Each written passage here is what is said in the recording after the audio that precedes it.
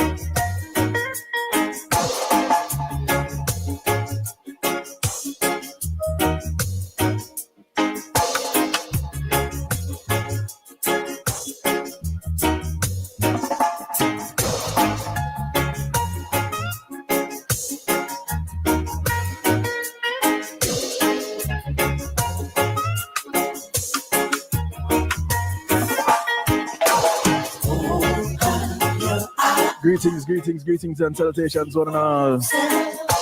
Welcome. It's Reason with Rattigan. How y'all doing? I'm telling you something. Some magic work around here, so right in the last 10 minutes, you see, man.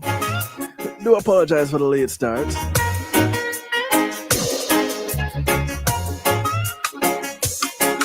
The Rebel will be joining us shortly. I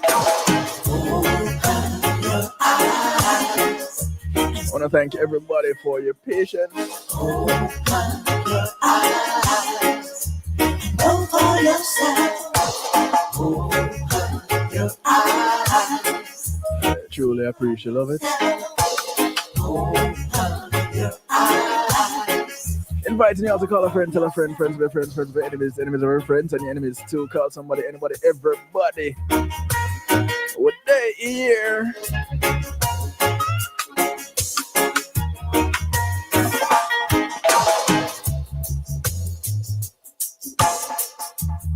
Lorene, Elaine, Jeffrey, blessings to everybody.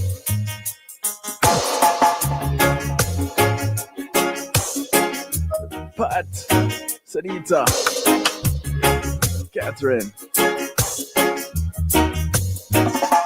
Flex, bless up. Open your eyes and see for yourself. Using two hands today. Your eyes. Sharon, Colleen, Know for yourself.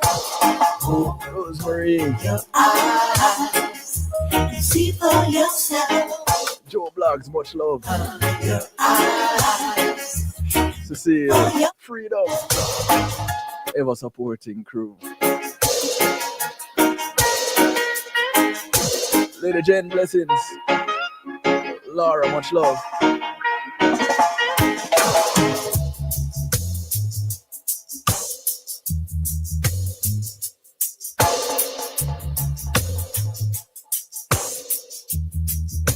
Big up Jay, Serene,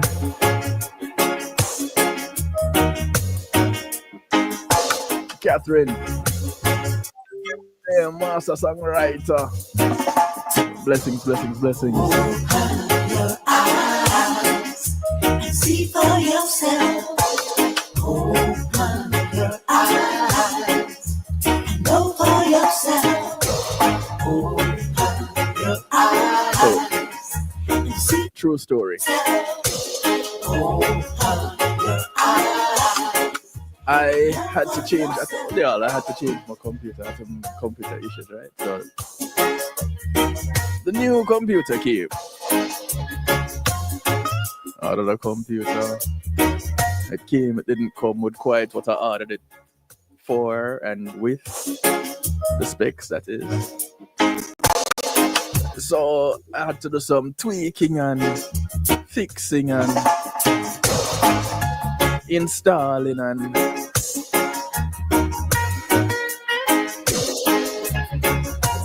this is the first time that I'm using the new system to broadcast. And one of the last pieces that I needed to order and get to make this work came only last night. Yeah, rough round here. KSU, keep it on. Much love.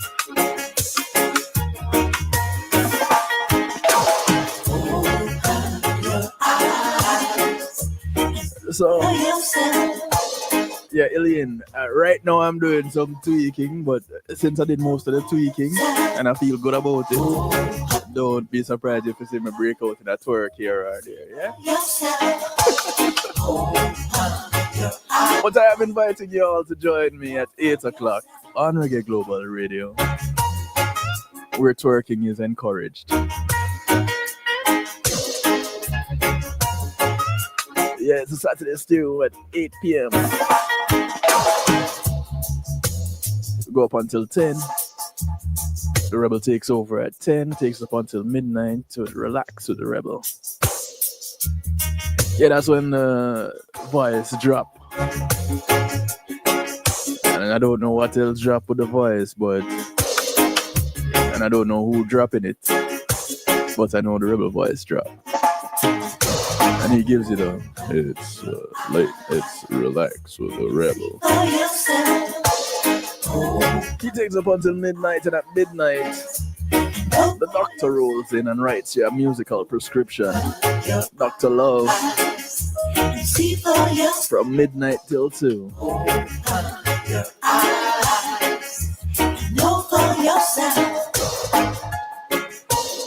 But no vibes, no vibes, no vibes. In the week, you can catch me, kevinstew.com.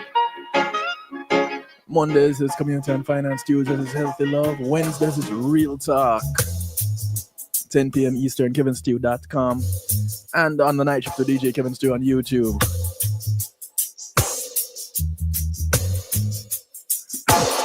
Some people found me just this week. I was lost and now I'm found. Glad y'all could join in the family. Early bless up.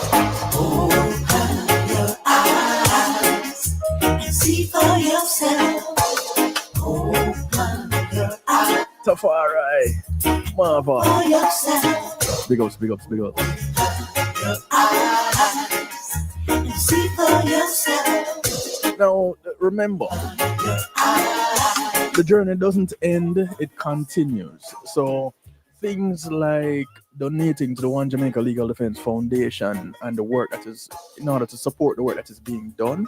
Things like the rally that happened a couple weeks ago and the one that is coming up in December, they all happen as a result of contributions from family members. That's what we call it, you know, family members and friends. So continue to do your best and contribute to the One Jamaica Legal Defense Foundation. Stipulate where you want your contributions to go. That's fine. It's not a big deal because it's all going back to the people of Jamaica. That is one thing that is guaranteed. So things that we use or things that are used to file documents, to pay for documents when documents need to be paid for. When official documents need to be filed or mailed or anything like that.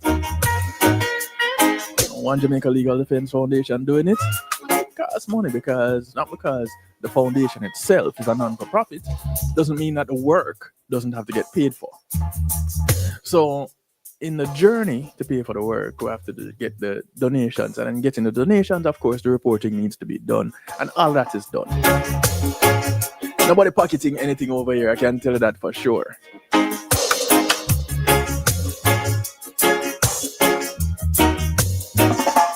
It's a early.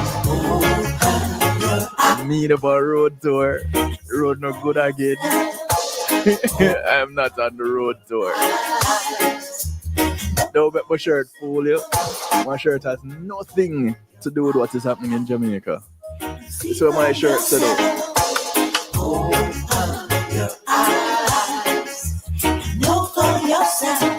from knowledge sprout power. And don't make the fist fool you either.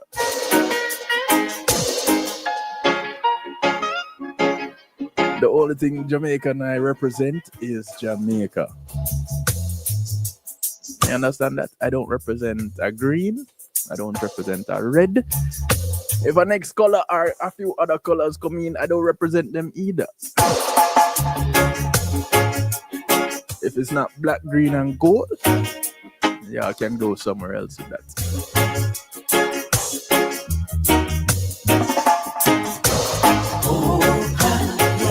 Just waiting for the rebel to give me nod of approval. I have to get camera ready, you know. Some people are ready for video lights. I'm ready up.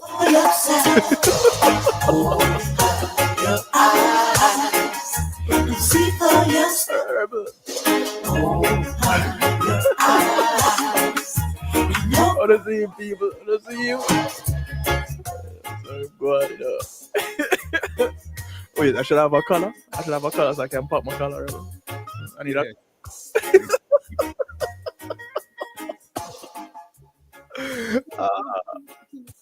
But yeah, like I said, people, the journey does continue, and so donations it's an ongoing thing. It doesn't end when the event ends, because there are more events to come, and so the journey, the work continues.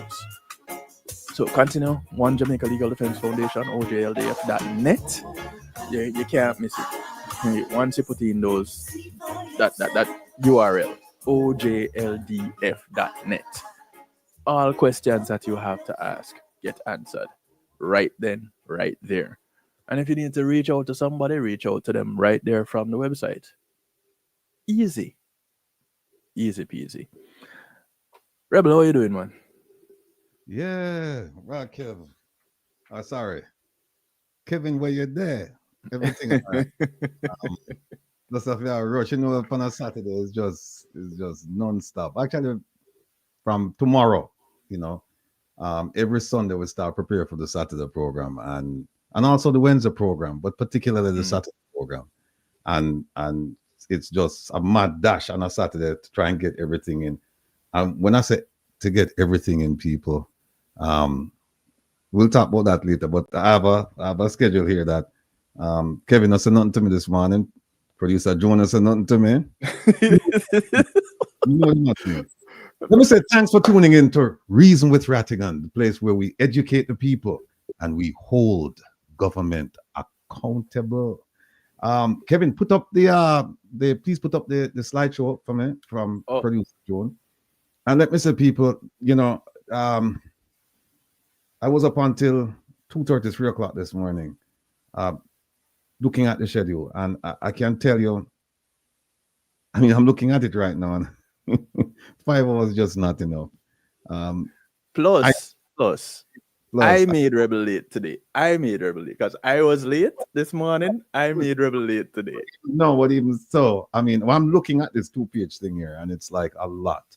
I don't know if we're gonna be able to go through it. And what we don't want to do is we don't want to just speed through it. And shortchange anybody. Yeah, because we need you. These topics are important. And just before, literally seconds before, I came into this room. I got a call from Jamaica, and it was about Dennis Chung, and it's a highly prized and placed source, and some really, really distressing information. But it is what it is, and we have to deal with it. So what happened now is, for this 5-hour journey today, we have 3 topics, but actually it's more like 10 topics woven into or compressed into 3. Plus, we have one of my favorite persons. So she probably has said, no, I am your favorite person. How dare you say I am one of? Class trigger them. I'm not sure how to say. Right. Yeah, she's here. What I will call her name? Probably Kevin. Did you call her name already, Kevin? I did not call any names, sir. A mystery then. Yeah.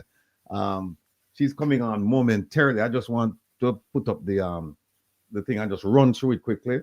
That's the only thing we're going to go through quickly today. It's the presentation.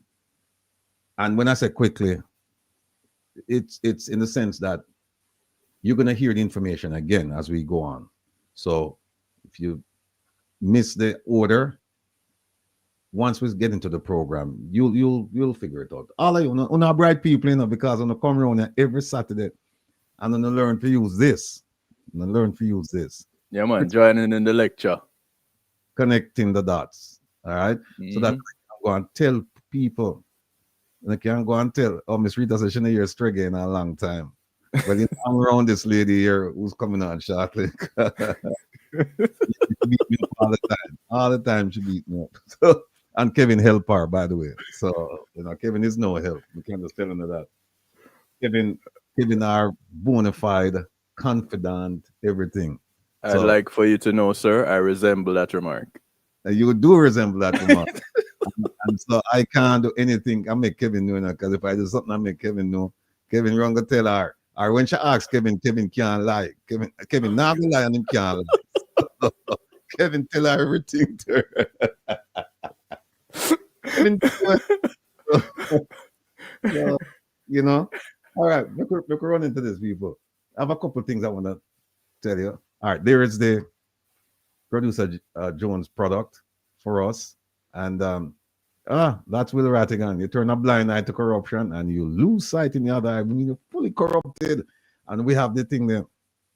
We have the corruption index. We're going to talk about it a little bit later. No, Kevin, this is the wrong one. Let me take it down. This is the one from last week, I believe. Really? Yeah. Hold on, man. All the most dangerous part of the cow. All right, you know why Kevin I do that? Let me just say, relax with the rebel. Tonight, folks, we will play mostly new and recent reggae. Big difference, new is like 2025. Recent is like 2024, 2025, 2023. The selection will focus mostly on love. Enough love. Love of the Almighty, love of people, love of country, love of entertainment, love of natural foods, love all over the place. And as a special treat tonight, we will play some Afrobeats and play a few versions of a monster reggae song that most of you, if not all of you, know this song and you love it. So we're going to play the original and we're going to play about maybe 4 or 5 versions of it. Trust me. You're going to sing along, and the versions that you don't know, you're going to nod along. So that's tonight at 10 on Reggae Global Radio. From 10 to midnight. I come on right after DJ Kevin Stew finishes his set. He'll go from 8 to 10. I'll come once I'm finished at 8, I'll return, and I'll go from 10 to midnight. And then at midnight, who do you have? Dr. Love. Yes, indeed. Dr. Love is in the house. So check us out. And then Easy as Sunday, or Easy Like Sunday with the Rebel. I think it's consensus that we had a great time last week. Kevin called it and said, look, we could just play something for the people just a 2 hour. And it went over quite well. I mean, the disappointment was that it was so short, 2 hours. And several of you, many of you actually wrote to me and said, no need to extend the program, but we cannot because, you know, it's not YouTube. It's on Reggae Global Radio and they have a lineup and they can't move people around. So we just have to just sit tight. And in fact, you know what? Consider it whetting your appetite, you know, so that you can come the following Saturday night and then you can listen to DJ Kevin Stew, The Rebel, and DJ Love. All right. We won't have a program tomorrow. That's Easy Like Sunday with the Rebel. But next week, we have producer extraordinaire Gussie Clark. He was on the show several months ago. He's coming back to talk about music and his latest initiative with the Edna Manley College of the Visual and Performing Arts. Well, I don't want to give it away. He'll tell you, but it's a tremendous thing that he's doing, giving back to the community and helping those who actually need help. Talented people who are in desperate need of help. So, so make plans to join us a week from tomorrow, from 2 to 4 on Reggae Global Radio. Come Reason with Fratigan. That's every Wednesday. And I keep telling producer OT that the show will run from 8:30 to 10:30 every Wednesday night. You know, we have a discussion. And when I tell her that, her response is always, yes, Will. Just like that, yes, Will. As if to say, it's not gonna happen. She need to start answer you like Kamina.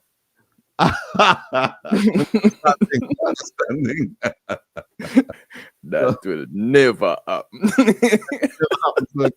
So OT, producer OT, that's what she says every Wednesday night. Yes, Will, you know, and it's said with it's said in a like it's like an acknowledgement and also a depressed state at the same time. Like it not gonna happen. I have to stay up past midnight with him.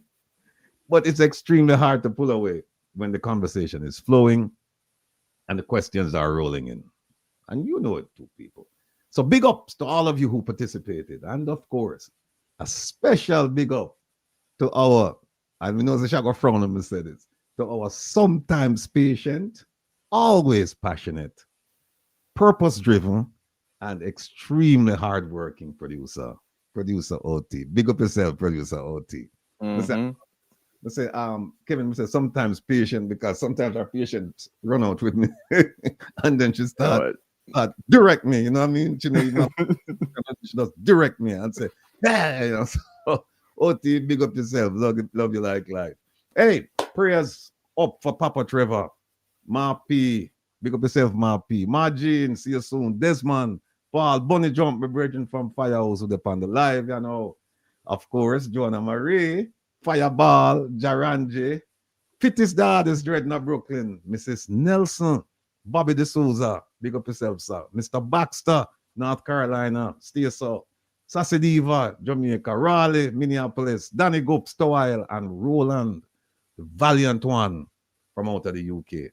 Big up our ambassadors, and of course, the lady who delivers knockout performances while wearing velvet gloves. Producer extraordinaire. Producer, lady, Joan. Big up yourself. Big up yourself. Big up yourself. Kevin, yeah. Oh, it's up. All right. Yeah, and or 3:15 have another call that she need to jump on to. Oh, excuse me. So we are like, yeah, I just know myself. I just know myself. Chop liver. Okay. All right. Well, let's not do this. Let's bring her on without further ado. Ladies and gentlemen, the lady who kicks my ass all the time, the one who Kevin run go tell all kind of things about me. the little boss, the big boss, the real boss, the owner of Reggae Global Radio, none other than Joanna Marie Robinson. Here she is. Joanna, welcome, welcome, welcome. Unmute, Jordan. Unmute. I got you over there muted. I'm not sure if I want to unmute. Oh, by the way, somebody said big up the people in chat. Carl, you're right. Big up all of you for being here today because you could be anywhere else, but you decided to spend the afternoon with us. And it doesn't matter how long or how short you're with us, the fact is that you made the effort to be with us and we sincerely appreciate it. We acknowledge it. We love you. Stay tuned. You're going to have a wonderful program starting now. I guarantee you, once we start the program, you're going to have a hard time pulling yourselves away. Trust me on that. Without further ado, Lady Joanna. Yes, ma'am. Mm-hmm. Good afternoon, everybody. Good afternoon, Rattigan. Yes, ma'am. Rattigan, I don't like how you telling them I chastise you, though, because I don't. Do. But you do. You do. No, Look at- because you're unruly. I'm unruly. Look at Kevin. Look at Kevin. Kevin, I'm going like him now. Have nothing to do with it.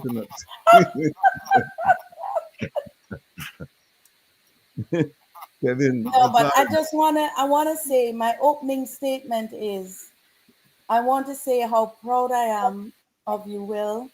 As much problems as you give me and headaches. I want to say you're doing such a marvelous job. And I haven't been on here in a while, and I'm so proud of you. You are carrying the torch for Reggae Global Radio right now. You're carrying the torch.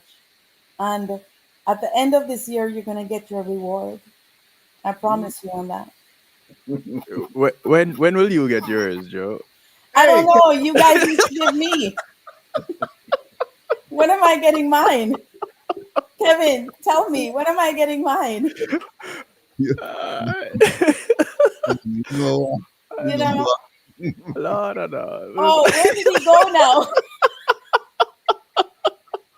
If not gone too far, he cannot go too far.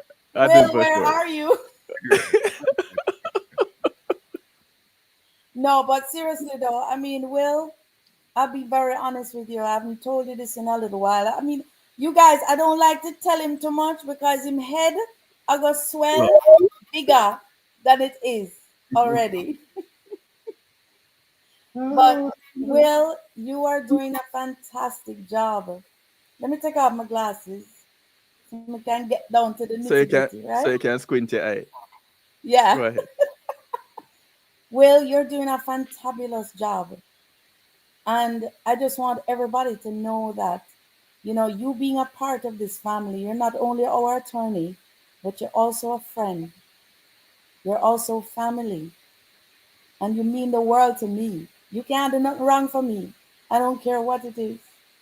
Despite Right? what Kevin said. What? Despite what Kevin said to you. Despite what Kevin says, yes. But no, I'm being honest. I mean, you have Except brought one so thing. much. What? What's that one thing? No, man, go on talk, man. Go on talk. You have brought so much value to Reggae Global Radio with just you being you, your presence. I mean, I remember day one when I was trying to convince you to do this. And now, look at him. And now you're a master. Can't stop. Yeah, can't stop. You're giving the master. I'm the understudy. You're now a master, and I'm proud of you because for somebody who is not technically inclined, you know. Joanna Marie, let me tell you something. I don't know if you're aware of this. Every time I go out, you know, I see all kind of people come up to me, strangers and acquaintances. And the first thing them said to me, where is Kevin? First thing, where is Kevin? Oh, so hold on. Kevin is a star here.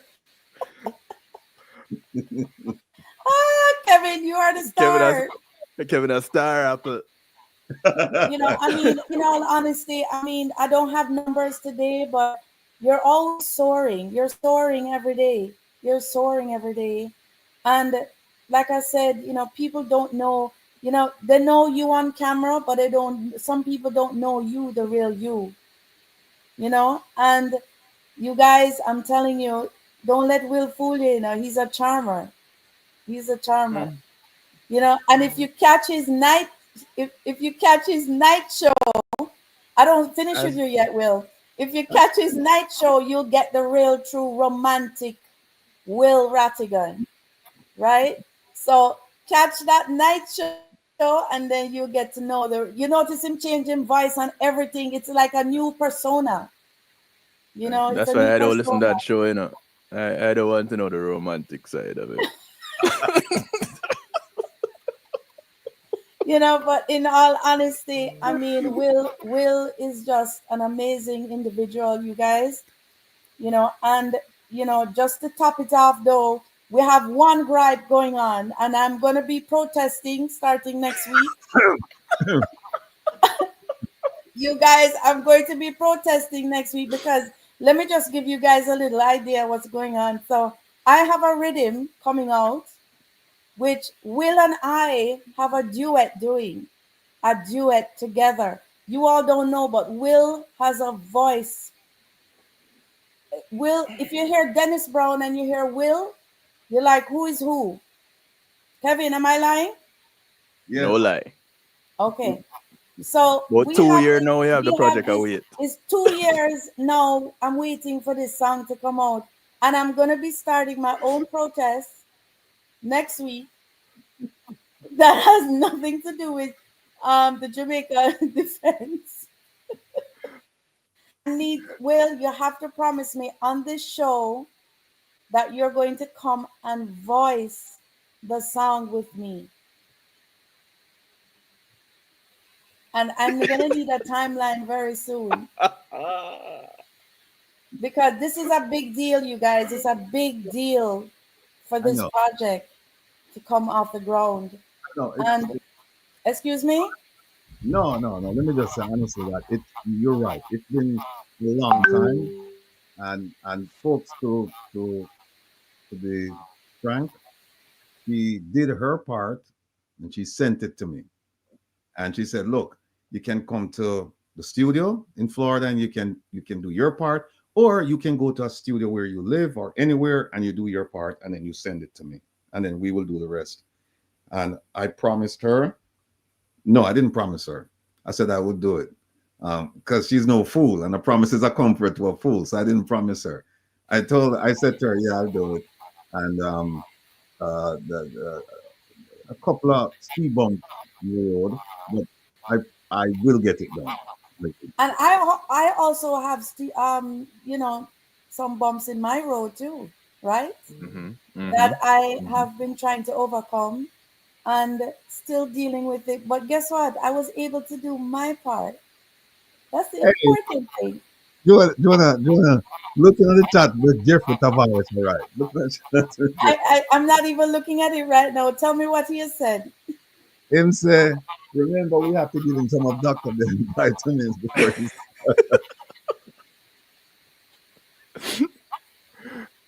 Hi, Jeffrey. How are you? And Don, you're right. Smarty set me up. Now you know who that Smarty is. Not calling him, but him I wear one kind of like orange, blood orange kind of shirt, like, and I wear glasses. I don't know if him there on the program or not, but that's Smarty that give me wet today. I never invited anybody to this program, though. But But I just want to say that this is a project very dear to my heart.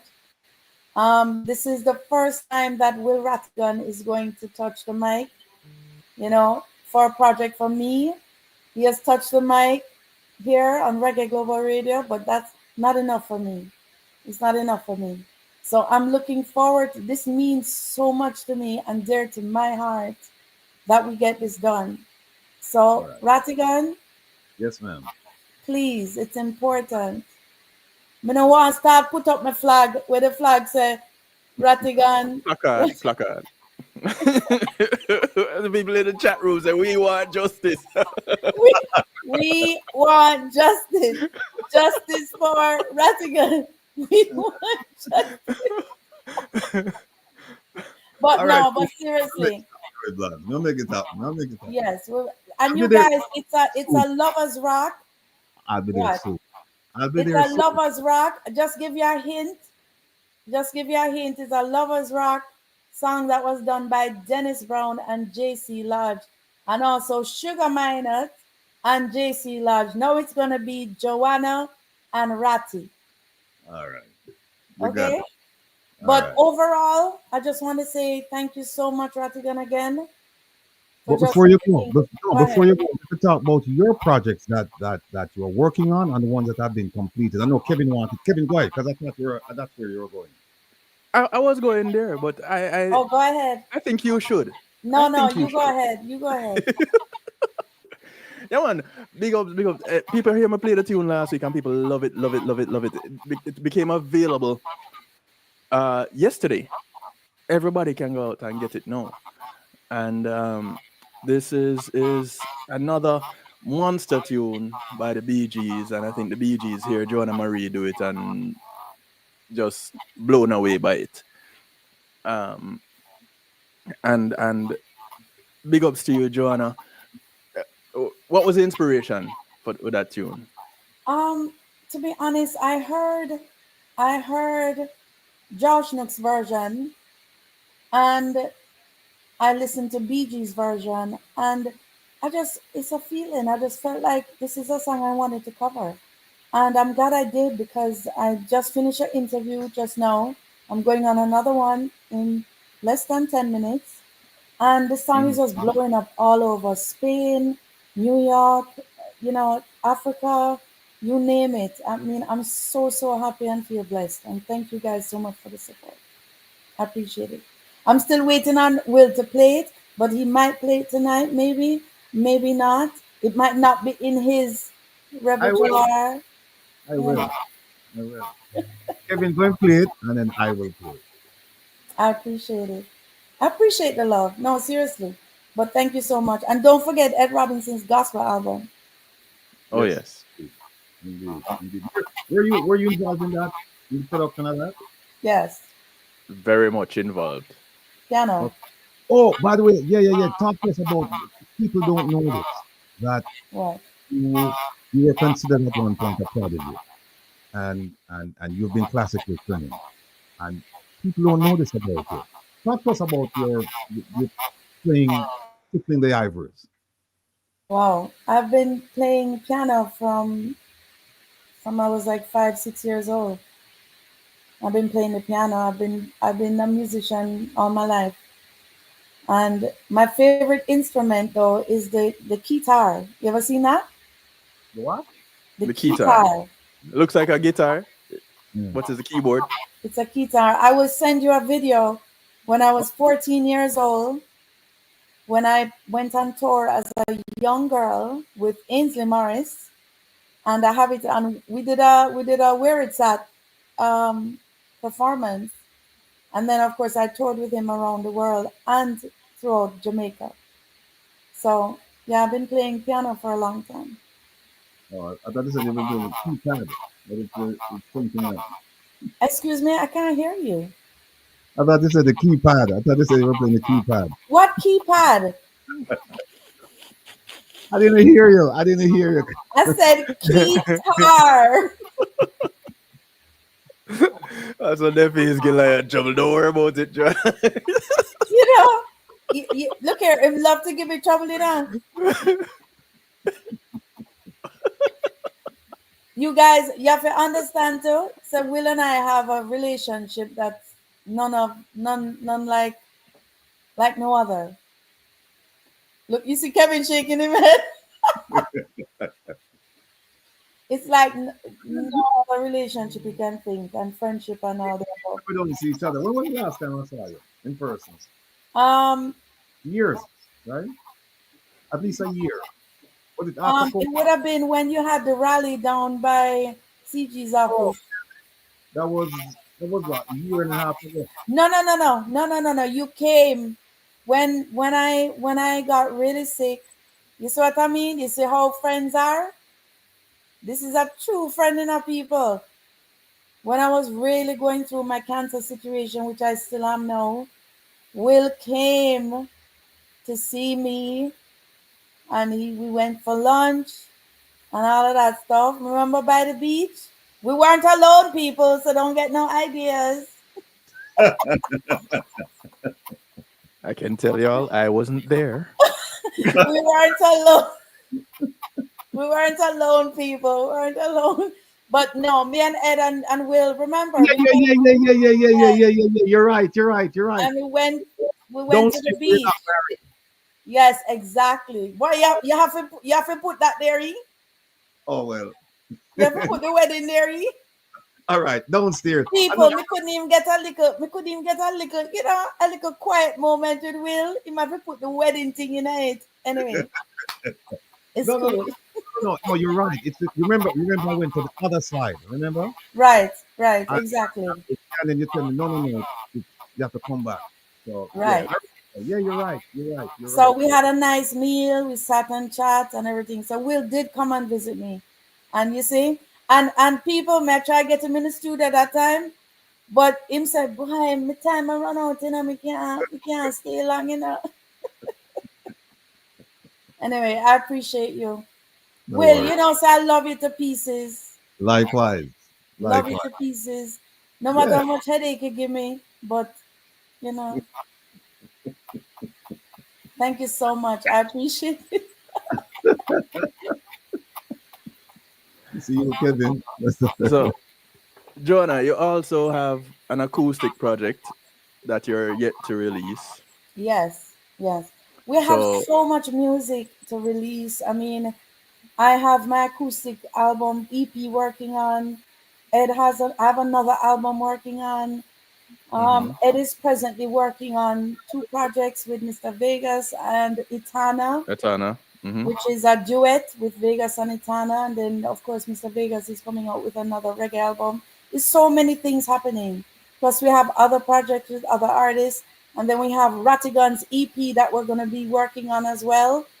Because it's not only you people, and listen, will not going to have no time for him. I forgot cut him hours from Reason with Rattigan because he's going to be going on tour with me and things like that. So, what I mean? Is a lot of things going on. He might go up on tour with me. So, he might forgot to do him show from the road. Kevin, can you arrange that? There are many things that we can do, Joanna. Yeah, because him can carry the. Make sure him have a laptop where him can be mobile for doing show. Because here's the thing: when we go on the road, especially when we go to Africa to perform, it's gonna be a little rough with the internet situation. So, but I'm looking Right. forward to performing on stage with him. I'm not gonna lie to you. I cannot wait to perform with Will on stage. You guys, it's going to be Awesome. something. There's no word to describe. Is Lily said, bop, bop, bop, up, up. I'm telling you, it's Right? you guys. Can you imagine Will Rattigan? His stage name, by the way, is Ratty. Ratty. Joanna and Ratty on stage performing. And remember saying I already won. Ed already said when we're doing love songs and stuff, you have to go hug me up and sing to me and all them things. So, me don't know how you gonna manage. It's all right. I'll just take Ed for a walk. Don't worry about it. You guys, before I go, right? I need to tell you guys a story. So you see Kevin there on the time contact Kevin, like. So I was doing a music video, and Kevin was there to make sure that it was a little bit of a love scene and a little nice little vibe. And Kevin was there to make sure that the artist not go too far, him hand not go too far. You know what I mean? And you see Kevin laughing. It was quite an experience. Hold It was on. more.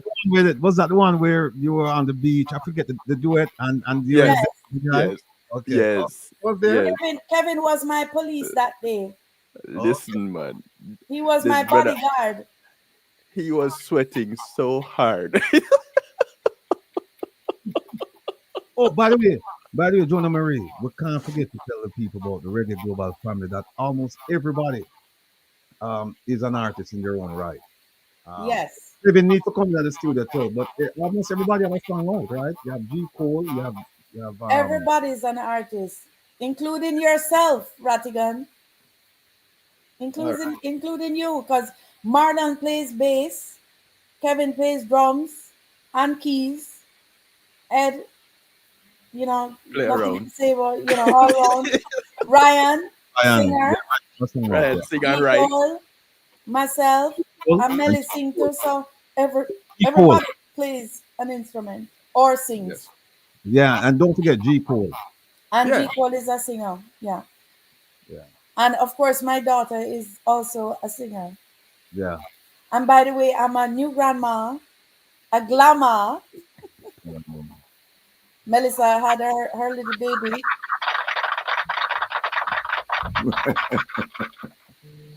Hold on a second, Kevin, where you got that from? Me? Who you say with it? But the next one that we want in the studio is going to be Jeffrey. So I'm going after Jeffrey next. but Jeffrey, not chatting us. So Jeffrey, you here? You here?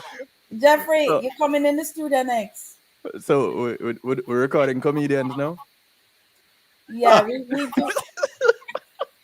do a little of everything.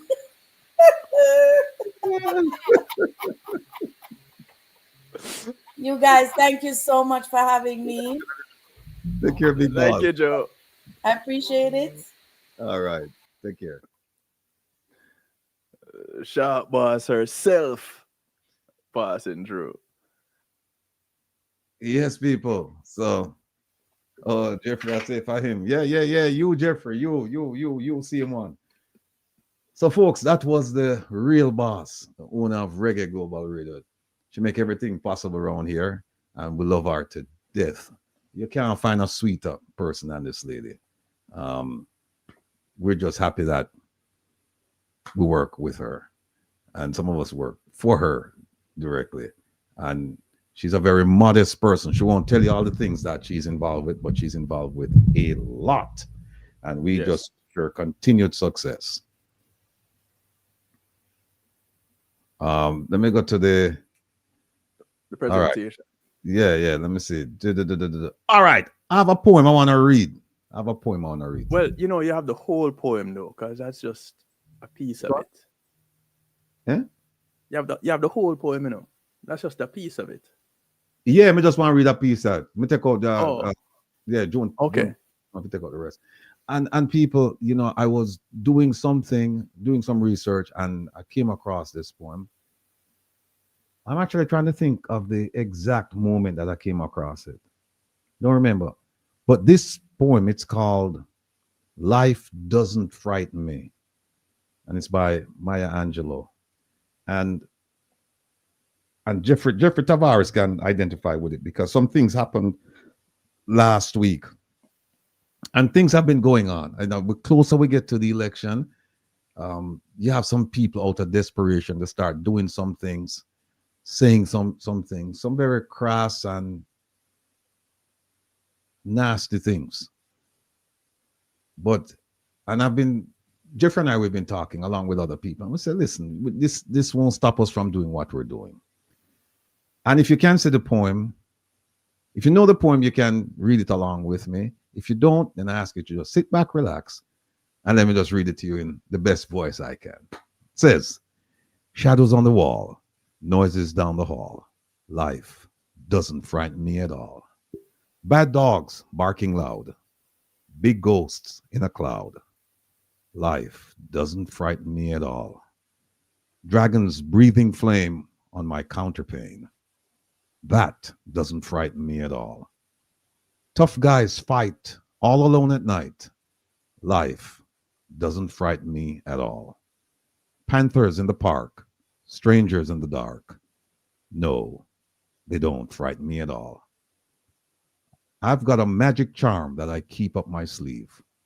I can walk the ocean floor and never have to breathe. Life doesn't frighten me at all. Not at all. Not at all. Life doesn't frighten me at all. That very inspirational.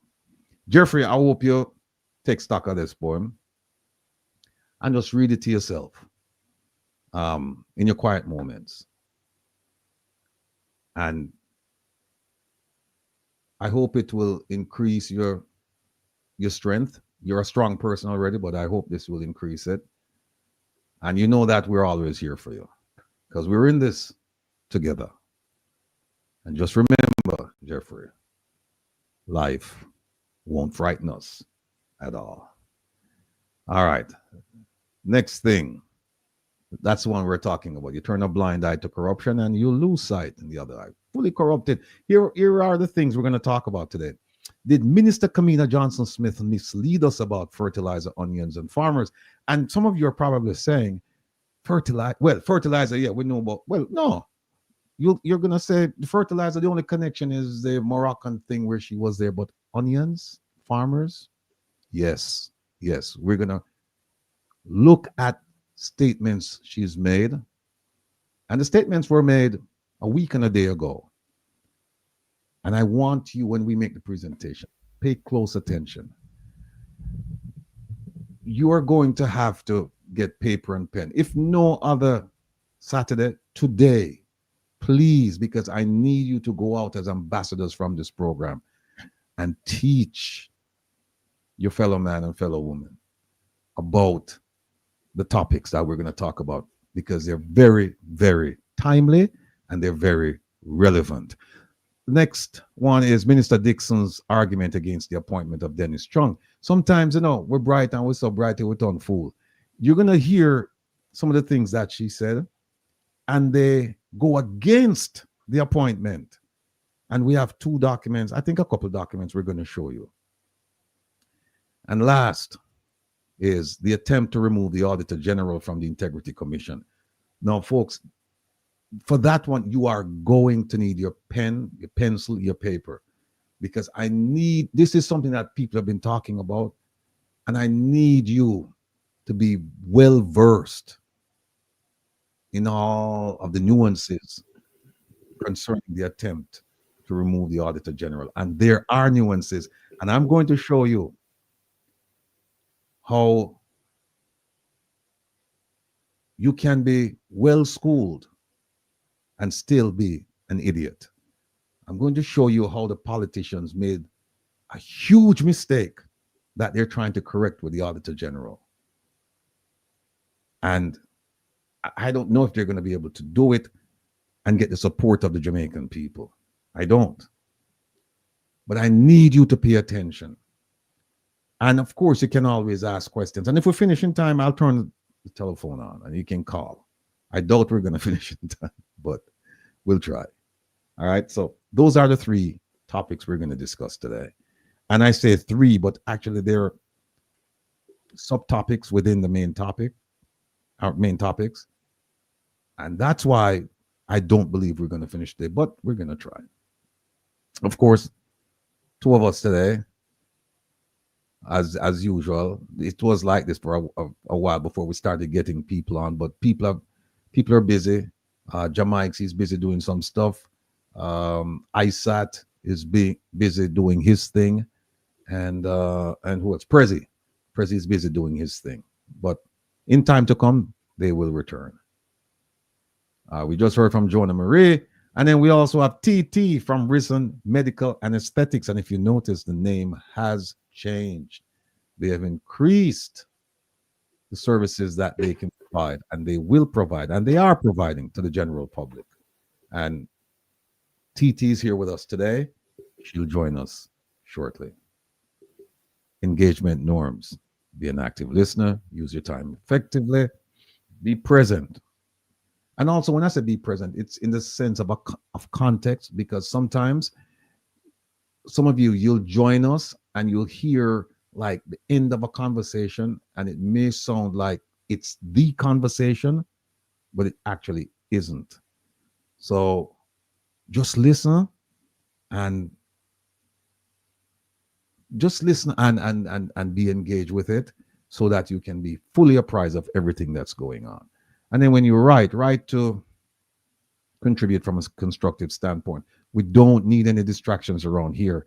And the monitors, Elaine, OT, Joey Blogs, they know what to do once you start, getting rude, because we don't want that around here. We don't want to be distracted because people are paying attention.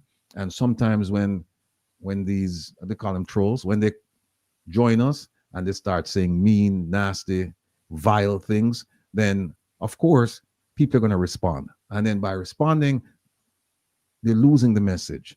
So monitors, as soon as they start up with the nonsense, we not give them no bly. Just get rid of them, please.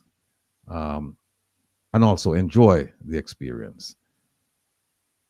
And when I say enjoy the experience, enjoy the conversation, enjoy the lecture, enjoy the information and the education, because it's going to serve you well. Trust me.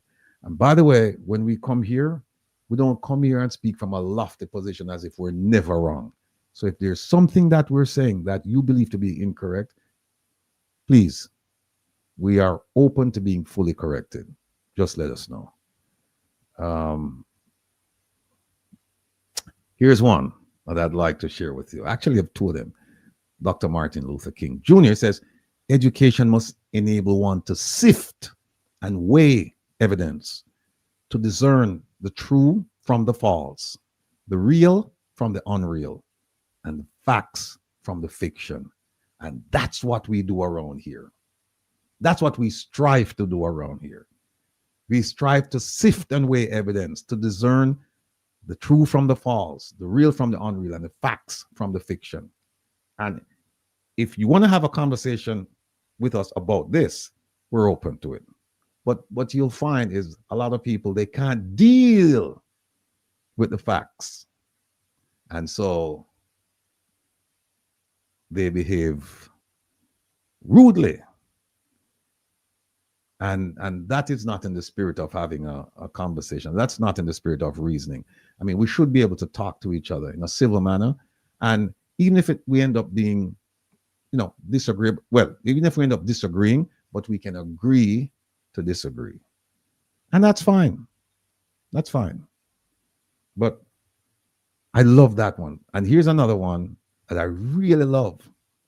See this? Malcolm X. Without education, you're not going anywhere in this world. And when he's talking about education, he's not only talking about formal education, because if you recall the history of Malcolm X doesn't have a college degree. What school did he went to? He turned his life around in prison. And he became one of the most influential persons in the world.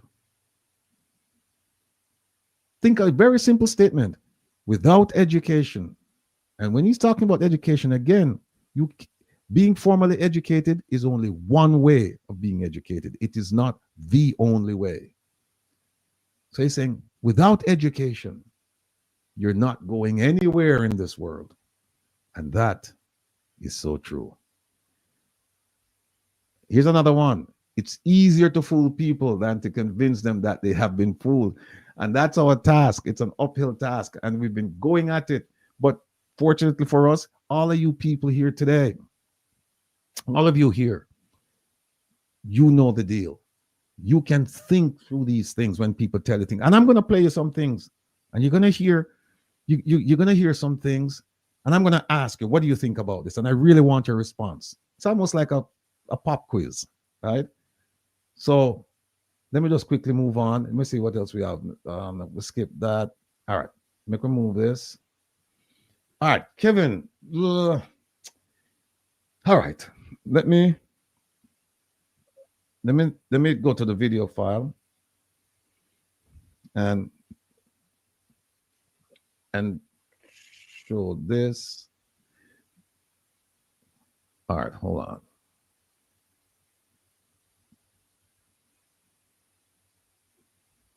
All right, the first video I'm going to show you is a video of a South African. I love this lady. Love it. I've never played her video before. We had her on our playlist, but we just didn't get to her. But I'm going to play you the video and I'm going to show you how you talk to a politician.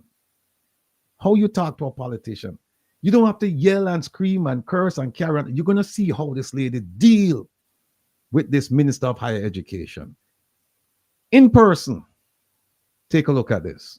I just hope that we, some point in time, we'll be able to do this in Jamaica and not be afraid. Listen.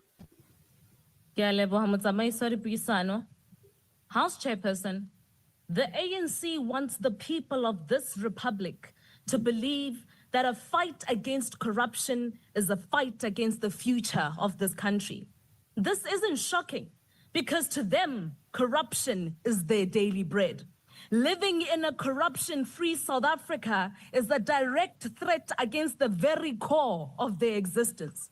See, unlike the other political parties who have today pledged their support to this budget under Minister Ngabane, the DA has not forgotten about our commitment to the people of this country.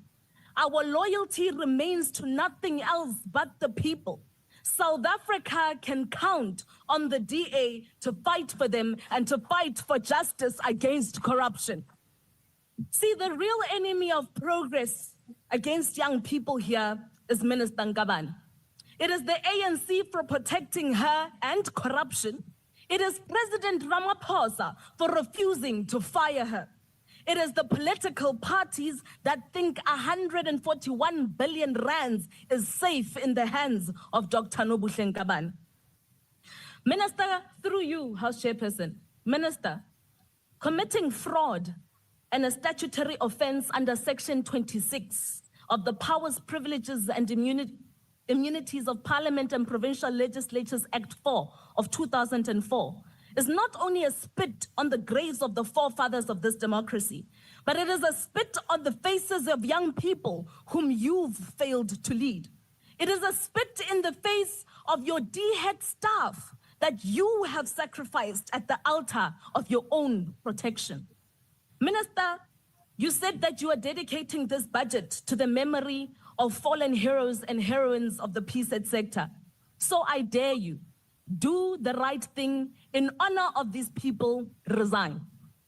Detox the department. When you're calm, you can listen.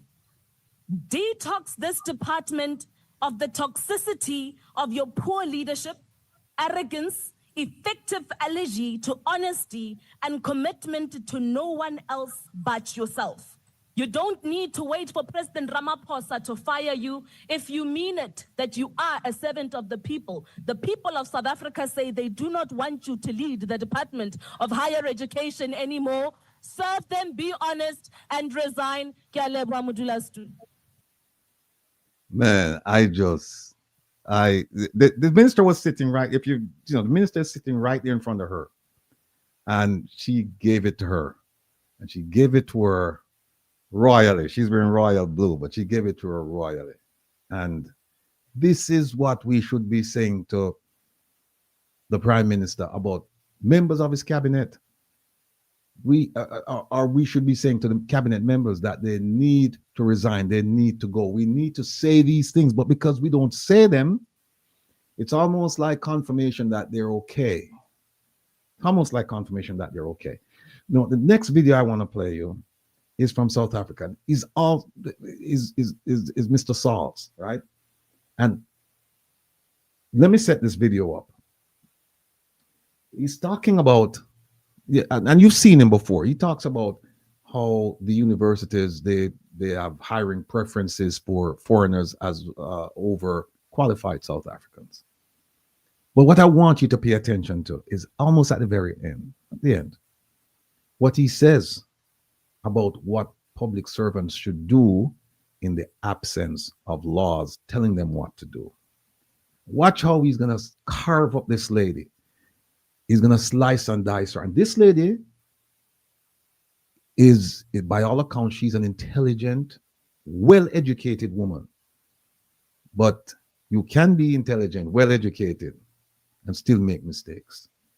And that's exactly what happened here. One of the mistakes she made was not being forthcoming.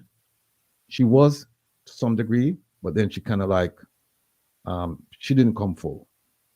Here it is. African citizens are not getting employed and foreign nationals. Let me move it further. Honorable Souls.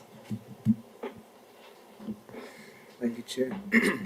DDG, can we agree that there's not been any decisive intervention on the concerns around the preference of foreign nationals over South African citizens in our institutions of higher learning? Would you agree?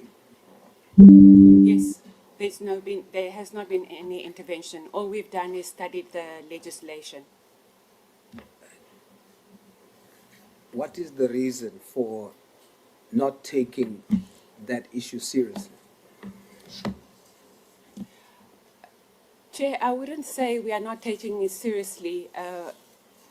We are very concerned. In fact, I was planning to have a workshop with universities and the Department of Labor, because this falls within the ambit of the Department of Labor legislation. The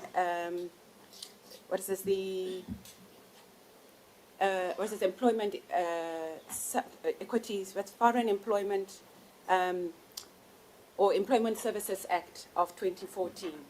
So I felt that given the nature of responses we've received from a variety of universities, not just CUT, there's a need for a workshop so that there's an alignment on interpretation of that piece of legislation, because it is very clear either there is insufficient knowledge thereof or incorrect interpretation of what it means. I think there's a mistake there in terms of the approach. We are sitting here with a situation where South African citizens are not getting employed and foreign nationals are being preferred over them. A workshop for all of you to get an understanding does not change that reality. My question is around intervention in decisively acting against this. It's there. It's a fact. And so what's disappointing for me is I listened to the presentations. The issue of foreign nationals has been mentioned twice. Once on the Gauteng side of things, just to say that there is foreign national lecturers, but they were there before, and going forward, South Africans will be prioritized. What that says is, it's an admission that South Africans was not prioritized. Then in the second occasion, no, not yourself, the presentation was made by your colleague DDG there. Then in the other presentation, at Moteo, there was the issue on foreign national was skipped because of time, but all the others was mentioned. But what was interesting is that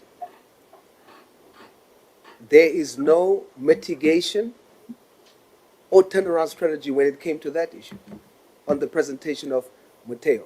Do you see the unintentionalism in terms of your posture and your approach as the department on this very important issue? So I cannot speak for, I think the DG indicated that the different components of the PSET system are governed by different pieces of legislation. Who must I ask?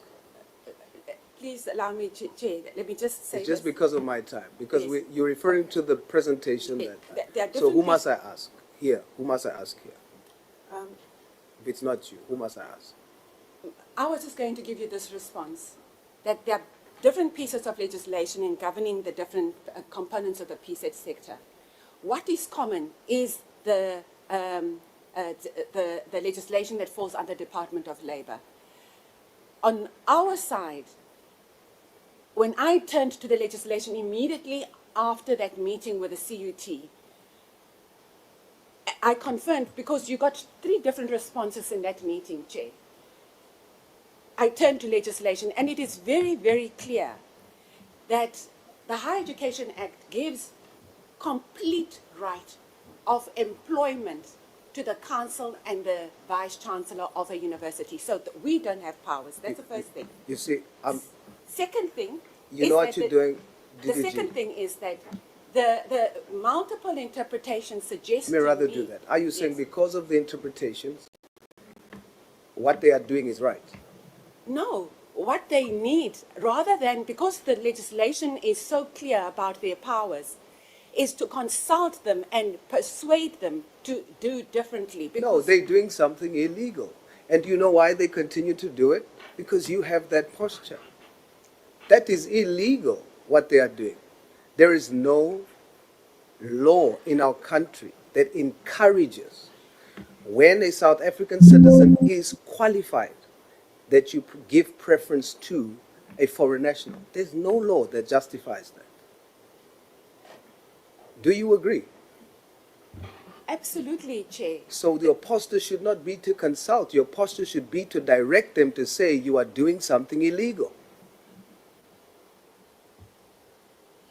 Certainly, I don't deny that, but Exactly. we wanted to do even more. No. Start there. You can do more. There can be nothing more than giving South Africans jobs that they deserve.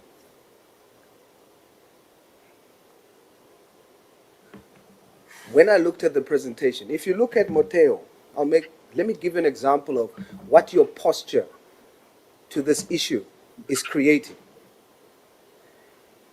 Are you aware of the allegation that at Moteo, the principal has taken Sunday World to court, and on the 12th of June, paid the attorney 300,000 rand, whilst they don't have money to pay employees.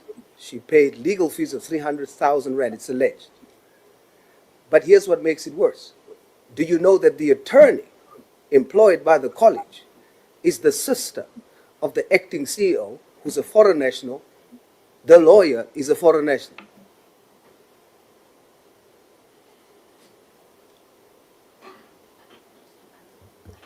Honorable Member, if you allow me, it's Moteo is a TVET college under DDG Zungu.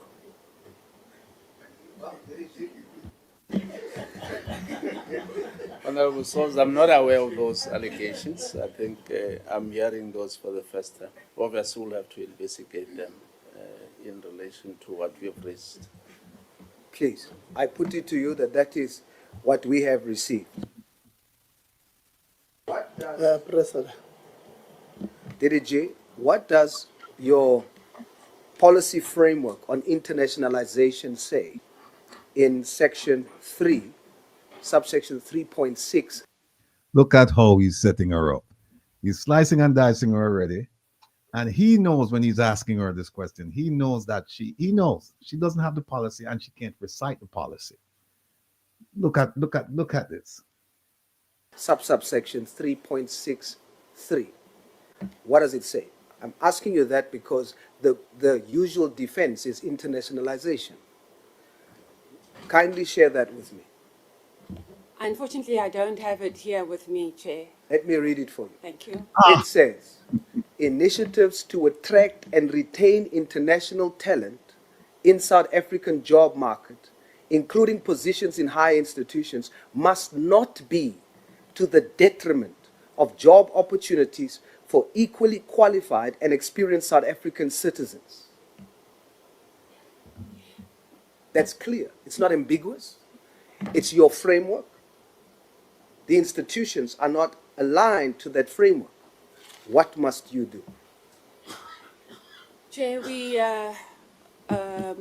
we approved the internationalization policy framework. We published it in the Gazette. We secured all consultations. No. Okay. You're telling me what you did with the policy I just read to you. It's your policy. I'm asking you, based on that, this empowers you to act. This is the framework. And we have shown you that institutions are not in the ambit of this framework. I agree, but the challenge is the same policy, because I went and looked at it, does not give me an instrument on which to penalize or contravene a policy. My preferred way, given the complete misalignment of multiple institutions with the internationalization policy or the legislation. I have to stop you. Do you know what you're saying? You're saying they're wrong. But there's no document that tells me what must I do when they're wrong. The document shows me a framework when they are wrong, but what to do with them when they're wrong, there's no document. I don't know what to do. When the law is silent. Here is the critical point. Here is the critical point. And this happens frequently in Jamaica. When the law is silent. And you, by virtue of the fact that you can show that there's grounds, that they are outside of the framework, the law supports you to use your discretion to deal with what is clearly wrong. Let them be the ones that says you did something illegal. But you sitting there waiting for something to tell you, while South African citizens are suffering, like Professor Mpekwa. CUT has given preference to a foreign national over a qualified South African. And it's your posture that is in this way that is causing her still to be marginalized. The same foreign national that is now the dean at CUT, the same foreign national has employed an HOD in her faculty. That's a foreign national over and above a South African that has 10 more years of experience than that gentleman. You know why? It's your posture. Your nonchalant attitude. While South African academics are suffering. Let me show you another example of what your posture, DDG, and the department, what your posture, your nonchalant attitude is doing to these people that are doing this wrong thing to South Africans, how they talk to them. I'm going to read you emails of CUTUS liquidators. They have went to voluntary liquidation, voluntary. The same people that agreed to the liquidation of the subsidiary was the management of the subsidiary and the management of the principal institution. That's a conflict of interest. So they close this one thing, people lose their jobs. 2 out of those employees is asking the liquidators for the UIF letters. This is how the liquidators respond. It's in Afrikaans. The gentleman's name is Martin Botha. Chair, there's some age restriction words here. I'm going to say it so that it's quoted. Martin Botha says to these 2 employees asking for their UIF documents to be corrected so that they can get money now that they have lost their jobs. This is what they are told. Die tweekies is en was deel van die CCMA klomp. Hulle kan gaan kak en klagtes gaan lê waar hulle wil. You know what that says? Interpretation. They can go shit. And they can go take their concerns wherever they want to. That's how South Africans are being spoken to.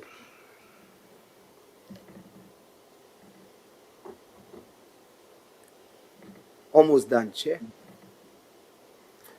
Listen to what they continue to say, the same gentleman. When calling mommy to the rescue did not work, like you, I have time on my hands at the moment, not because I'm unemployed or being on a mission, but because I manage my time effectively.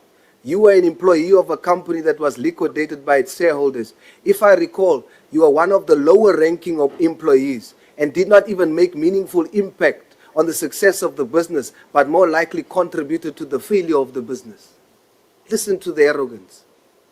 Lastly, and I conclude, please go ahead and do whatever will make you feel happy, and please include the office of the president, the deputy, as well as every minister in cabinet. Looking at your mailing list, people that has nothing to do with this liquidation, seems you include them only for one reason, and that is to try and score some points. Well, I don't think you will be employed by the CUT. Ever. But that is their prerogative. Maybe you are an attention seeker, I don't know. At the end, you are unemployed and most likely will remain so because you have time to write emails instead of sending out your brilliant CV. Do you think you will get a good reference from CUT with your behavior? Lastly, I will still help you get the forms for the UIF amended, but stop being such a bloody nuisance. Marty, hey, is that what you called your landlord before you got evicted? She didn't have an income for 3 months. As a result, she got evicted. The liquidator is making fun of her eviction, and she has no job. A South African. DDG, your department and your posture is responsible for the struggle of South African academics. It's disappointing and it's disgusting. Thank you, Chair. Maybe if you can just, for the record, give us the name of that liquidator. I'm going to have to check. Yeah, he's going to go on. The chair is going to go on and give some more lashing to the DGG. Folks, this is what we expect from a mature parliament. This is what we expect. We don't expect a whole bunch of cursing and this and that. Go ahead, Kevin.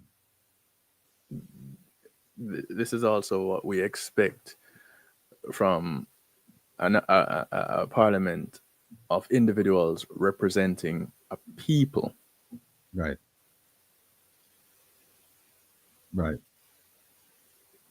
Correct. This self-serving, bickering, tattling, backbiting, I got this, you can't get it kind of.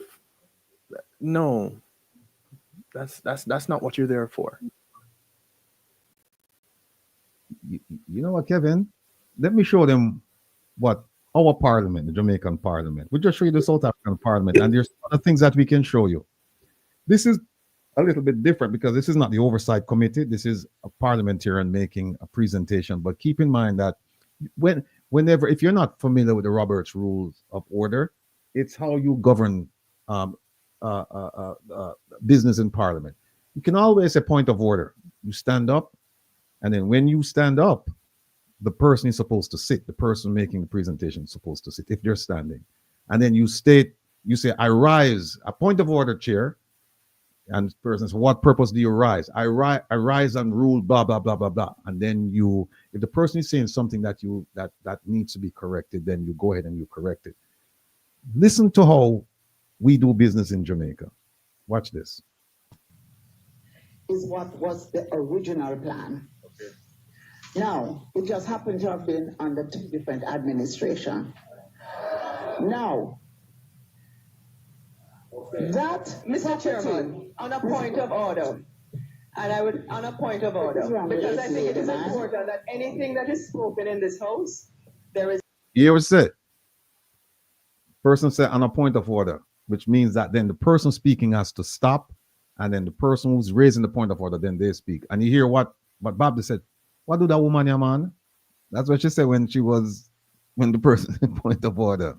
Here we go. Fact and there is truth. And it is important that we put the facts on the table, is that the member from St. Catherine has a tendency to give impressions that things were done under her tenure, which were not true.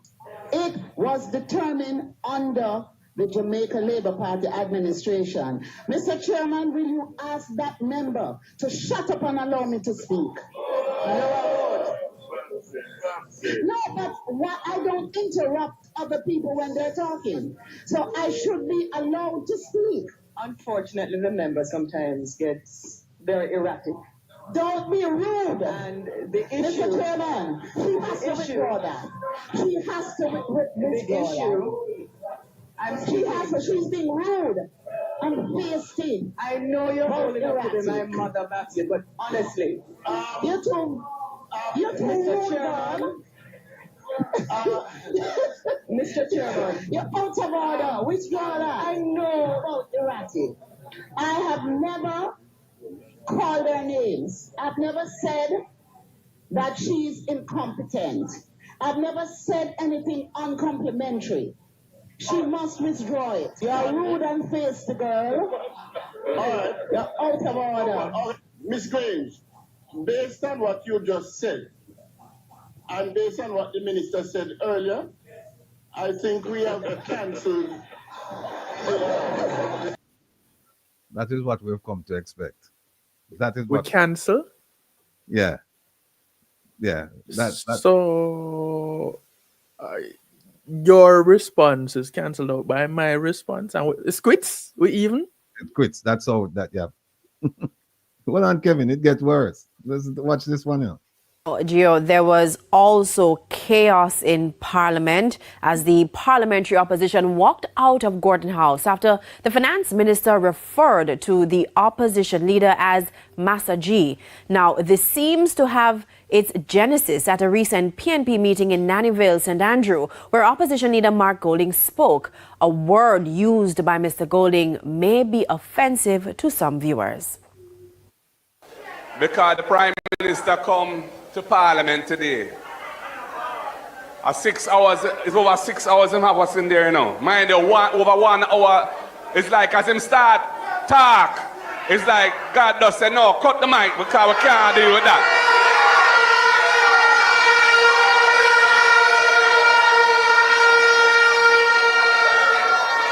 And of course, the Labour right, they must say, we are sabotage the thing. They're so damn fool. Everything what happen now, them say how we do it. If this group go on strike, them say how we. If this one go slow, they say how we. And if the mic stop working at Parliament, them say how we. I saw a clip yesterday when the opposition leader referred to laborites, Madam Speaker, or those who identify with a particular party known as the Jamaica Labour Party. And I can't say the words, but he said, beep fools. If I'm to withdraw it at Parliament. And sit. No, made my point of order, Madam Speaker. I know you would have a point of order. Because no new taxes have been introduced in the fiscal year. It seems to hurt them, Madam Speaker. It hurt them. And it hurt Master Mark too. It burned him. Come on a point of order, Madam Speaker. No, on a point of order, Madam Speaker. On a point of order, Madam Speaker. On a point of order, Madam Speaker. Year. That sounds like Master Mark.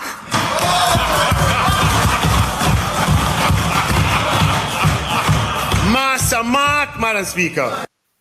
Now, Dr. Clark went on to describe the mood of the opposition because no new taxes have been introduced in the fiscal year. It seems to hurt them, Madam Speaker. It hurt them. And it hurt Master Mark too. It burned him. Come on a point of order, Madam Speaker. No, on a point of order, Madam Speaker. On a point of order, Madam Speaker. On a point of order, Madam Speaker. Madam Speaker, I believe that the Minister of Finance, in terms of... Shut your mouth and let me talk. I know you would find it. I know you would have a problem with that. I know you would have a problem with that. I know you would have a problem with that. No, I know you would have a problem with that. Madam Speaker. I know you would have a problem with that. Point of order, Madam Speaker. Point of order. I have not made my point. Point of order, Madam Speaker. The member has used unparliamentary language in the Honourable House by indicating that the member should shut his mouth. That's unparliamentary language for which he must withdraw. And so is Who required. is he referring to as a mastermind in the parliament? And sit. Who is he referring to Madam Speaker, as mastermind? you need to That name is the not member. parliamentary language either. Now, House Speaker Marissa Dalrymple Filbert said that the language used by MP Dr. Angela Brown. No, I am not going to do it on your terms. And then you can allow go me ahead. to do it. If I'm to withdraw it, I'm not going to do it on your terms. You don't have the right. No, I'm not. No, I am not going to do it on your terms. I am willing to withdraw it, but not on your terms. Not while you try to shut me up.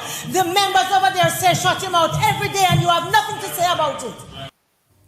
Now, the Speaker stated that next week she will rule on the matter after receiving a copy of Hansard, and that is a transcript of what is said during parliamentary sessions. Now, Let me remove that. There's another part to it that where they talk about no new taxes. We'll do that another time, but I'm going to show you how they use language and trick the Jamaican people. Nigel Clark, Dr. Nigel Clark, that is. Let me remove this, Kevin, and I have one more. Is it this one? Oh, Gio, there was also chaos in Parliament as the... I just removed one that maybe I shouldn't have removed. Here's one. Force order. I don't just come and take figures glibly. I take my responsibility seriously. Now you better, as Minister of National Security, stop this nonsense of telling people about, well, it is all our responsibility and nationally we must join together. When I was leader of opposition of government business, I came to you, Mr. Bunting, and I, Mr. Speaker, member from Central Manchester, and I sat with you when this nation had the greatest opportunity to bring crime under control. I came to you and I sat with you and I said to you, join us. We have criminals on the retreat. We were uprooting the criminal gangs. And I asked you, please join with us then to extend the state of emergency into St. Catherine, where we would have been able to deal with one of the most dangerous criminals. Force order. I don't just come and take figures glibly. I take my responsibility seriously. Now you better, as Minister of National Security, stop this nonsense of telling people about, well, it is all our responsibility and nationally we must join together. When I was leader of opposition of government business, I came to you, Mr. Bunting, and I, Mr. Speaker, member from Central Manchester, and I sat with you when this nation had the greatest opportunity to bring crime under control. I came to you and I sat with you and I said to you, join us. We have criminals on the retreat. We were uprooting the criminal gangs. And I asked you, please join with us then to extend the state of emergency into St. Catherine, where we would have been able to deal with one of the most dangerous criminal gangs in Jamaica. And you, member from Central Manchester, refused. Had we done that, we would have uprooted the most dangerous criminal gang in Jamaica. And today, Jamaicans would have benefited from a safer country. But you played politics then. And you are trying to play politics now. I will not allow you to do it. Jamaica will not allow you to do it. Don't ever come in here and try to bring politics in this. Don't disrespect me. You're out of order. When the former speaker was forced to resign as a result of an This is the one where they walked out. This is one where they walked out. They walked out. Member. We need to show this. Everybody Member. has seen this one before.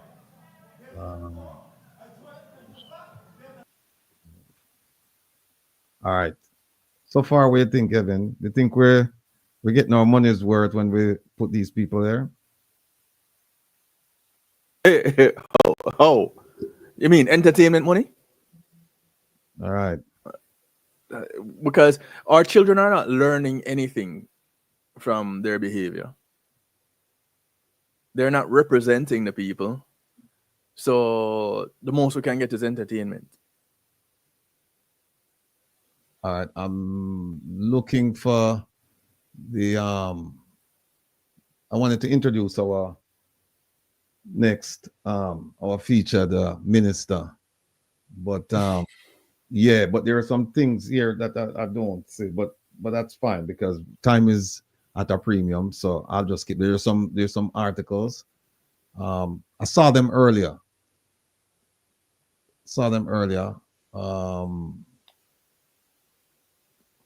Is that it? Okay, yeah, no, they're right here. Okay. All right. Let me put this there. Let me introduce our featured minister. Right now, you know, we're gonna play the fanfare. Okay.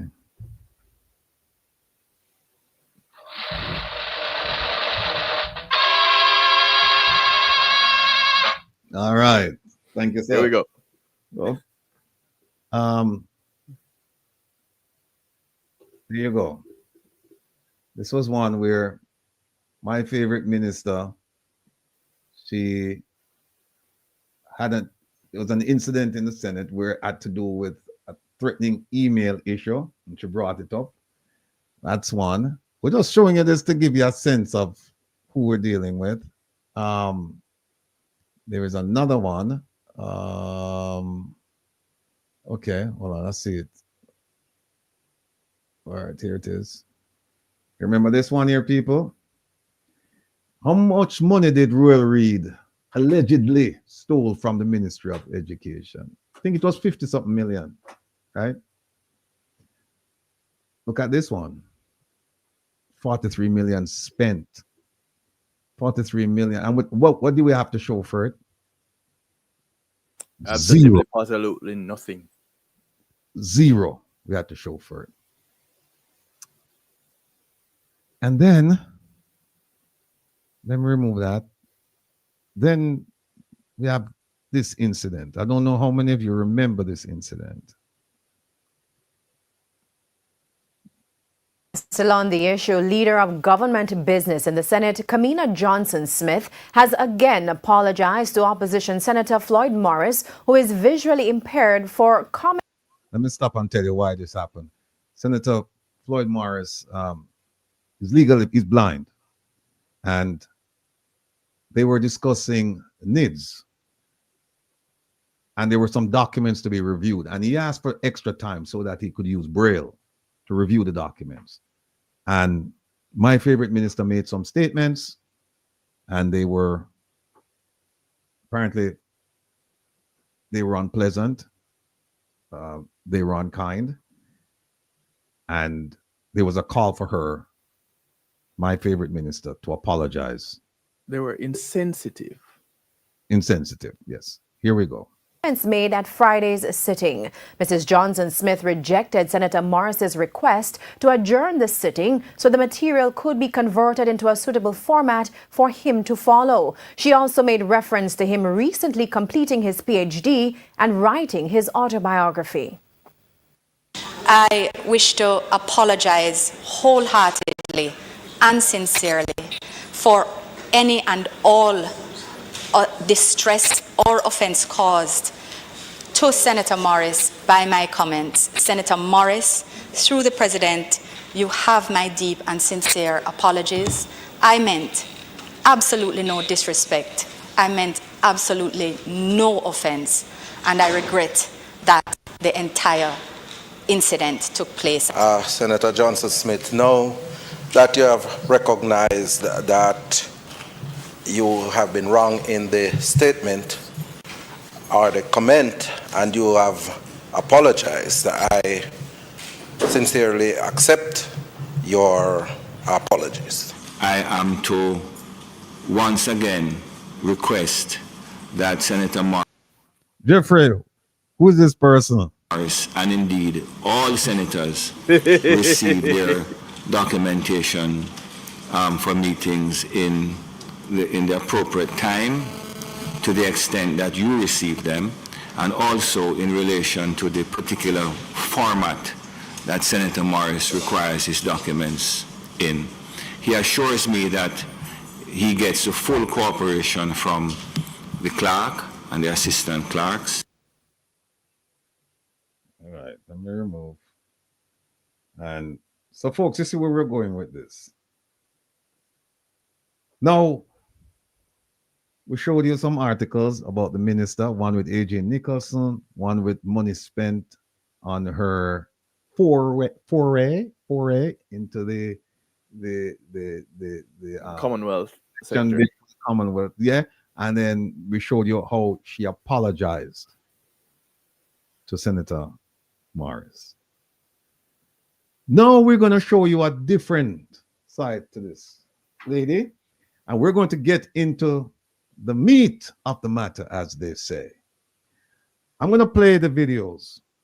There are two videos. I'm going to play them first in their entirety, so you listen to them, because we're going to dissect them in different subsets of the topic. Listen. Tell me what you think. Bad. Probably as bad as the previous last name is the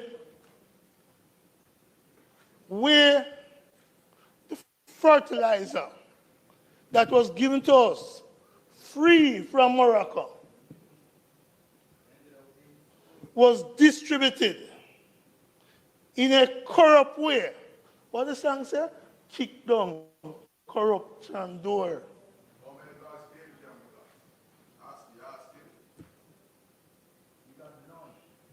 What we're looking at, Peter, don't get involved. Mr. President, Morgan is irrelevant. on a point of order, just on a point of order. On a point of order, Mr. President, Bad, probably as bad as the previous last name is the way the fertilizer that was given to us free from Morocco was distributed in a corrupt way. What the song say? Kick down corruption door.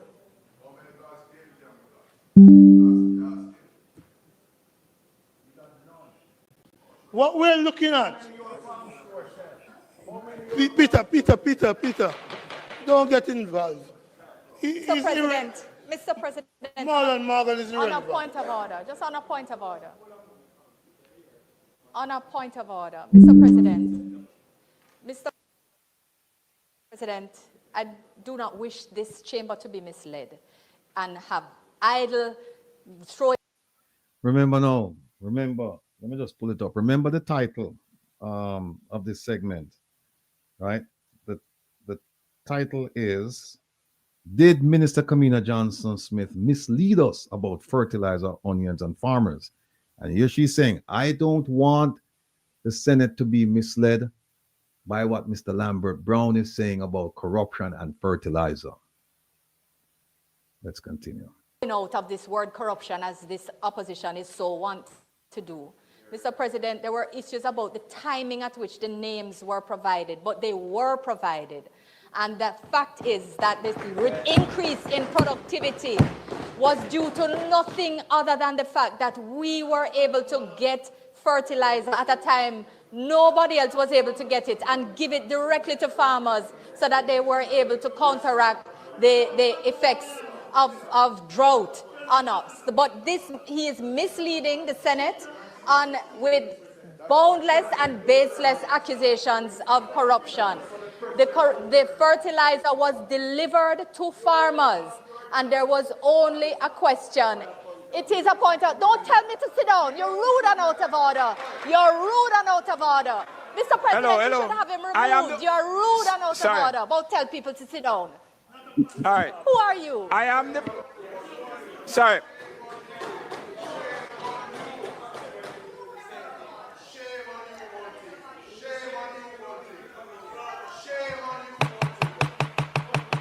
Minister, sorry, Senator Brown. Senator Brown.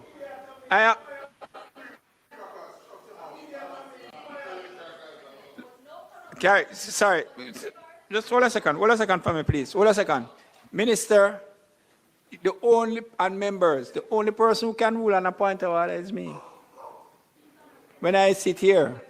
And I cannot rule on a point of order if I do not hear it. So I'm going to ask the minister, please, you cannot, look here.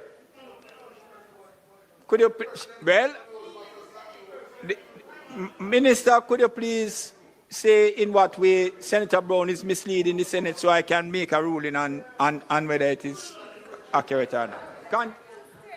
Mr. Please. President, I said that the member was misleading the Senate by indicating that there was corruption associated with the distribution of fertilizer obtained from a valuable bilateral partner. And I clarified that the truth of the matter is that the fertilizer was delivered directly to farmers.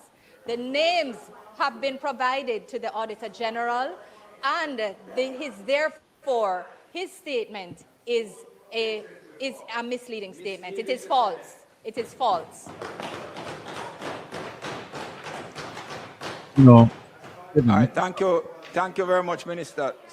Senator Brown. And let me say this. You can stop it right there, sir. We're not going to play the second one yet. We could just deal with the fertilizer. Folks, hear what she said.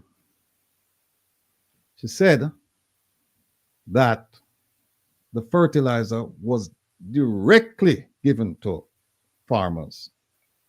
And that they got at that time, and that it was the production, the increase in production, the only reason why Jamaica increased the production of agricultural products was because of this fertilizer that they got. And they got it at that time during drought. And the names were submitted. And the names were submitted, but there were some, yeah, the names were, there was some timeliness issues, but the names were submitted.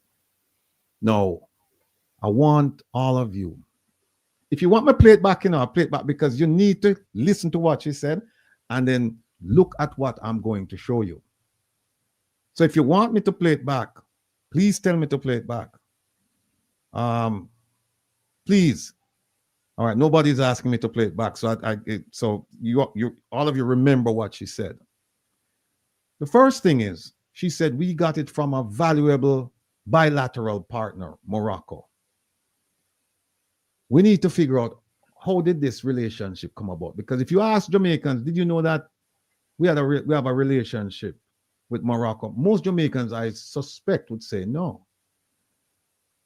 It's my understanding that this relationship started back in 2008, but it wasn't a strong relationship. Kesu, hey, hold on, I forget Kesu and clap here now. I forget Kesu and clap there. Okay, then we'll play it back. All right, here we go. Senator Brown, before you listen carefully, please. That is bad, probably as bad as the previous last name, is the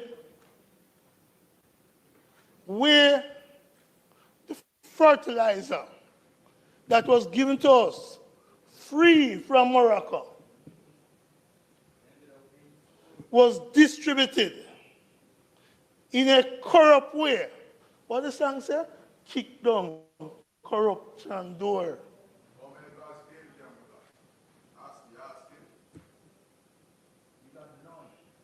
What we're looking at, Peter, don't get involved. Mr. President, Morgan is on a point of order, just on a point of order.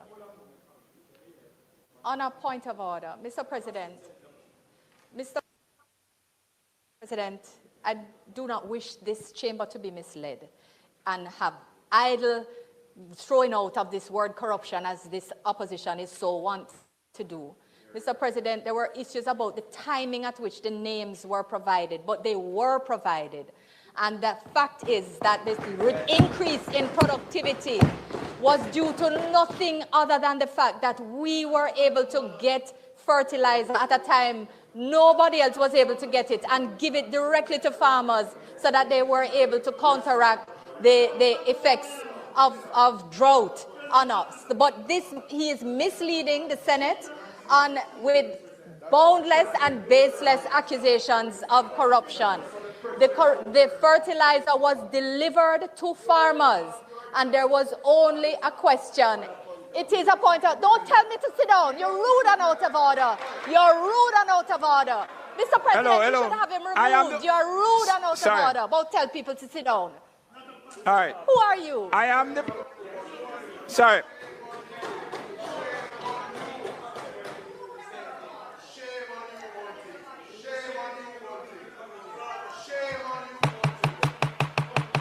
Minister, sorry, Senator Brown,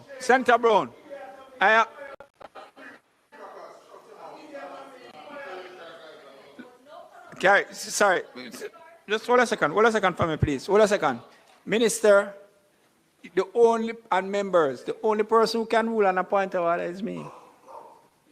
When I sit here, and I cannot rule on a point of order if I do not hear it. So I'm going to ask the minister, please, you cannot, look here. Could you,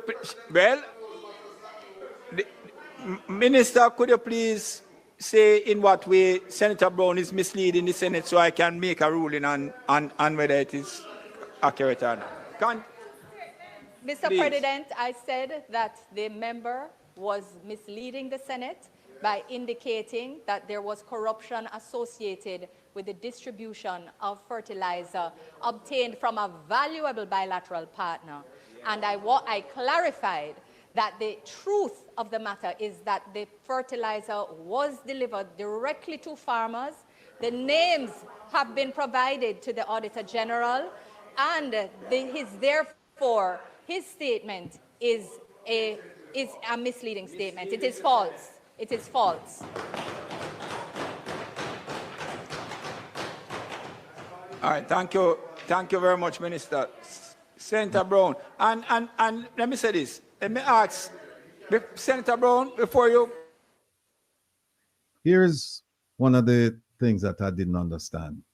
She said so many things there, Kevin, that were flat out lies or misrepresentations, half-truths. And I was shocked that the opposition didn't go after her, because when I watched this for the first time, and I'm not a politician, I'm not there listening to this thing every day, but I'm reasonably familiar with the issues. And I'm saying, if they're supposed to be so familiar with issues, why didn't they just go after her? Because she said so many things that are just flat out wrong, half-truths, misrepresentations, but they didn't. For whatever reason, they didn't. So here is where we start, Kevin. She said she got it from a valuable, we got fertilizer from a valuable bilateral partner, right? Morocco. Question is, how did we get this furniture? How did we get this fertilizer from Morocco? People, we're just gonna give you just a brief history, and I just didn't want to take up the time. So Kevin and I and producer June decided to just provide some Google searches for you, right, to confirm the things that we know to be true, and so that you can go and search too. You can go and look for yourself. You can go and look. Right. It wasn't made up over here. Here we go. The question is the autonomy of the people of the Western Sahara against Morocco, right? And it says right here, the Western Sahara conflict revolves around the competing claims of Morocco and the Sahrawi people, with the latter seeking self-determination and independence. Morocco proposes an autonomy plan for Western Sahara under its sovereignty. So they want these people, the Sahrawi people, they want to rule these people. And so that's the crux of the conflict. And so, and Morocco came up with a plan. But these people, they said that they want a referendum because they want self-determination. And we don't have the map. We could put up the map and all of that stuff. But again, time is at a premium. So that's the crux of it. You have Morocco having issues with a group of people living in the Western Sahara. And you say, well, what does that have to do with Jamaica? Let me show you. Is it this? Okay, here we go. Oh no. Yeah. All right. Let me bring you back real quick. So, gentle folks, just as a quick little thing here, we'll bring Will back in a quick second. His system just kind of did a little funky thing here. Please go ahead and press a little thumbs up. We're gonna need that. Please and thanks. And also, if you'd be so kind, call some friends if you haven't done so yet. Some people that you think this would be good for them to hear. Go ahead and invite them to come and join us. Okay. Welcome back, Rebel. Thank you, sir. Thank you. So let me put this up. Because remember now, it's the Sahrawi people and Morocco. They're at odds about autonomy. Right? The Sahrawi people, they said, look, we want to be able to rule ourselves. And the Moroccan people, Moroccan government said, no, we want to impose a plan where you come under our rule. Sovereignty is out of the issue. So here we go. Question is, did Jamaica recognize the SADR? The SADR is the group representing these people in 1979. 1979. Long time. Yes, Jamaica did recognize the Sahrawi Arab Democratic Republic in 1979. However, Jamaica later withdrew its recognition of the SADR in September 2016. So from 1979 until August 2016, Jamaica supported these people's right to autonomy and to be free from rule by Morocco. Keep that in mind. Now you start saying, oh, the Moroccan fertilizer come into being, right? So look what happened right after that. And we have to thank Kevin, because Kevin was the one who really, no one nobody hate upon Kevin, but Kevin is the one who really find this article here for me. All right, here we go. Oh, Kevin. Again? Yeah. I don't know what is with you today, Rebel. But some little fanciness are going on with you, brother. For those who are saying that they like my shirt, it is a Kevin Stew shirt. I'd like for you to know. Yes, this is a Kevin Stew shirt. It is designed by me, and on the back is kevinstew.com. So it's not a politically driven shirt or anything, t-shirt or anything like that. No, it isn't. It's very much Kevin Stew. All right. All right, you can show us. All right, that's this. Uh-oh. All right. Yep. Now, I want you to remember this. This administration took power in February 2016. February 2016. Now remember, we were supporting these people from 1979 all the way up through JLP and PNP administrations alike. And then in 2016, this JLP administration took over. I want you to look at the date of this thing here. See that? Jamaica withdraws its recognition of so-called SADR. Look at the date. September 16, 2016. Them couldn't wait. They got in power February 2016. And instead of they start focusing on feeding the people, housing the people, fixing roads, getting the water issue under control, dealing with crime, and all these other issues. They couldn't wait. This came out of the Moroccan newspaper. You see what it says? Jamaica withdraws its recognition, meaning that we don't support these people anymore. But look how we try to be tricky-fy, as we would say. Look how we try to be tricky-fy. I'll read it to you. See it right there? Jamaica decided to withdraw its recognition of the so-called SADR, said on Thursday a statement by the Foreign Affairs Ministry.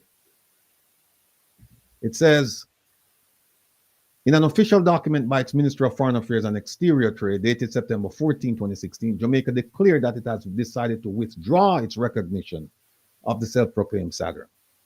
And then it goes on to say, the decision of Jamaica to withdraw its recognition, which it recognized in September 1979, will be duly brought to the attention of the United Nations. See that? In the same document, Jamaica expresses its sincere wish that its neutral position and continued support for the UN process underway will send a strong message that it is siding with the international community in its efforts to reach a just and peaceful solution, right? So we've been supporting these people since 1979. And then all of a sudden, this government got into power in February of 2016. And a few months later, we say, we'll withdraw. We withdraw. We withdraw. And then look at what happened right after we withdraw. 1 second there. Right after we withdraw, what Kevin?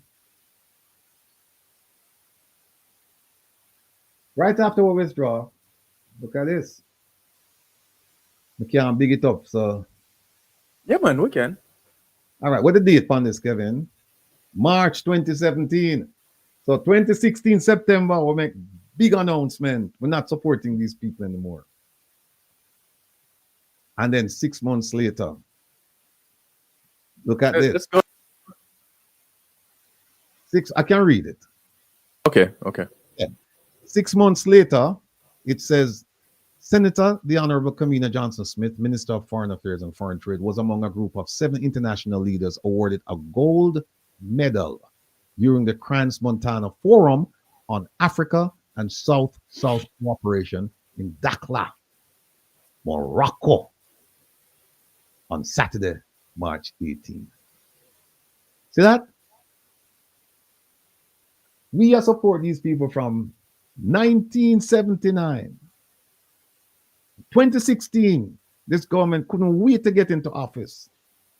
Bam, bam, bam. Them say, we no longer support these people. 6 months later, she get a gold medal from Morocco. Look at that. In 2017. And then,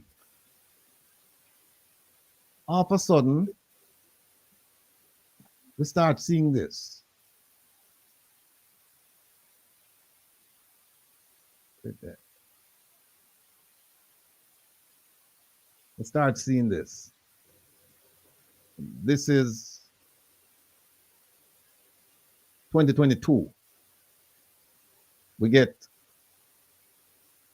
24,000 bags of fertilizer from Morocco.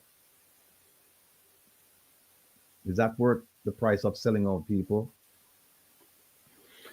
Well, it could be relative to 30 pieces of silver. There you go. There you go. And just have to figure out the exchange rate. Right.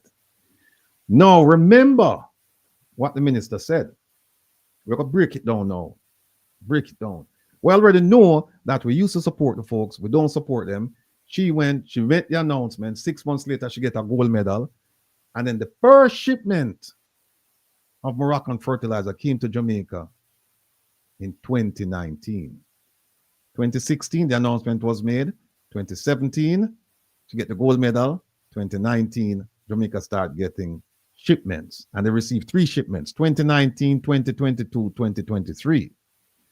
This is a 2022 shipment. But remember what you said now, that it was because of drought. No, not because of drought, but it was help because of the drought. And then somebody put inside, how you can drought. Oh, fertilizer. Fertilizer. You need Fight water. drought, yeah. Right? But look Right. at what it said. Look at what then Minister Pernell Charles Jr. said. He said, addressing a virtual media briefing on March 23, where the donation was announced, Minister Charles said that the gift worth 122 million could not have come at a better time, noting that farmers continue to face challenges relating to the fallout from the COVID-19 pandemic, as well as the global increase in prices for agricultural inputs. Where did they say it had anything to do with drought? Not that year. Yeah. Well, guess what? I went back and looked, and every year I look, not once did they mention anything about drought. They mentioned COVID-19 and they mentioned agricultural inputs, right? And the price. Now, where do we go from here? Let's try this. See this? Morocco donated 24,000 bags of fertilizer to Jamaica in 2022 to help address rising agricultural input costs. And we won't even go into all the other promises and figure out if the Moroccan government delivered on those promises. So that's one. Let's look at something else. The Jamaica recognizes SADR. Yeah. We did that one. All right.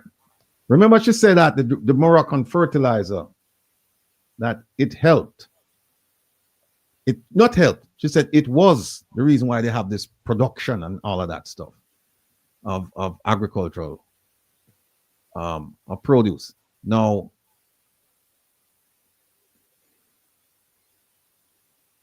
Kevin, somebody them I mess with you now. You know, I would believe you. You see, it's people are still seeing you, you know, on the broadcast. It's just that you not seeing what you're doing. Yeah, I can't but see anything. no worries. No worries. I got you. I got you.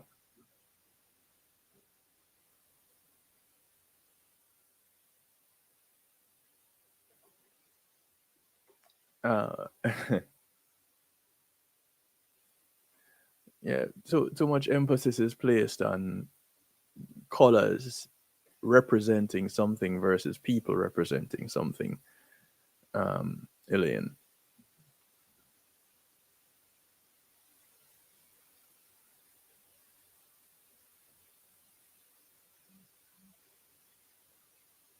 Okay, here we go, Rebel. Mm-hmm. All right. You go ahead. Okay, here we go. Remember what you said, that is a Moroccan fertilizer increase. You said for no other reason but the Moroccan fertilizer increase production. And the question is, did Moroccan fertilizer increase Jamaica's agricultural production? And here's the answer. The information available indicates that Morocco has been providing fertilizer assistance to Jamaica, particularly between 2019 and 2013. 3 shipments, 2019, 2023. 2019, 2022, and 2023. And it says approximately 72,000 bags of fertilizer valued at around, and I think the 72,000 bags, they come up to like, I forgot how many pounds. I think it was like 3.6 million pounds, something like that. It says in March 2022, Jamaica received 24,000 bags. But look at this one right here regarding the impact on agricultural production. It says, while the Moroccan fertilizer donations were intended to boost Jamaican agriculture, particularly in light of global supply shortages and price increases, there is no definitive data in the provided search results to directly measure the impact on Jamaica's overall agricultural production between 2019 and 2024. So when she come out and say all of those things, not true, or half true, or misrepresentation. No, I hope you guys remember what she said, you know. Hope you remember what she said. We're walking you through, and then we're going to go back and play it again so that after we show you all of this, you can go back and listen to what she said. No. Let me put up, Kevin, let me put up the this one. Is it this one? Yeah. Let me put up the report. All right. You send me the pages, right? Yes, yes, yes. All right, Kevin. Stay with us, folks. Okay. Now, folks, we're gonna completely debunk everything, or most of the things that the minister said. And we're gonna do it with the Auditor General's report. Here we go. Let me just show you what it is. Here it is right there. Let me big it up. We'll big it up beyond that, Kevin. Yeah, man. Can you see? Can you see that? Yep, that's good. All right. Now let's go to page 9. Remember what she said, She said there was a little issue regarding turning over the names of the farmers who directly received the fertilizer. Let's go to page 9.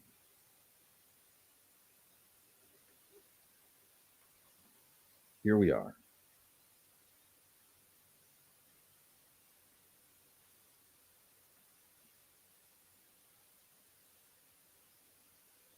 Okay. Look at number 4. It's talking about the distribution. And it says here that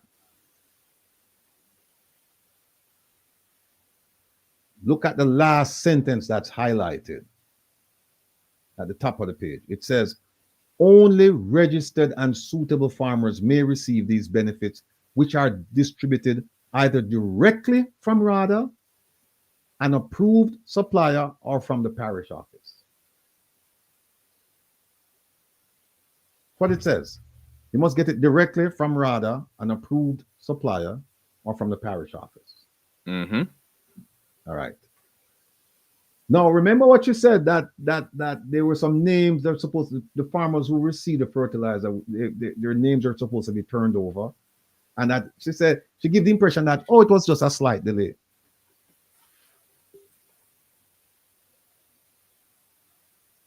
Look right there.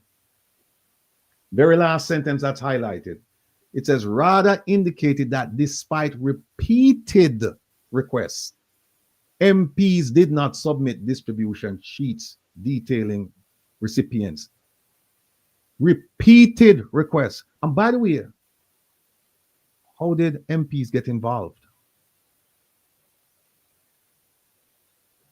Who were the 3 sources for the farmers to get it again? They're right here. It's RADA, approved suppliers, and parish offices. Here it is. Right here. From RADA, let me put up some. Whose parish office? Like the parish council offices, but certainly not MPs. Here it is right there. Right there. And it said you must get it directly from these people, from RADA, an approved supplier, or from the parish office. And we're going to show you the approved offices. We're going to show them to you. Right? So that is a problem right there. 4.1. Let's go to 4.1, 4.2. Let's go to page 10 now. Let's see something. So what we'll find on page 10.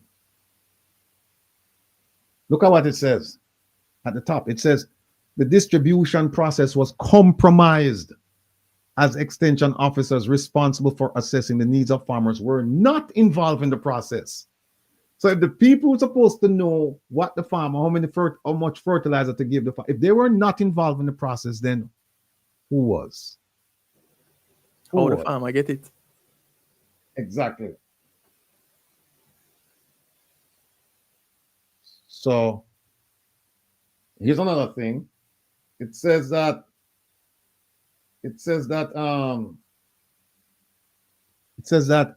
the information was not reflected. Right there. The information was not reflected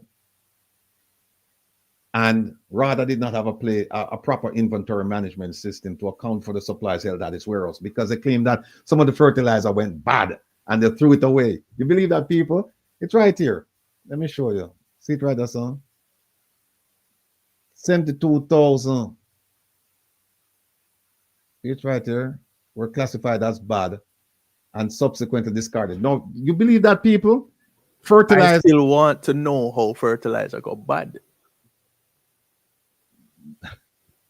I still want to know. Hold on, does it become less toxic for human consumption? How does something that is made to go into the ground get bad? I don't know. That's that's something for another day.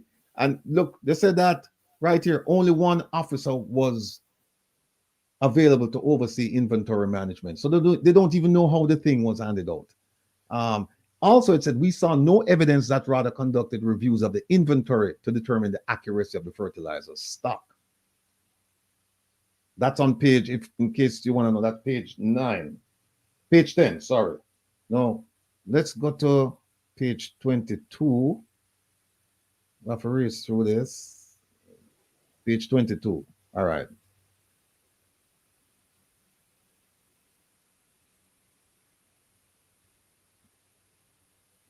Now look right here. 219.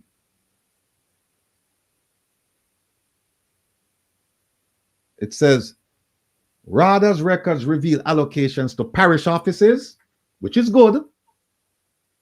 But look at the next one. Members of Parliament. How did they come into the distribution? Talk to me now. How did they? It says parish offices, authorized distribution centers, and RADA. How did MPs come to get fertilizer? How? You don't know the answer, Kevin? No clue. But I think I'm going to like what Freedom say. I'm going to ask my granny because she know how water walk a pumpkin belly. Let's go to page 23. 22. This is 23. No, people, prepare for the shock. Prepare for the shock. Prepare for the shock. Let me say, prepare for the shock. Here is the shocker. This is what when you're reading on. This is what happened when you read. This is page 22, right, Kevin? I think so. Yeah. Wait. Yes, page 22. 23. All right. I want to show you something now.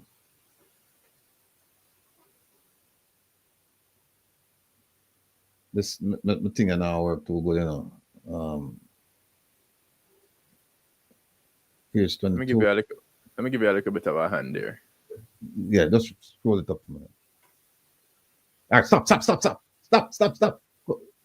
This is the gone too far. No, I'm just wondering if this is the end of the page or the beginning of at the top of the page. Yeah, 22. All right. Yeah, so this is the top of page 23 that you're on now. Okay. All right. No. Look right at the top. You see where it's right there? Oh, let me make it smaller so we can get it everything in. See what it say? Allocations from the warehouse to RADA parish offices, which is good.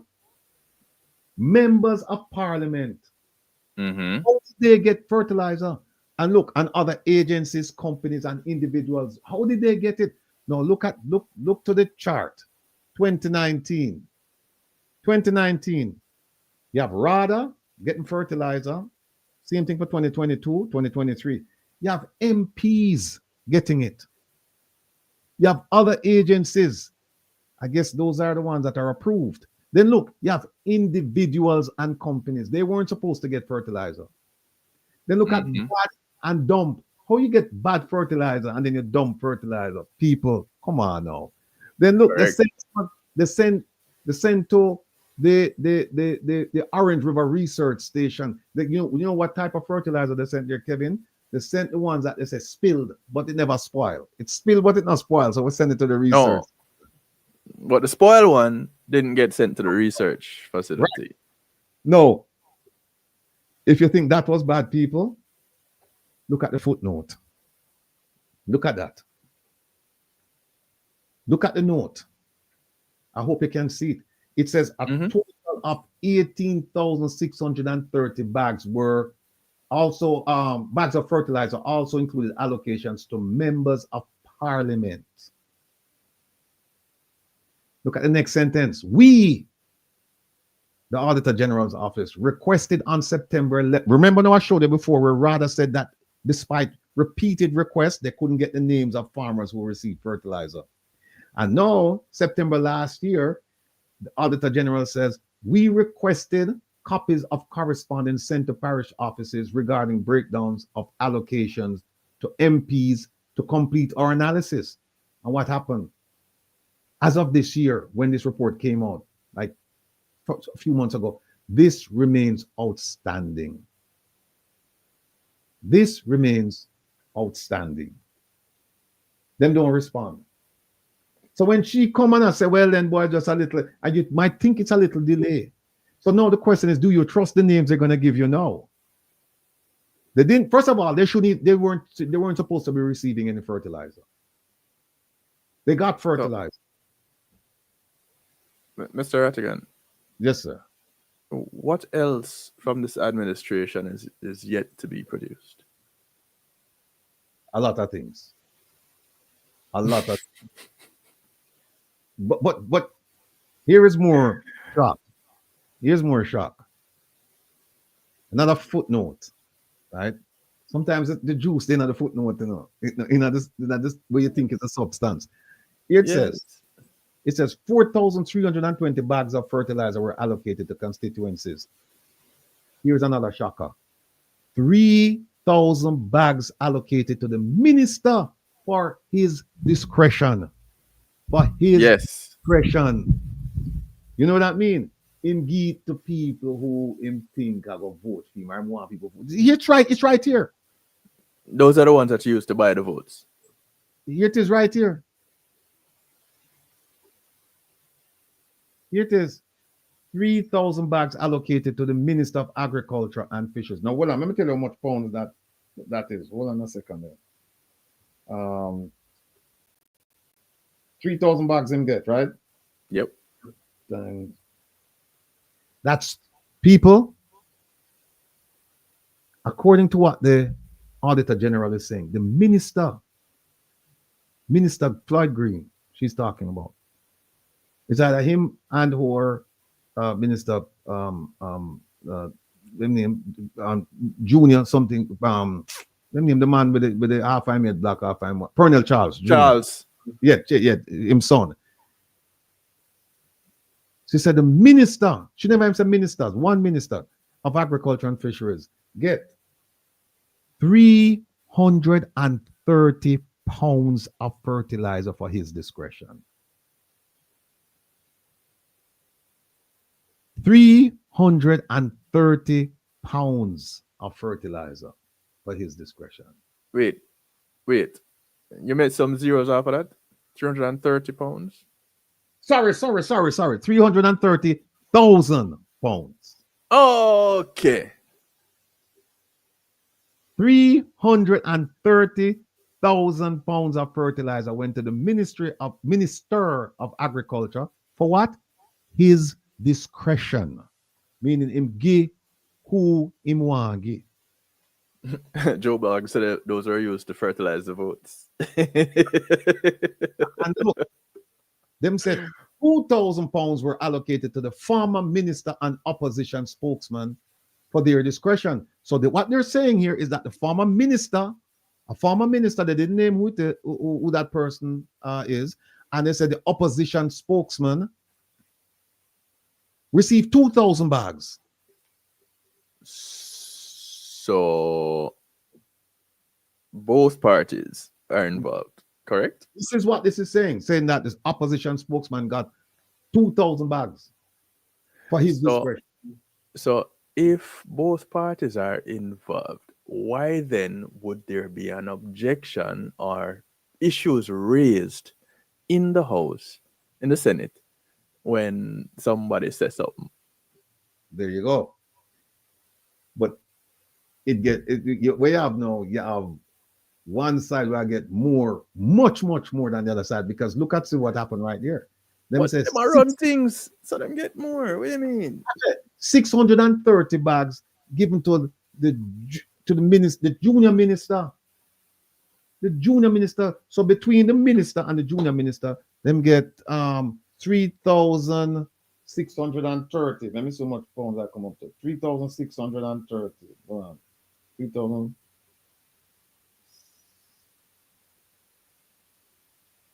3,630. Then get 400,000 pounds of fertilizer. All right. Let's I wonder if anybody can kind of associate that with acreage. Any farmers out there? Anybody can tell me how much fertilizer would be used per acre to do some farming? No. While I'm do that, right? While I'm do that, Kevin, we could go to RADA and see how RADA was supposed to distribute this thing. Right? This RADA distributed to all the parishes. And remember, we did this exercise before, because the numbers that they gave me, this is a document that they gave me. The document, a similar document that they gave to the Auditor General, the numbers no match. The numbers no match. And this is after them finished. The numbers they gave me is after them finished giving out the fertilizer. So it's not like during, and them can say, well, it's not a completed, counting, right? This is after they finished. But we could go past that. We could go past where them get Orange River and tell you about how much bags damaged, because we know that's foolishness. Here's another one too. St. Thomas, 45 bags missing. So how can Minister Kamina Johnson come and say that the fertilizer was delivered directly to the farmers? We know it couldn't be directly, because we have people involved in the process who shouldn't be in the process. Mr. Rattigan, the farmers got it directly from whomever it was assigned to give it to them. But here's the thing. If they got it directly from whom? If they said they got it from an MP, yes. No, the MP is not involved in the scheme of things. But she didn't say they got it directly from who received it when Morocco sent it. That's why we say misrepresentation and half-truths. That's why we say misrepresentation. Because you think if when she said, you think she would have come out and said, hey, them get it directly from politicians. You would come out and say that. And here it is again. Here the Auditor General said at the top of the page, we also noted that between 2019 and 2023, and 2023, 11,026 bags of fertilizer were collected by representatives of members of parliament for distribution to farmers.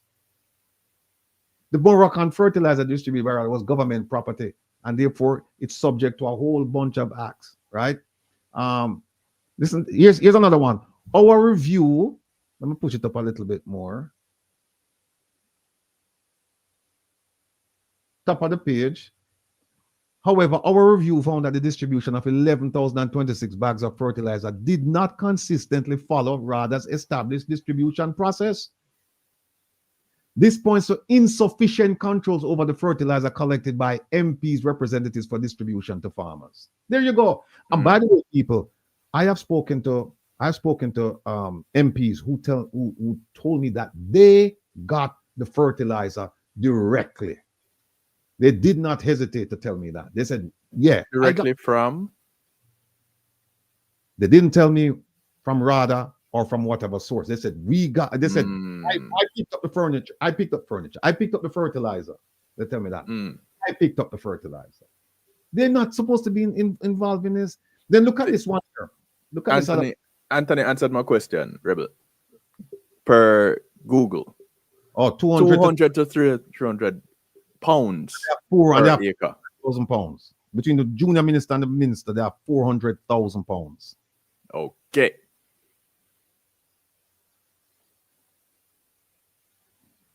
Yeah, I agree. It says the opposition got 2,000 pounds. Sorry, 2,000 bags. 2,000 bags. Now look at this at the top right here. It says, for instance, from the 2019 and 2022 shipments, RADA distributed 210 bags of fertilizer to 2 persons and 2 companies directly from the warehouse. Look on this, Kevin. These recipients, the 2 persons and the 2 companies, they were not on the approved list, and RADA did not present any approved beneficiary and verification forms used to assess eligibility for farm input. RADA indicated that the 4 recipients were farmers producing various crops. However, the requisite authorization from RADA and the ministry was not presented. So let's see what's going on. So when Lambert Brown got up, and said there's corruption going on, he wasn't wrong. He was not wrong. In fact, Kevin, you see the gold medal where she get, them shall give a gold medal to the Lambert Brown. Yeah. Them shall go get the thing. Yes. They shall give the gold medal to Lambert Brown.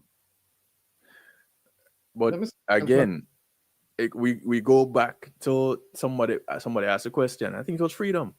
What did Morocco get for giving Jamaica the fertilizer? They got the support of the Jamaican government to exert autonomy or to exert control over the people or the lands belonging to the people of the Western Sahara. You mean the vote that they went to the bathroom to take part in? Oh, that was a different one. That one was for the Middle East. But I wouldn't be surprised if they took a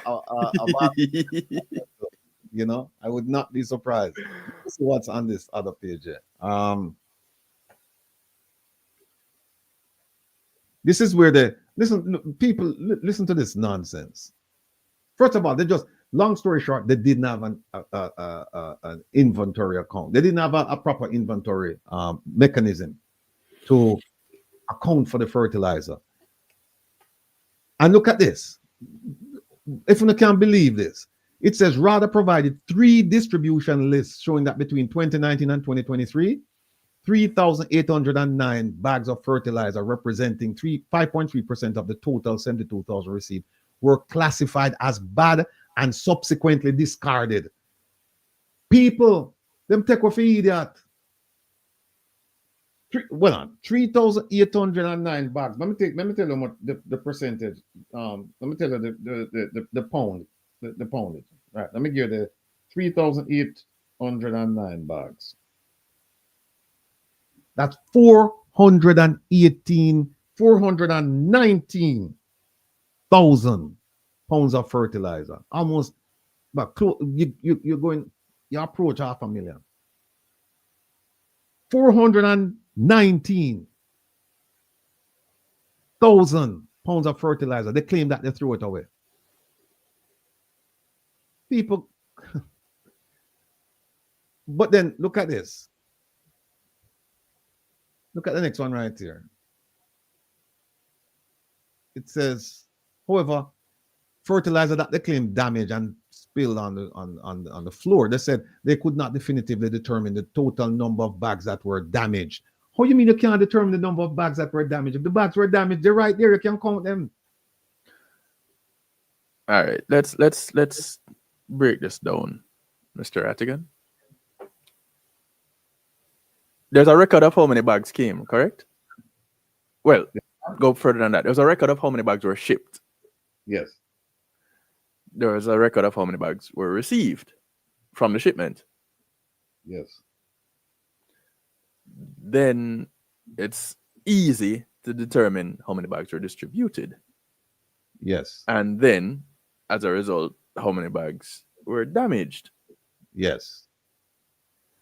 And no rocket science. What kind of list you need? What kind of... I don't get it.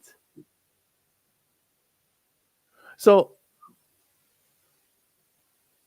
now, if these are the people that are representing us, what does that say about us? Doesn't say much. Especially if we don't raise our voices. If we, the us, don't raise our voices, then things like this will just go away. They'll just go away. How many people, how many of you knew about this report, and how many of you who knew about the report read the report? Merle, you're right. The component of some of these pipe bombs, and it's a proven fact that one of the major components is fertilizer. And don't forget, we found over 300 devices. But look at page 35, Kevin. It says the special audit was conducted following concerns raised within the public domain. Now, people, if you remember, I know we are raised from 2022, we are raised it now. When nobody never focused on fertilizer, we are focused on it from 2022, right? And subsequent press reports indicating questionable and inequitable distribution of government of Jamaica-owned fertilizer. To whom? Members of parliament in several constituencies. See that? So the whole question of the distribution, it's a murky question because we don't have accurate records. So when we have this minister coming out and saying, oh yes, it's just a matter of the names coming in, and we know the names never coming right away, the names coming long after. And then when she come and said it was distributed directly, how does she know this? She don't know. She don't know this. That's page 35. Make her wrap it up there quick. When we go to 36, I wish I could have, Kevin, this thing it'll take one whole program to go through this thing here. I'm telling you.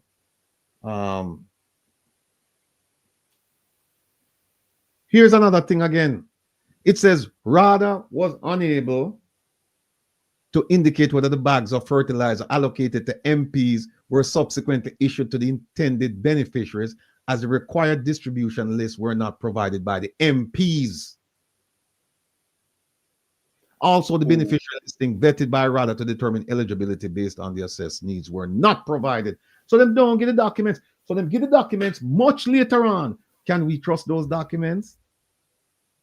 So, and the intended recipients, are we talking about the originally intended recipients or the intended recipients after the MPs got them, since the MPs were not supposed to be on the list of individuals who were supposed to get them? Right. Which intended recipients are we're talking about at this point? Yeah. Kevin, so many questions. Look at this. Again, right here, it says 4.8. It says RADA. Let me big it up so the people can see. It says right there. It says right there. It says at the top, RADA did not present evidence that the beneficiaries of the fertilizer allocated to MPs were verified and received no more than the maximum of 2. Because that's another requirement, that you can only get 2 bags of fertilizer, the most you can get. And this report, I mean, page after page after page, the Auditor General took great pains to point out that, listen, we're not getting the records. We're not, and then she even wrote and said, give me the records. And she said, as of the publication of this, we never get. So all of a sudden now, them say, oh, the names, magically, we have the names now. You trust that? I don't. Here's another one. We noted that an internal audit report was sent to the permanent secretary in the ministry, which highlighted allegations that the fertilizer was being sold. Remember now, and you hear what Lambert Brown said, and you see the report, the fertilizer came to be distributed free of cost to farmers. So which fertilizer sell? Who sell it? Who bite? Here is something that's interesting. It says, RADA says that both political parties received an equal allotment of fertilizer. Now, we know that's not true. That's not true. We know that's not true. We know that's no. Him said both of them with each MP receiving 100 bags. But RADA provided records. So RADA told the Auditor General that, look, it's not just JLP get it, PNP get it, and both of them get the same amount. And then when the Auditor General says, okay, give me the records, it says RADA provided records indicating that in many cases, some MPs receive more than 100 bags while others receive less. And here is where we have the numbers now, because some of you are asking how many PNP people receive it, how many JLP. It's right there. RADA confirmed that 9 MPs from the opposition qualified for the allotment. I don't know how you qualify when you're not even supposed to get it, but they said qualify, while 37 MPs from the government qualified. Here it is right there, black and white. I know me says so, Auditor General says so. So a total of 46 MPs, quote unquote, qualified. So there are 46 MPs that are farmers. Kevin, you'll kill me now. What? You need to be a farmer to qualify. You're supposed to get 2 bags if you're a farmer as the allotment. So, there you go. Kevin, if I knew, oh, and here it is right here. Here it is how you're supposed to give out the fertilizer, right?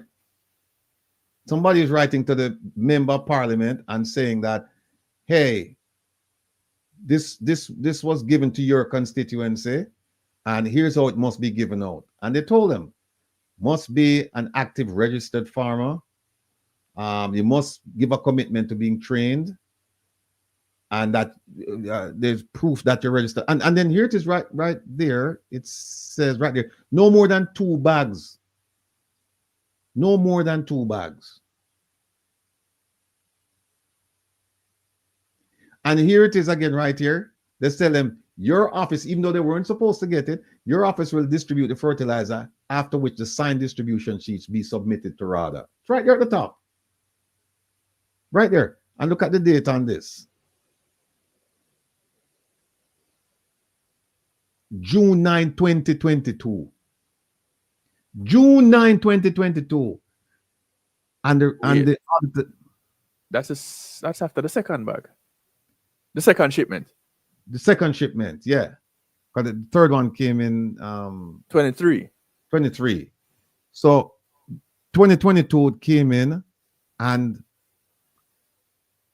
no, and even though it says that you have to give us the list was not provided. The list was not provided. So 2022, June 2022 to June 2023, 1 year, to 2024, 2 years, and them say it's just now, them get it 3 years after. So you know you'd have to be a simpleton not to think that after 3 years, and them say, okay, we're going to give you the names, that them cook up something. You have to be a simpleton. If you believe that after 3 years them can get the list of people who actually received fertilizer, then I've got 3 bridges I want to sell you. Good price. I'll sell you one and I'll throw 2 of them in. I'll sell you the Brooklyn Bridge and I'll throw in the Manhattan and the Williamsburg for free. It's you believe that, people. But I know no believe that. I know that. I know you don't believe that. Let me see what else is here. I think we have one more page. 3749. Because we have more things here, but let's see. This is another document. Look, you see this? Moroccan fertilizer distribution. This is what they sent me. And here's how, see the 24,000 bags, and then they tell you how they're going to distribute it. Here it is. Here it is. Priority will be given to groups.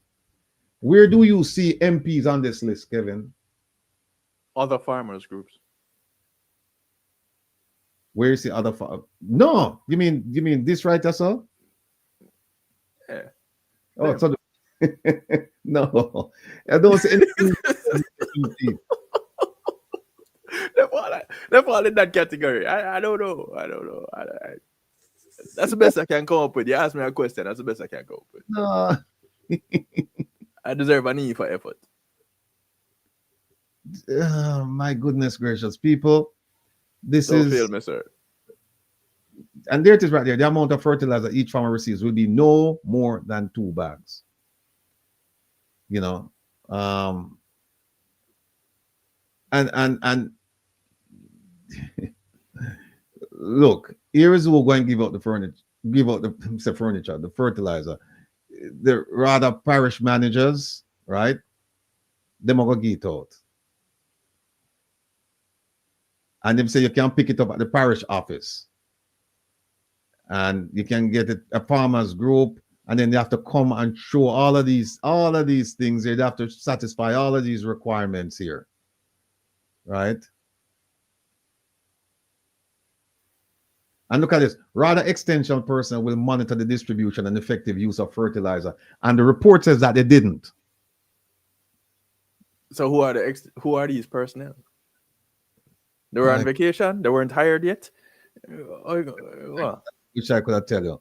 This is, let me see what else here. Because we have TT, we want to bring on TT. Them have an announcement for me.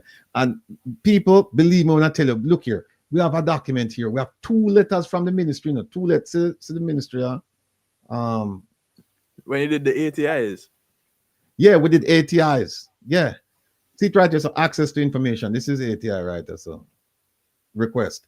We have 2 letters with chock full of information we want to give, but like me say, it's like we won't be able to get to that. But we have TT here. TT, I don't know where TT is. TT. Oh, hey, folks. Kevin, hold on a second. I'm bringing TT. TT, I have an announcement for me. Come in. Then can't see you, man. You can't sit down. Come in. All right. Come in, TT. Come in if your shoes clean. All right, they can't see you. All right, hold on a second. Hold on there. Let me move this. All right, you can come over. Can you come over? Or you want to move it? Well, I'm gonna move it. You should just get your chair, brother. Yeah. I true. Let me get the chair. No, you know what? All right, no. You know what? No, TT said no, I better not stand up. All right, TT, there you go. All right, there you go. Oh, it's all yours. All right. Good evening, folks. Hey, TT. What's going on? I can't hear you. Go ahead. Folks, this is TT. Yes. From Rison in Brooklyn, New York, and she has an announcement to make on behalf of the establishment. Right. All right. Thank you for having me, of course, on the show. So my announcement today is just sharing with you a little bit about Risen Medical and Aesthetics. And in the end, I will share with you the major announcement. Okay. So Rattigan here already let it, be known that I have a big announcement. It was a little bit of a surprise to them, but okay. So Risen Medical and Aesthetics, we are Brooklyn's premier medical office, firstly. All right. So we have an array of services that every service that we provide, we're a primary care medical office, first to begin. And every service that we provide, there is something for everybody. Okay. So if you're suffering from hair loss, we can take care of that. If you're suffering from obesity, we can take care of that. If your hormones are out of whack, men, women, we can take care of that. If you're diabetic, we can take care of that. Listen, name a health. If you have skin conditions, if you have acne, pigmentation, we can take care of that. Name a medical condition or something that you're going through, and I will guarantee you that we can take care of it. Okay, we will find the solution for you. All right. So what I do want to announce is that we're having a health fair, a health event And this is your opportunity to ask us questions, to learn more about our services, learn about our testosterone replacement therapy program for men. If you're feeling out of whack, you're not sure if you are, don't know if your depression, your mood swings is due to, low testosterone, this is your time. Okay. If you just want the primary care checkup to make sure, and you're just not sure, just general health, we can take care of that for you as well. So this is your time to come in, to speak to us about it, to get to know us, get to know our providers, and to make that appointment, to take that step into becoming the better version of yourself. Okay, so this is our testosterone replacement therapy program, which we will be addressing at the event. Okay, I'll give you the specifics on dates, time, our special guests, and everything else a little bit later on. But one of the things that I'm most excited about to share with you is our skin treatments. Okay, because this treatment is a treatment that I will be personally performing, as I am the provider for that treatment. And so we do have laser skin treatments.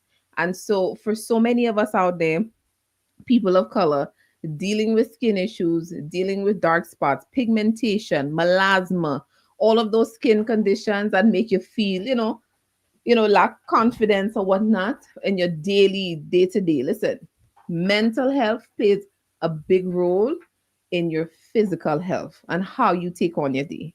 And so those treatments, you need, listen, if you have any of those concerns, you need to attend this event.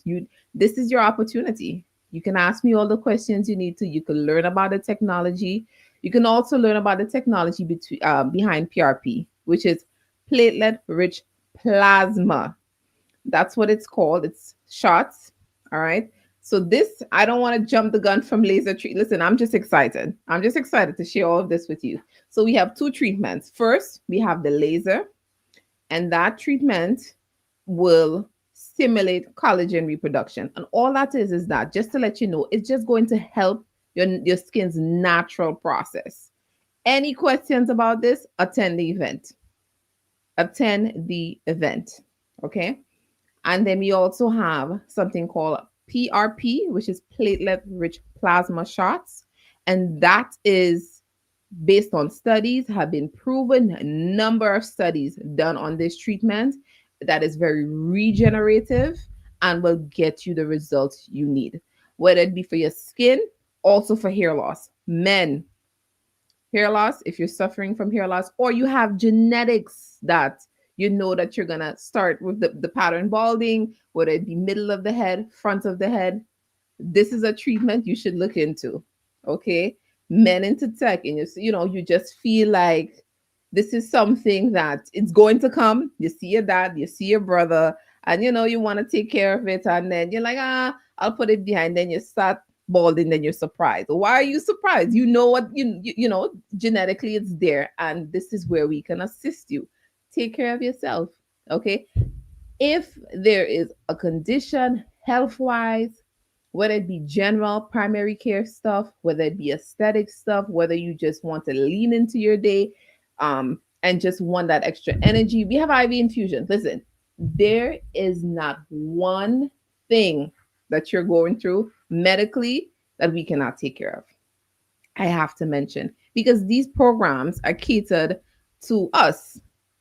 It's catered to our patients that we've seen over the past 20 years. We wanted to make sure that we have something that caters to everyone. And when you come in, you meet with us, you speak to us, you learn about our programs. This is the time for you to have those conversations to make sure that even then it is even more customized towards what you need. Okay, I'll tell you what, for my skin treatments, I could speak for my treatments. Okay, I'll throw this out there. I'll have a special gift for you. Once you book my treatment, which is the laser treatment, once you book that treatment, the first 10 people to book that treatment at the event itself, I'll have a special gift for you on the treatment itself. It's something that I'm very excited about, passionate about, can't wait to, customize that skincare routine for you, get you the results that you want, make you feel beautiful, and healthy and just well-rounded as far as that. Okay. And so let's see. One moment.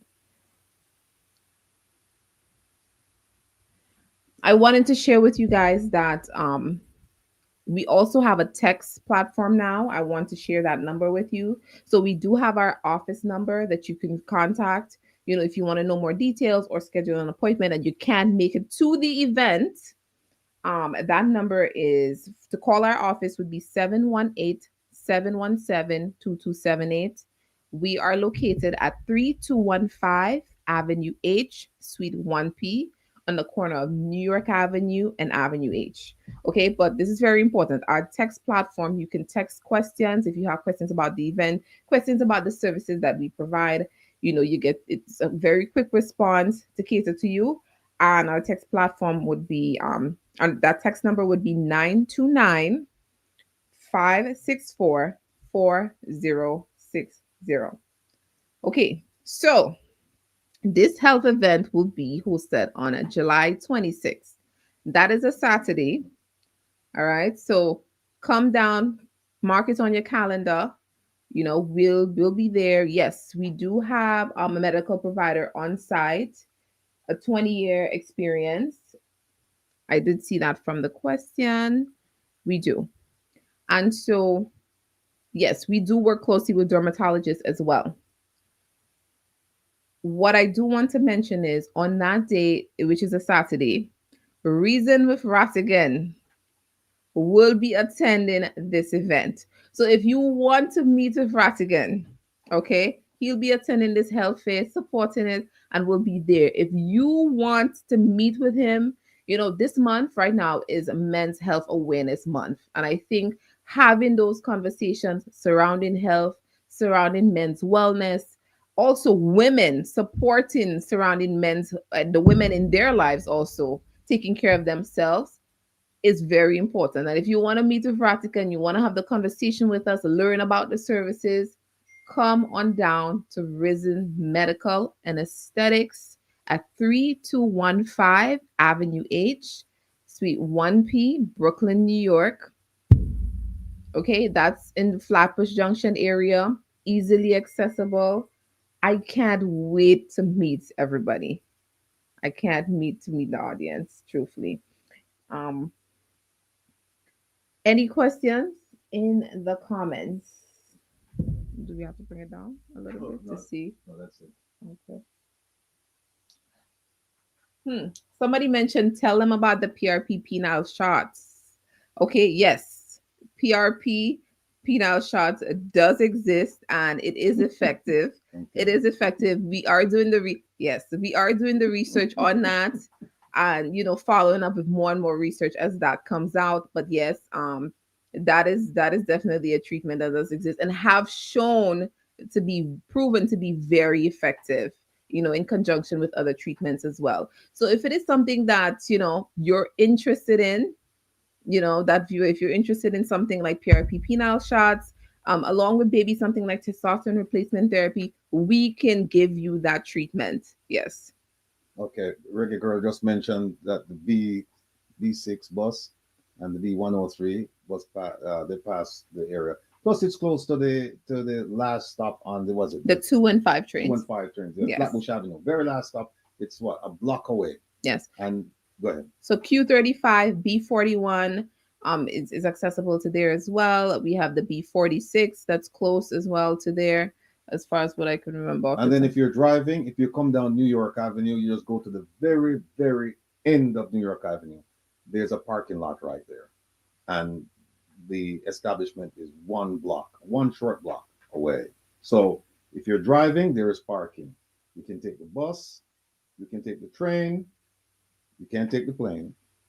You can also take the plane if you're coming from out of state and you want to get to JFK and you want to come to the event. Of course, it does work wonders. If you're referring to the PRP, it's a treatment that I also personally get myself. Listen, if there's a treatment that especially when it comes to the skin and the aesthetic stuff, those are all treatments that are personally tested out by us. I don't speak on something, especially when it comes to skin, that I haven't tried myself. And so the PRP shots, they're amazing and it definitely works. And remember, those are treatments that is helping your body regenerate cells. So we're not, there's nothing artificial that we're putting in. We're putting things that are closely related to what your body would produce in itself. Our skin produces collagen. Reproduction happens within 30 to 45 days on average. Younger female or male, 30 days. Older female or male, 45 days. Laser treatment, getting it done, your skin is regenerating within a period of 2 weeks. Okay, so that pigment and those scars and whatnot you're trying to get rid of, it's your skin. We're assisting your skin to do the work. We're not injecting anything else. As far as PRP, the platelets are coming from your own blood. They're coming from your own blood and just being put back into your face, into your scalp for hair regrowth, hair regeneration, causing that regeneration within your skin in itself. Okay, there's lots of studies, there's lots of research done on this, and it is proven to work. And it is FDA approved, of course. That for Anthony, thank you. And yes, our phone number is 718-717-2278. Please do check us out on Instagram at Risen Medical. You'll see lots of before and after photos. You will learn a little bit more about the treatments before our event, of course. And our text platform, 929-564-4060. If you have any questions to ask via text. Kevin, can you just put the number in the chat, please? Go ahead. Give me the number again. All right. That phone number is 718-717-2278. Our text number is also 929-564-4060.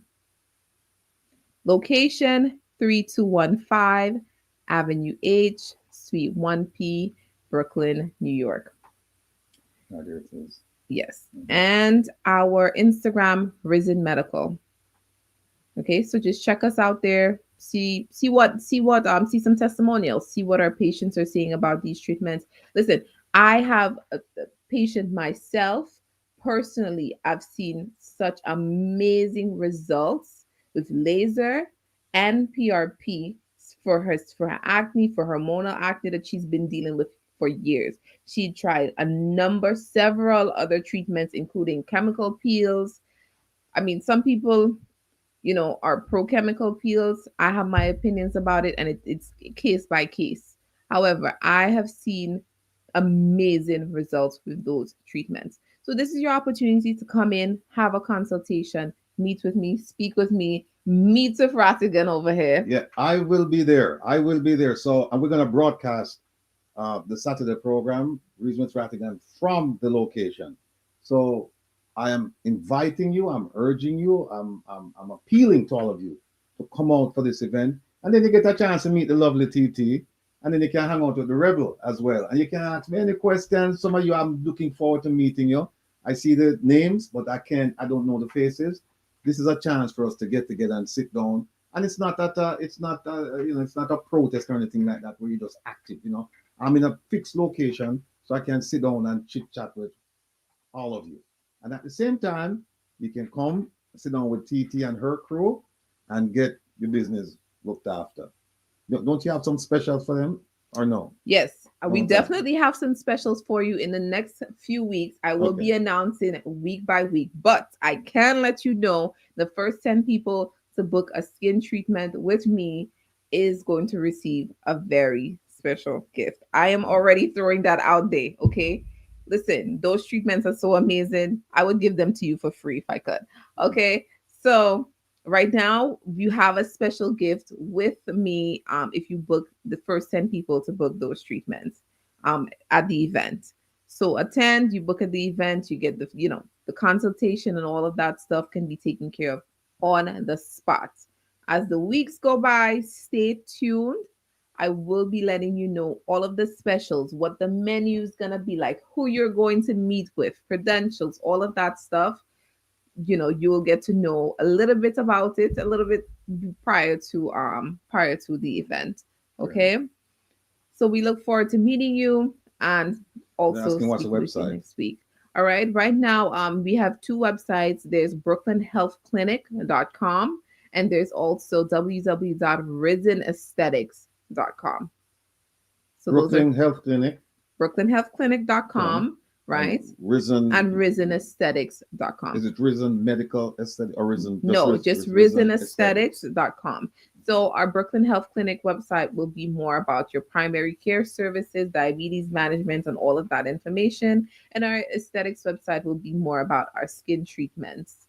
We'll have lots of information on that. You can also contact us through there to try to schedule an appointment as well. All right.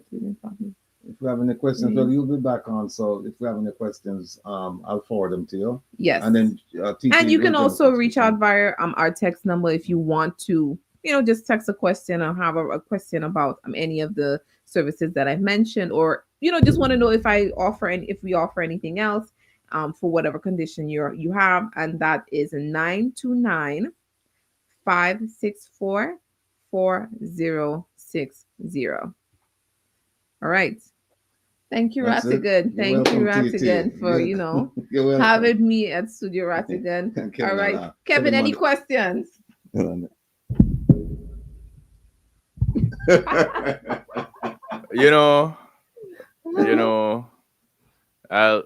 I'll reserve my questions for later, TT. We can talk. Okay, so we'll talk, okay? Yeah, we'll talk. All right. Take care. All right, thank you again. All right, TT. Yes, folks. People, let's see how rebels stay. No, man. All right. Listen, folks, I'm telling you right now, if get your health checked out, Risen Aesthetics, I will be there. You'll be hearing more in the coming weeks, but it's not too far away. It's the end of this month. And then we can all sit down, can eat some food, we can chit-chat about anything you want to talk about. It's going to be a lovely social event, as well as, a professional event in the sense that you come and you can make your appointments and you can see the providers. So we'll keep you posted on that. But for right now, Kevin, we have I want to play this video because, Minister Kamina Johnson-Smith, I think we've debunked we have given the history of the Sarari people and how Jamaica got the fertilizer and how Jamaica distributed the fertilizer. And the fact that she said, when Lambert Brown said that there was corruption involved with it, he was absolutely correct. Based on this report, he was absolutely correct. So what we're going to do now, we're going to turn to another part of the video where she talks about onions and she talks about farmers, and we're going to debunk the things that she stated in the Senate. Here we go. Farmers. But where there will be, and Minister Green announced it, a new agro-park in... And by the way, she very aggressive, She very aggressive, but was very aggressive, right? So, people can't believe that it's the same person who, sit down and kind of like, the background and provide advice. But before we're going to further, Kevin, let me find where is the manifesto? I think they're right.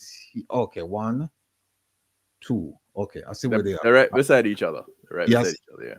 All right, here we go, people. St. Anne, and there is a program. Not only did we start implementing a reservation in all agro-parks and in any land provided for young people, for farmers. Since 2022,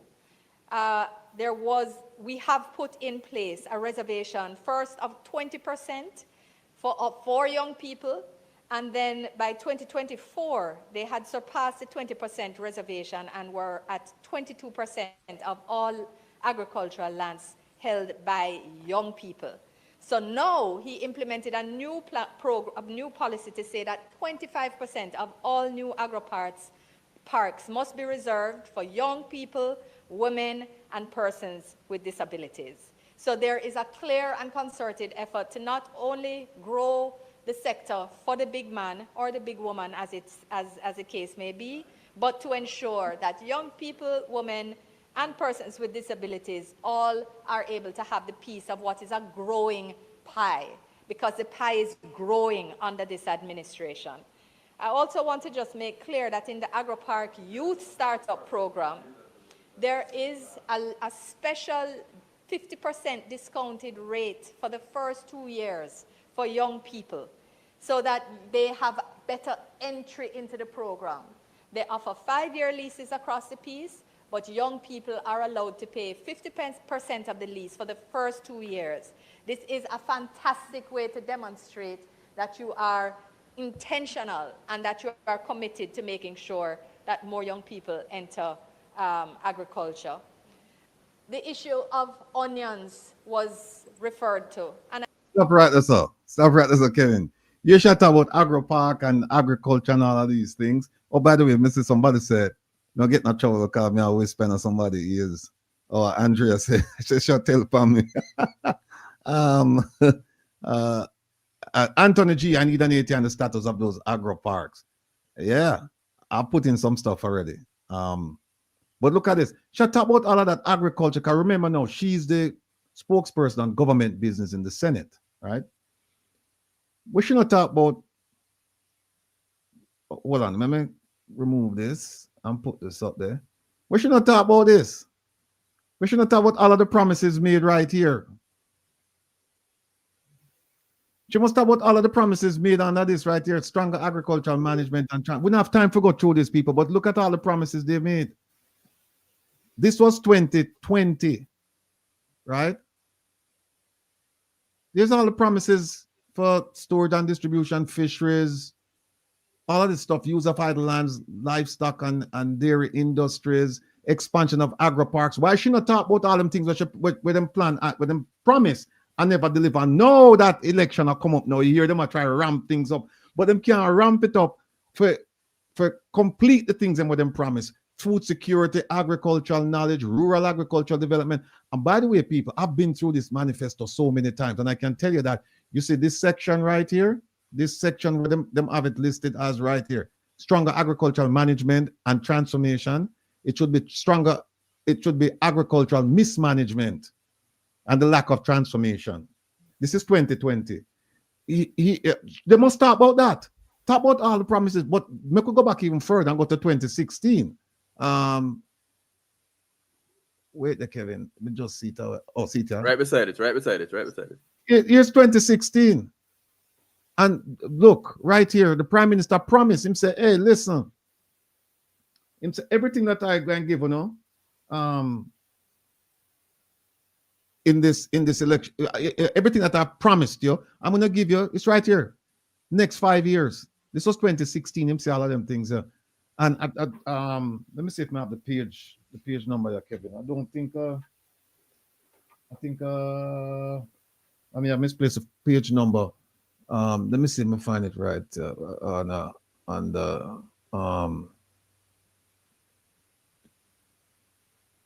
tell me if you say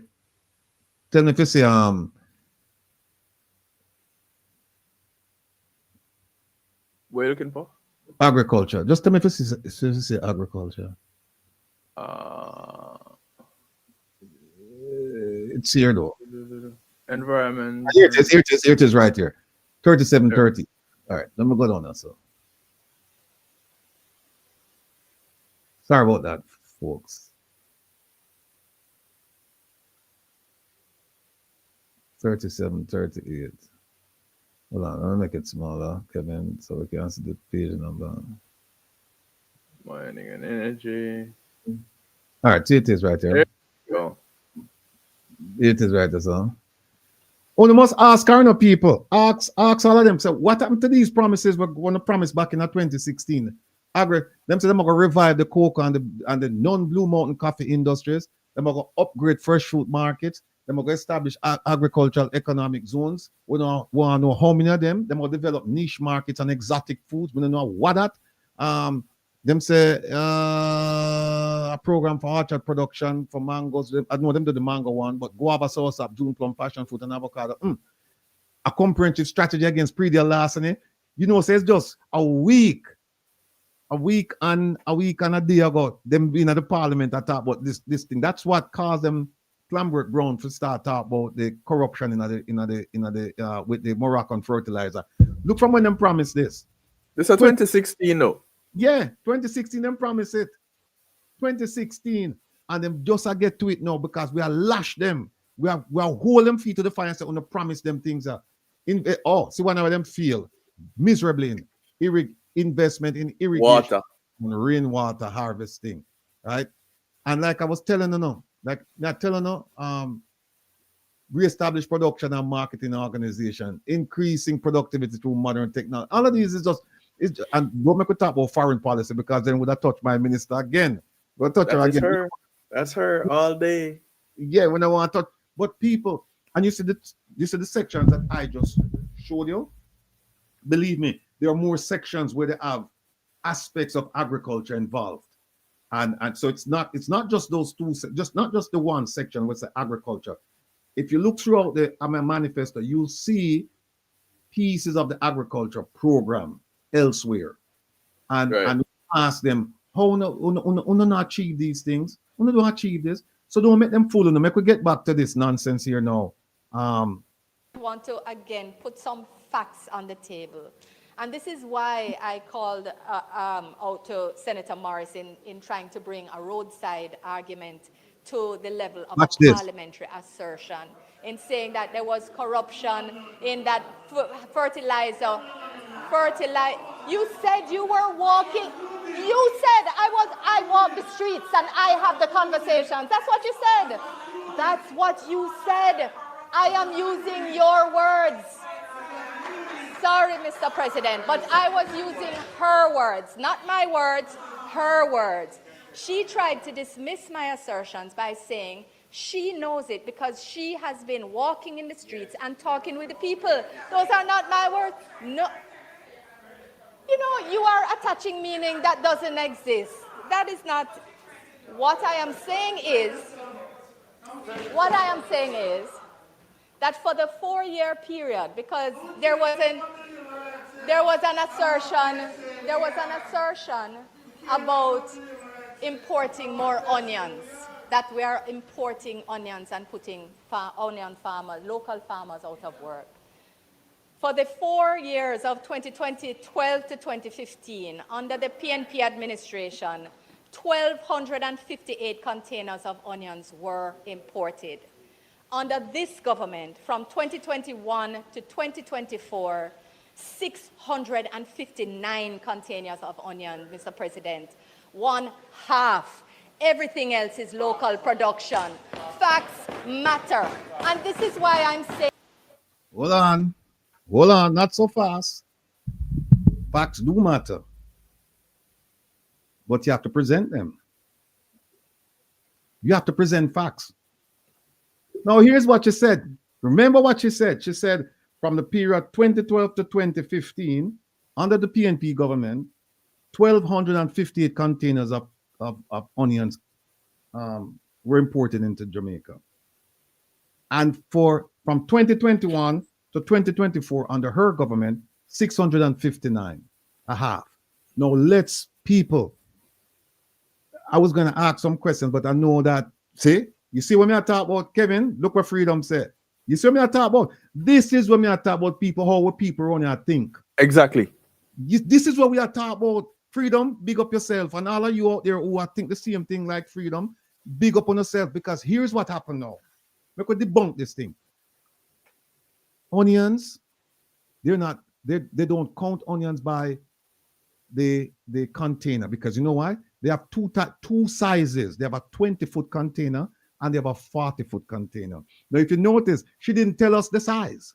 So the PNP could have brought in 20-foot containers and the JLP brought in 40-foot containers. She didn't tell us none of that, right? Correct. That's first point to note. The second point is this. They don't count onions by the container. Oh, let's go back to the containers. I found out that with containers, you could have a half load. You could have a half load of container imported into Jamaica, half load of onions. You could also have a full load of onions. You could also have a half quarter load. Yeah, along with other produce. So you may have a container with 60% onions and 40% something else, and then people say, yeah, it's a container of onions because the majority of the produce inside is onions. But here's the thing: we don't do it by container. There are two ways that you deal with onions. You deal with it by weight, and you deal with it by value. Weight, value, no containers. You don't deal with it by containers. They don't just pile up onions in a container. No, it's the packaged. The packaged people. So when she come and tell you about it's 1258 on the PNP and it's 659 under her government, she should come out and say it's the same type of containers. That's what she should come out and say. Kevin, oh, it's on the onion, right? What onion there? Okay, all right. Hold on a second, people. Let me show you something. Let me show you something. Did I close it? The chart. The onion chart? Yeah? The onion chart? Yeah, the one I want you to show me mine first, and then we go to the one from producer Joan. So people, she's trying to mislead. Oh no, I'm telling her about not that. I'm trying to mislead you and tell her this foolishness. But she didn't come clean. She didn't come clean. And we're going to show you something right now. Right? We're going to show you something concerning the value of onions. How much money Jamaica spend on onions? Cassandra, that's a good question. I don't know why. I don't know why. I really don't know why. That's a good question. So it's these two. Yeah. I put them up before. Yeah, this one. I want to see this one up first. Let me just put up this one up first, and then hold on. Let me move her again. Let me put this up, and then is there any way I can? All right. Let me just expand this. Mm-hmm.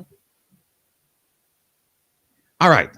People, she said that from 2012 to 2015, that they had 1,258 containers coming under the PNP.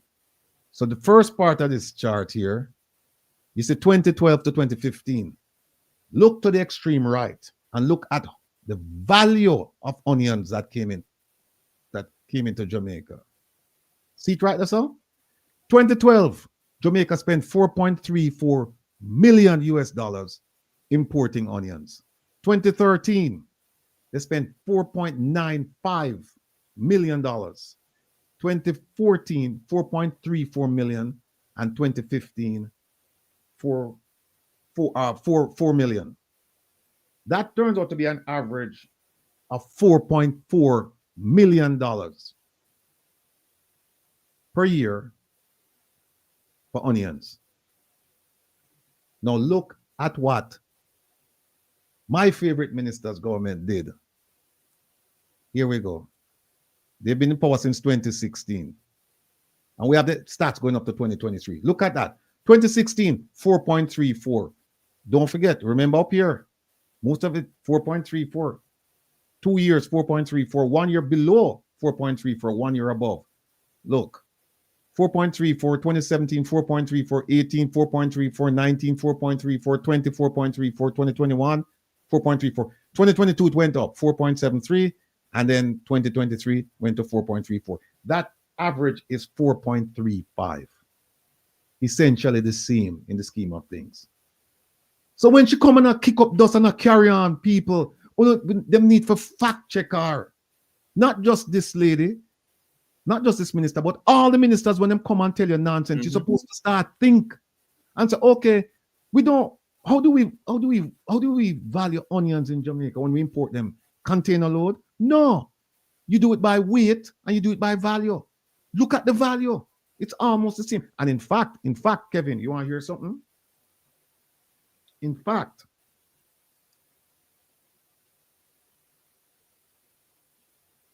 what she's saying is that they brought in more onions here and they pay 4.34. And she's saying that they had less here and it's still 4.34. The same amount of money. Yeah. I was about to ask that. What's the quantity relative to the amount that was spent? Yeah. But here's what Kevin, with it report the onion report. Right beside it. Right beside it. Oh, here's another one. All right. Look at this one now. You see this? This is the onion program as determined or as investigated by the Auditor General. And to say in 2019 and 2020, the government had no targets. Them lost in space, no targets as to how much a production should be. 2020, 21, no targets. None. 2021 to 2022, they set targets and they met the targets. Yeah. Good job. 2022 to 2023, they lack clarity on specific targets. We don't know what happened there. And look at 2023 to 2024. They set targets, they did not meet the targets. Kevin, where the report there from the for the Auditor General, is it right here? There's one on the onion, there's one on the give me the one on the onion. Give me the one on the onion there. Right, this? Nope. Give me the one on the onion. The report, the Auditor General's report. I sent it to you. That's one of the ones I sent last by email. I just want the folks to see this. Yeah, man, I just had it up. Yeah, it reflects this. It reflects this one again.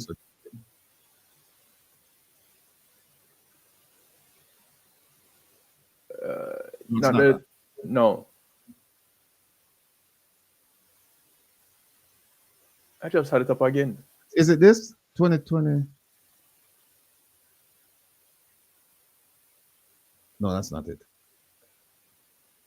But while Kevin is looking for it, let me just tell you that, folks, that's why I keep preaching around here. When you hear them come and they tell you all of these nonsense, when you hear them come and they tell you all of these nonsense, think critically. Think. Don't just accept everything that they say, because we can't trust them. No, am I saying that the PNP is perfect? No, I'm not saying that. What I'm saying is that the PNP, as far as we are concerned around here, and in terms of governance, the PNP is not a factor. Why? Because in our system of government, the first party to cross the finish line, they control everything. And so we are focused on the party that's making the decisions for the people of Jamaica. Right? You know where you find it, Kevin? It's the same report. It's the same Auditor General's report regarding the fertilizer. So yeah, but we had it in the fertilizer. That's probably it. In fertilizer. Hold on 1 second, folks. Hold on. You want to stop right there? Yeah. This one. Is it this? All right, let me go back on. I think it's page 50. Let me go and see if there's a page 50. No, it's not in this one. No. It's on. Let me see if it's this. It's page 50. No, this is the same one as that one. Yeah. This is the same one. No. You were looking at the full report. The full report. I sent it to you. Look in the email. You'll see it in the email. All right. Yeah. But you cannot believe these people when they tell you something. You have to fact check them. You have to go and do your research. You have to talk to people. You have to document things, because there it is. Yeah, that one. Yeah. Because these people cannot be trusted. Don't trust them when they tell you something.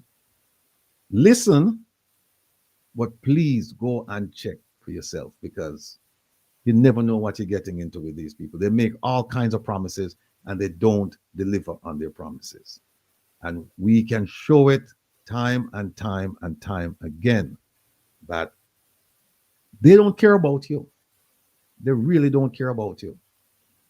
They care about themselves, their cronies, family members. They don't even care about their supporters. This is it, right? Yep. Yeah, this is it. All right. Let me show you something, folks. All right. Let me go down to page 50. Let me show you something.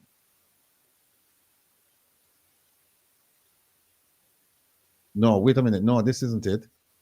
Wait a minute. Yeah, man. This is the one. This is the last one that you had sent. All right. Here we go.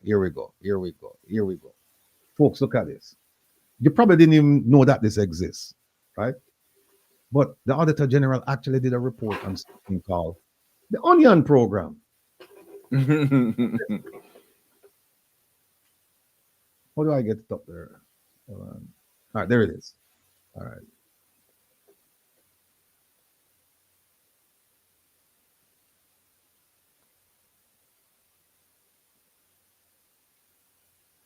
Okay, one more. You can read that, Kevin? Yep. All right, here we go. That's it. See them all have one? The Irish Potato Program. See that? Anything you want to know about Irish potato in the last several years? Where is it? Page 50. All right, here it is. No, that's the Irish potato. Hold on. Why this thing keeps jumping? All right, here we go. There it is. Fair reading pleasure. The Onion Program. Now, let's see what the Auditor General had to say about the Onion Program. Because since they're saying that the Onion Program is so great, and they did this and they did that, look at what it says. It says they had substantial investments. So it's over 5 years, rather spent 179 million on onion seeds. Right, let me get the pen. Let me get my pen and start draw. Hold on there. All right. You see this? What now? Or see that? Now come up, Kevin. All right, that's fine. All right, let me get it's stuck now. Your thing that's a misbehave all kind of ways today. I don't know. Yeah, so go back. No, I can't see anything right now. Okay, I got you. Oh, that's what it is. Once again, your device acting funky. All right, let's just bring the rebel back in here. All right. And then bring back that document, please. We have a couple more. Yeah, man. You're supposed to can draw or highlight now. All right, so let me make it smaller. Here it is. Oh, there it is. It says, despite this investment. Sure. Oh, sorry. Here it is. Boom. Here's it. Despite this investment, and they're talking about 179 million, the program encountered several hurdles. This is not me, all right? Listen to people. This is the Auditor General. Look what the Auditor General says. For instance, it's right here. First line. For instance, discrepancies were found in the reported targets.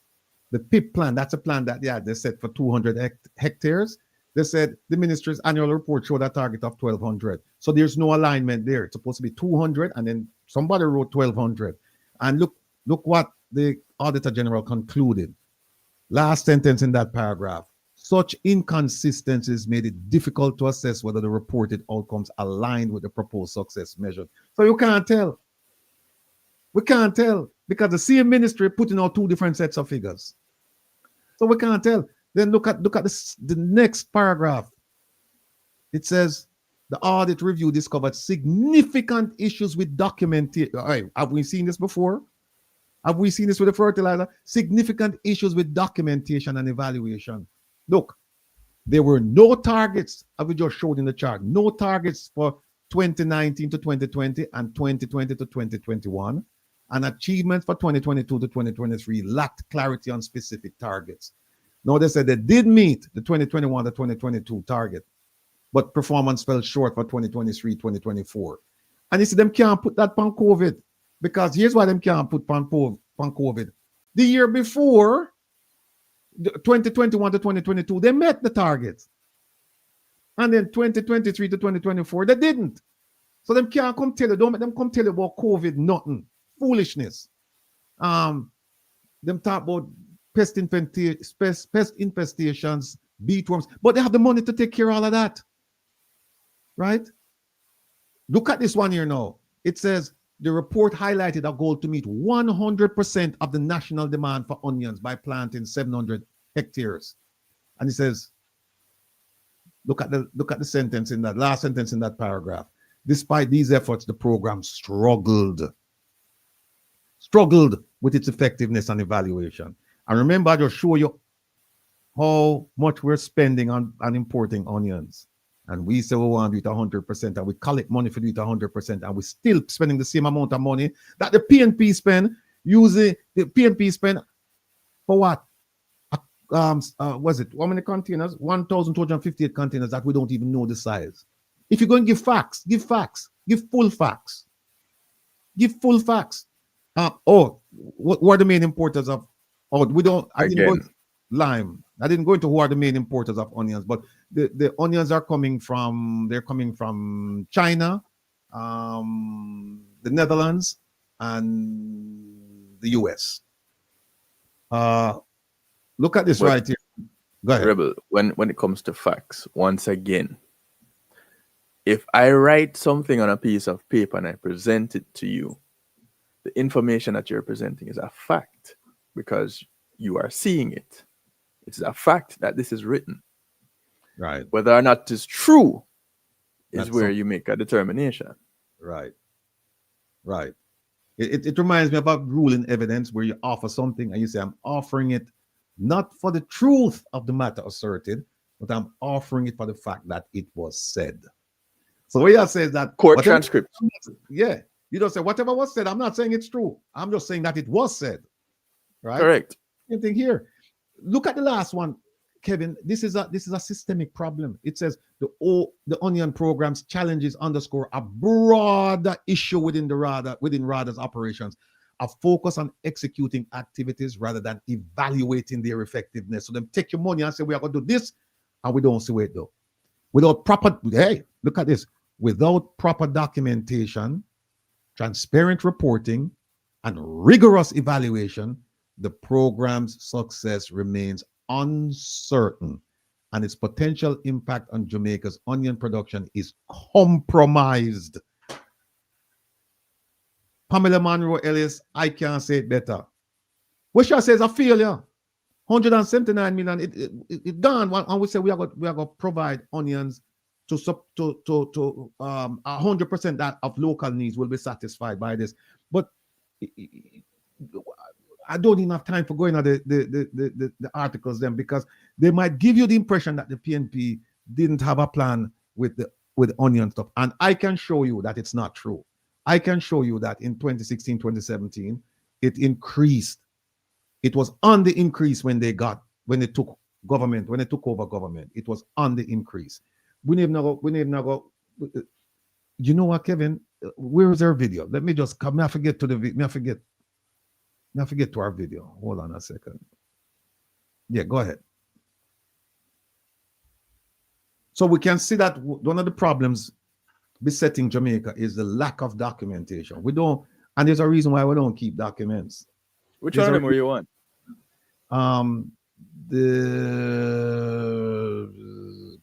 This one.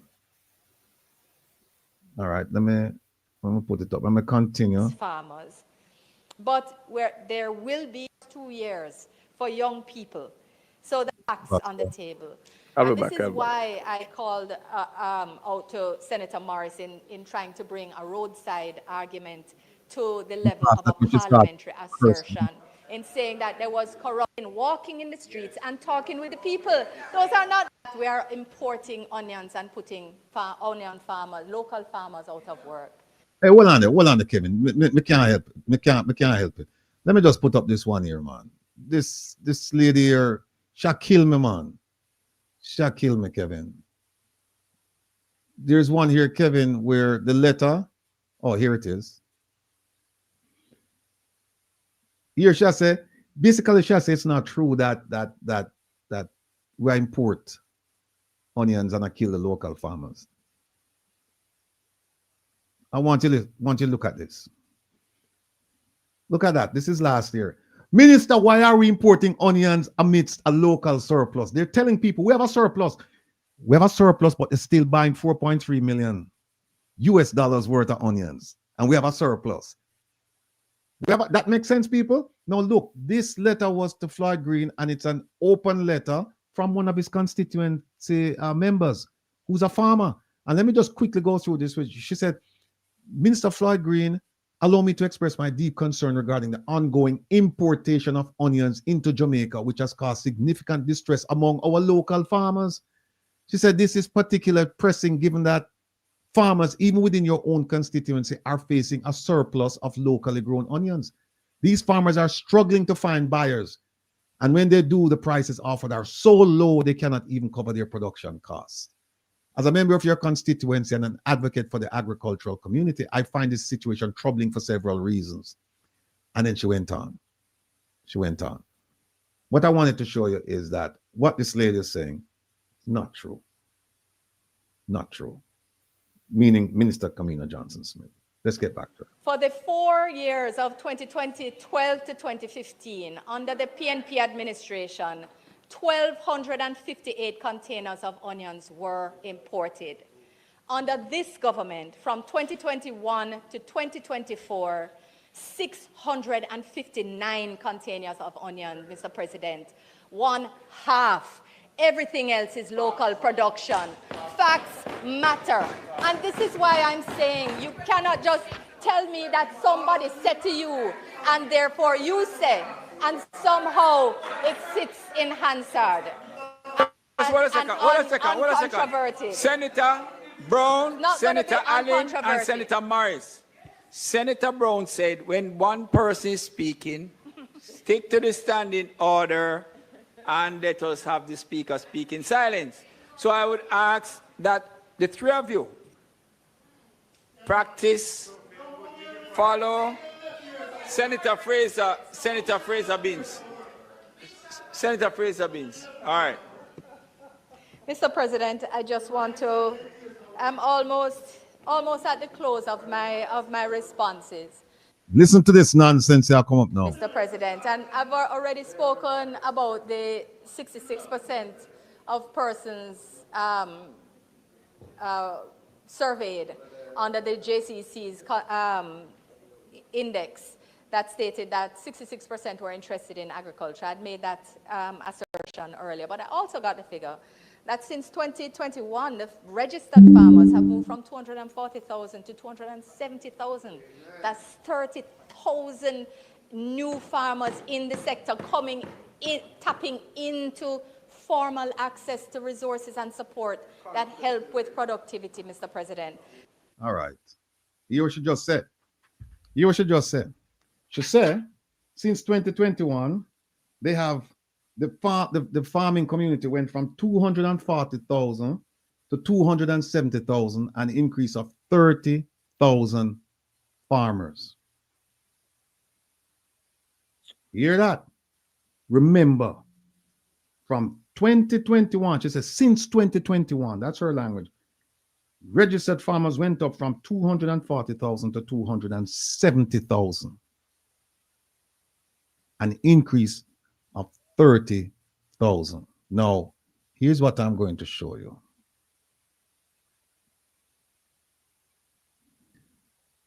Remember she said no, since 2021, right? I'm going to go through this with you. This is a Jamaica Labor Force survey from the Statistical Institute, the company, the organization that they love to quote their stats about unemployment, right?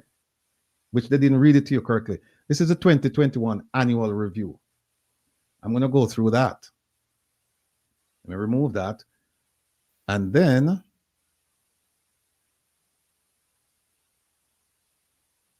I'm going to go through this 2022. So we're going to go through 2021. Here it is. In case anybody's wondering if we got bogus things around here. Statins information. We're going to go look at 2021 and we're going to look at 2022, because remember what she said. She said registered farmers increased from 240,000 to 270,000. We only have 2 annual reports. If you go to the website and you look, you won't see a 2023 or a 2024. So we just, what she said, 2020 since 2021. I'm going to show you something that's startling. Hold on one second. Let me bring this up.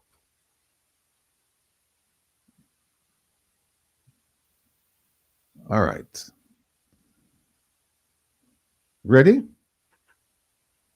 On your mark. Get set. Go. Here we are. This is the 2021-2022. She said it went from, since 2021, it went from 240,000 to 270,000 for farmers. Allow me to do this. Put green. See it right here? Agriculture, forestry, and fishing. They combine all of them, right? Look at the number. This is 2022. Well, she says since 2021. So we can use any one of these numbers. Let's do July. Here's July. And here is the number. Now, here it is, employed labor force by industry group. This means all the people working. It says 183,400. In 2021, it was in January, the first quarter, it was 187. It went up, it was 187 right here. Then it went up to 192. Then it dipped to 191, stayed at 191, dropped to 189, went up to 190, and then it dropped to 183. No, without getting the other 2 reports, the other 2 years, because we have 2020, we have 2021, 2022, so we don't have 2023, 2024. Here's what I'd like you to focus on. Let me bring this up. Hold on.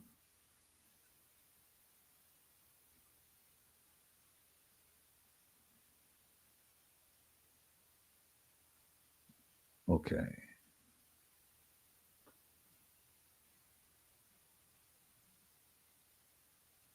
Take a look at this. I'm going to see how many of you are paying attention and you're tuned into what we do around here on a Saturday. Take a look at that, right? I can't get it any bigger for you because it's going to go over. Let me see. It's going to go over. Can you guys, hold on, let me, Kevin is not here, so Kevin is my guinea pig, you know. Tell me if you guys can see that. If you can see at the top, agriculture, forestry, and fishing, and you can see the numbers going across. Tell me if you can see that. Just quick. Yes or no? Can you see it?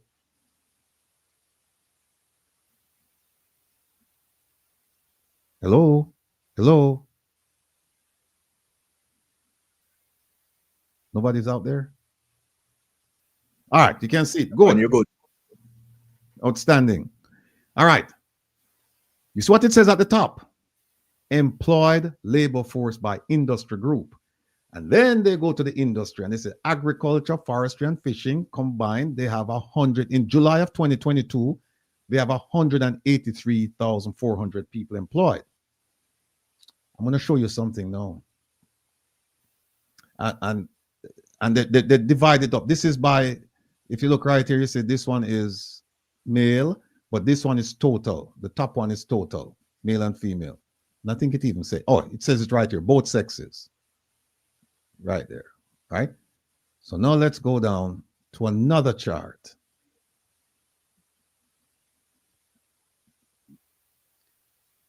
Remember, we looked at July. Here we go. Agriculture. And we looked at July 2022. And it says 48,000. So how do we go from this 183,000? Look, July 2022. July 2022. How do we go from 183,400 to July 2022 to 48,800?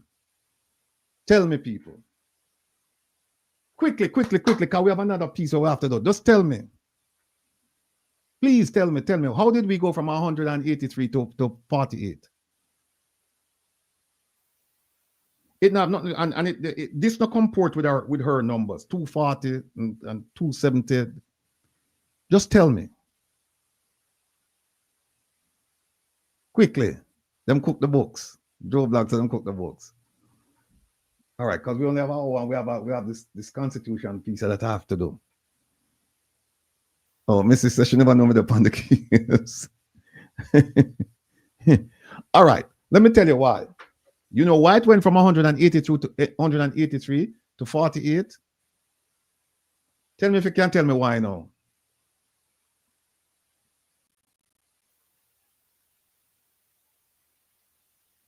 Tell me if you can't tell me why.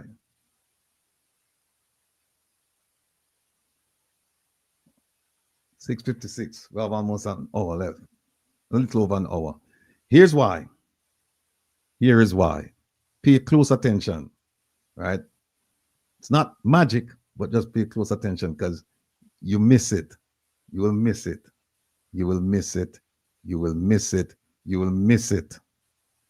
You will miss it. You will miss it. Cassandra, you're after a good start. Them just throw out numbers because them know. Well, actually, they throw out numbers, but we're not paying attention. Here is why. And these are the things that keep me up late at the hours of the morning. Here's why. Look at the top of this. You see what it says right here? Look at the very top. It says employed labor force by industry group. Right? Look at this. Employed labor force usually working more than 49 hours.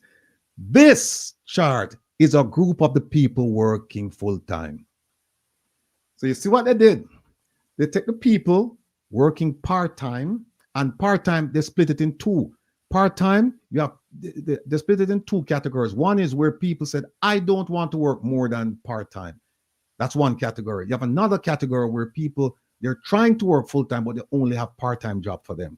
And then they have another category where people are available, or people are available to work, but they can't find any work. And they have another category. They have all these categories. But this category you're looking at right here, this is a significant category. These are people working more than 49 hours, a full work week. Anything less than that, I think it's 35. Anything less than 35 is considered part-time. So that's why you end up with 48. Let me go down and show you another one. Here's the one for this one. You see that one is 2021, 2022. I think this one is, all right, this one is 2020 to 2021, right? Look right here again. Agriculture. And you see over here, 191,900. And then you come down to this one for the people working full-time. Here it is. Employed labor force usually working more than that. Look at that. 57,000 people. Same period. October 2021. Let's go back up here and do the comparison. There it is. October 2021. See that? So what they did was they combined a whole bunch of people into the group, and then they come and tell you, oh, all these people are working. But what they don't tell you is that some of these people, according to the statistics, if they work 1 hour during the reference week, the week that they take the stats, those people are considered to be working full-time, unless you tell them that you're working part-time. There it is. There it is. So when she come out and do the stats and so we have some more that 2019, 2020, it's the same thing. What you need to look at when you look at these things is look at this. Just look at the category. There it is. People working more than 49 hours. You just look at the title and it will give you a pretty good idea of what you're looking at. And here it is, labor force by industry. This is the complete number of people that they claim working. But if you really think about it like this. The minimum wage in Jamaica is $16,000. $16,000, right? Less than $100 US. And a lot of these, you see right here, is 49.5. Well, all of these 49.5, a lot of them, they're making minimum wage. A lot of them making minimum wage. A lot of them making minimum wage. So that's why I tell you that sometimes they're very deceptive the way they come and they tell you things. Just like how, and I didn't play it today, where Minister Clark came out and said that there is no new taxes. He's right. They didn't come up with something new to tax. But what he didn't say was that there is increased taxes, because the things that you were already paying taxes on, they increase those. They increase taxes in those categories. These are the things that they do to us, our people.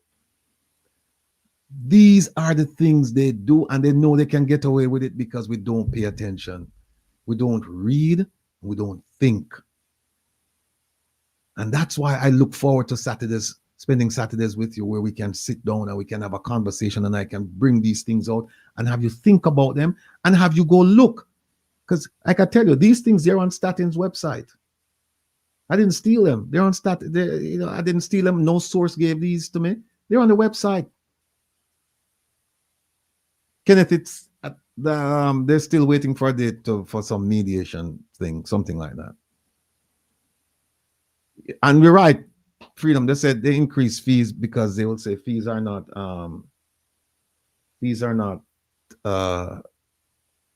taxes.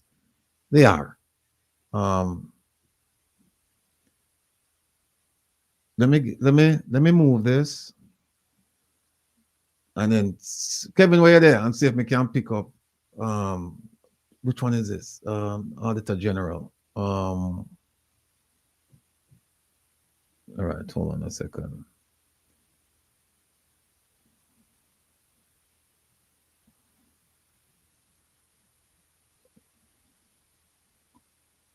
Give me 1 second, people. I'm trying to find an art. Okay. All right, we'll switch gears right now. We'll switch gears. We'll talk about why they want to move the Auditor General, right? Take a look at this. Rebel, one of the things I must say before you switch gears and I disappear again for another couple of minutes.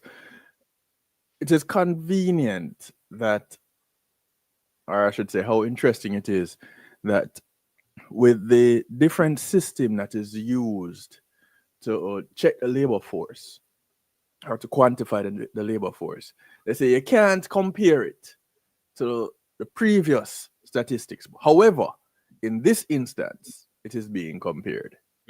Correct, because you went past, because you're absolutely correct. That's a very significant point, people. What Kevin just said is that the methodology that they use to determine some of these things, that methodology that they've been using for years, for decades, it ended in December 2023, because January 2024 they started using a different methodology, and Statin came out in no uncertain terms and said you cannot compare anything before January 2024 with anything after January 2024. The two completely different sets of methodologies as to how they measure certain things. So they said you can't do it. So whenever a politician tell you that, well, you know, if they say in 2023 we were doing this, you know, as far as employment or unemployment, and then in 2025 we're doing this, make sure you tell them that, are you using the same methodology? Just ask them, is it the same methodology? Right. And if it's the same methodology, they're lying to you. Come back and talk to me and we'll show you the methodology. They're lying. Right. They're lying. But here's a very good article written by our sister Jeanette Calder, and she's saying breaking what isn't broken and the flawed case for removing the Auditor General. She's saying don't remove the Auditor General. Why are you removing the Auditor General? And let me see if I can quickly go through this with you. We have some documents to show you. Let me see. She said, let's visit the arguments. First argument is that they say, oh, Kevin, we have the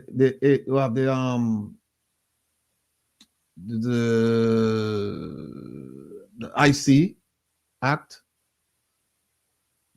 Hold on. Well, Kevin gone. Kevin left me. I'm not too far. Wait there, me not see it's somewhere else. Remember the Integrity Commission Act? Let me quickly give you the arguments. Well, I'll Kevin look for that for me. They're saying that one of the arguments they made is that the Auditor General should be auditing the Integrity Commission that she sits on, and therefore she's not doing it because that's her job, to audit government bodies, right? And they're saying that she's not auditing it. Another argument they made was that the Integrity Commission had a huge budget, and we need to have direct oversight. The Auditor General should have direct oversight over it, and therefore she can't really sit on it. She can't sit on it and at the same time exert oversight of it.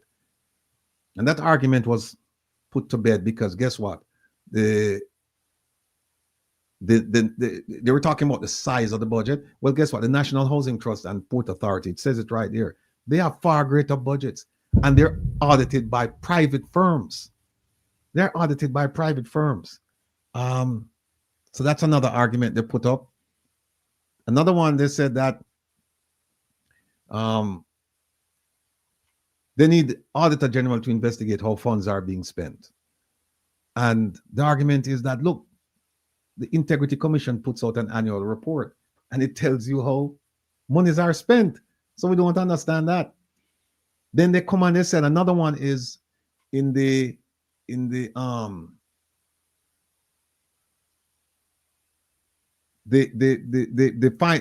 saying that she's the one who's supposed to do the audit, right? But then in the Financial Administration and Audit Act, it says that the Minister of Finance can instruct anybody to do it. You don't need the Auditor General to do it. And then they come back with this they come back with this argument about the Constitution bars the Auditor General from serving as a commissioner. Look, we don't have time to go through this, to pick this apart the way I would like to. But let me just say that as background, it says that Jamaica established an Integrity Commission in 1973.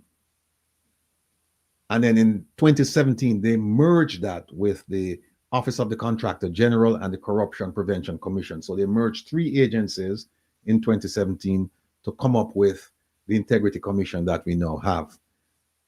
And over the 52 years, we've had several Auditor Generals who served on the commission. And we've never had not one instance of abuse or conflict.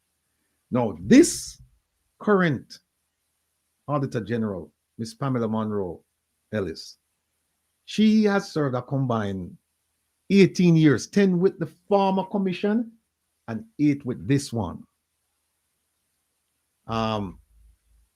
So the question is, if there is some abuse, if there is some conflict, then you need to bring this out. And what happened is that they can't bring it out. But here's what we do. They talk about the they talk about the Constitution. Give me a second. Let me bring this up. Ooh. All right, hold on a second now. Because we're running into a little bit of problem here. To go back and find. All right, 120. Let me see if I find it. Hold on. 106. Okay. All right, here we are.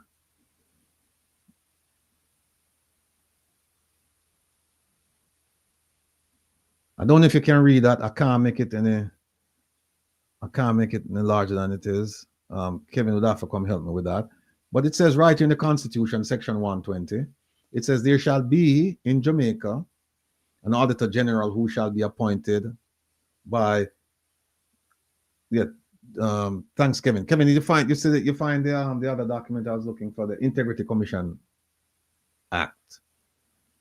I think it's probably in. It's on the IC.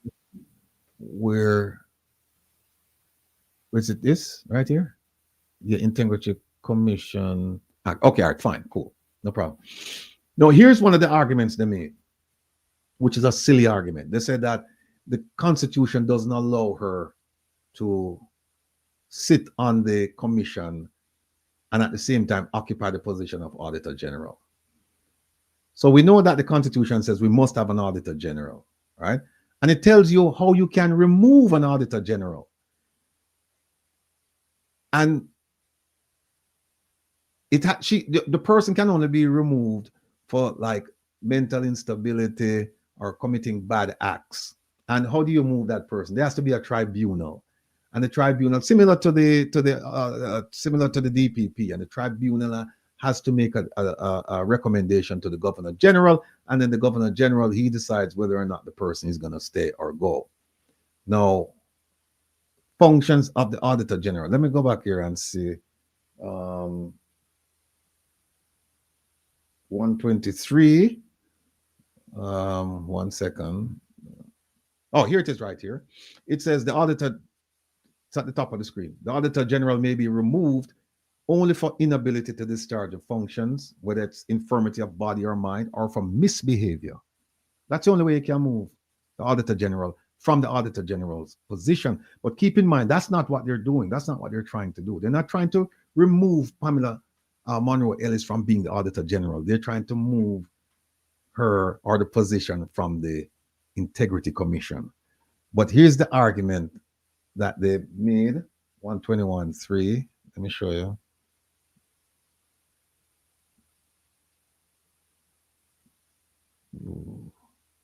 Bear with me, people. I'm having problems with my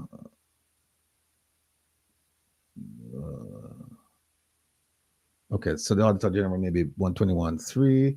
Then the next one is 4, 5, 122, 121.3, 4, 5. Hold on 1 second. 121.3. Bear with me.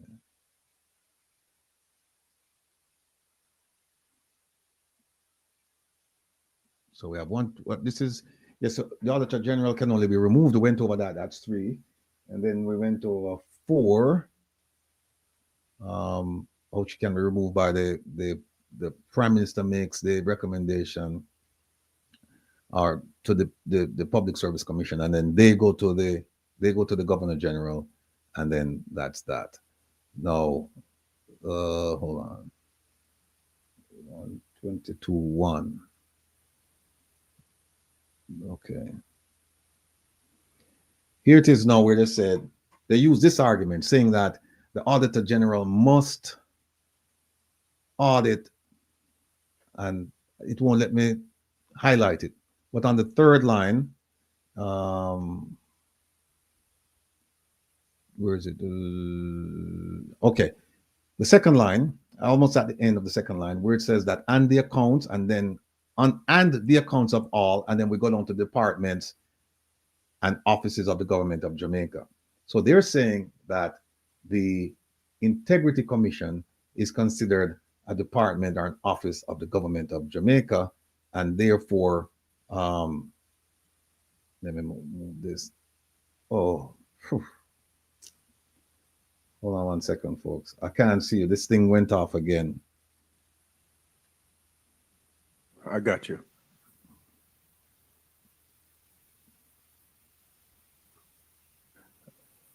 Let's bring back the rebel people. Yes. Well, they were still seeing you as usual, but you weren't seeing them. See, I am still here. Bring back the rebel into the studio. Add him to the stage. There he is. Yeah, let me share the screen. Go here. Boom, boom, boom. All right. Add to stage. So they're saying that it's a department or an office of the government of Jamaica, and therefore she's the one who has to do it. We did a thing here, Kevin. Where is it?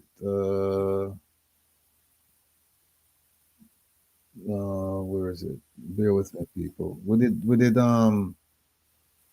Which one of the things? No, there is a Google search on whether or not it is an agency or a department. We had that up last week. No, agency or department. For the IC? Yes. We did that last week. I think that one was removed for this week. It's a quick pull-up. All right. Well, here's the thing, folks, right? It's not. The long and short of it, it is not. No matter what they tell you, it is the Integrity Commission is not considered a department or an office of the government of Jamaica. And that's what we wanted to show you. Let me show you. Hold on a second, Kevin. Let me show them something else. There's one more thing here I want to show you that will just debunk their complete argument. I can't find it. It's here though.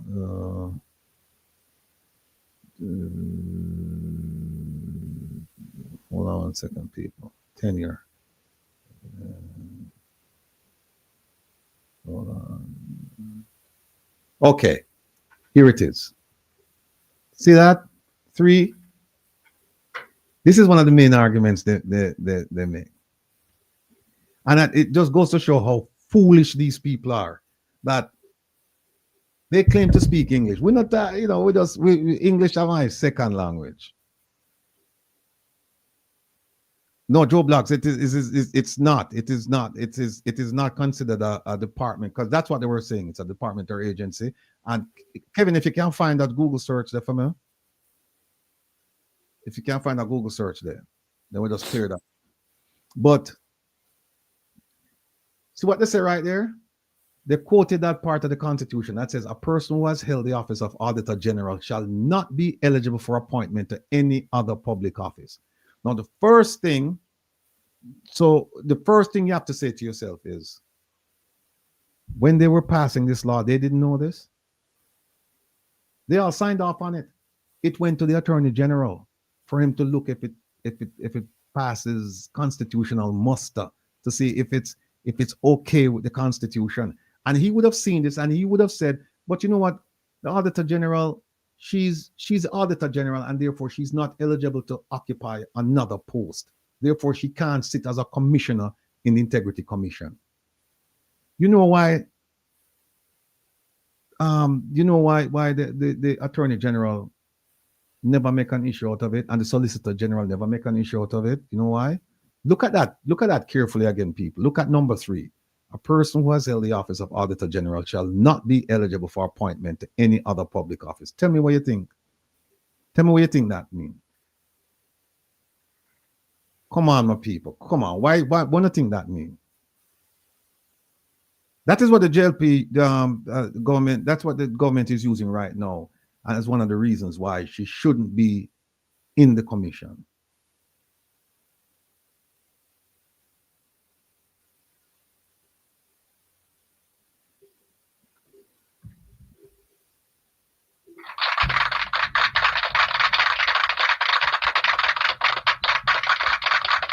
D. Marie, you're absolutely correct.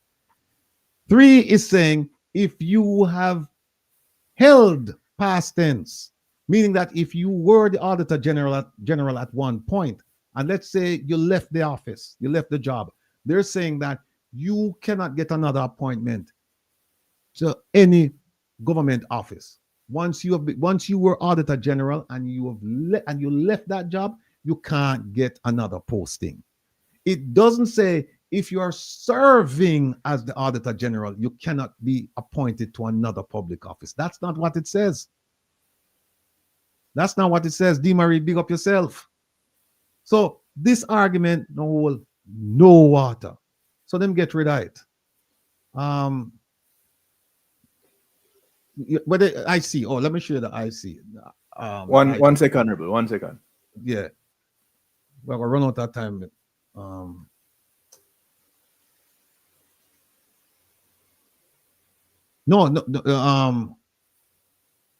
There's another one before this. There's another one.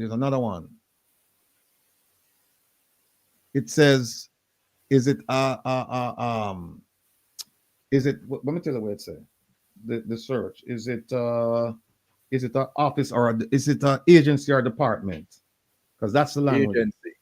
Yeah. Is it an agency or department?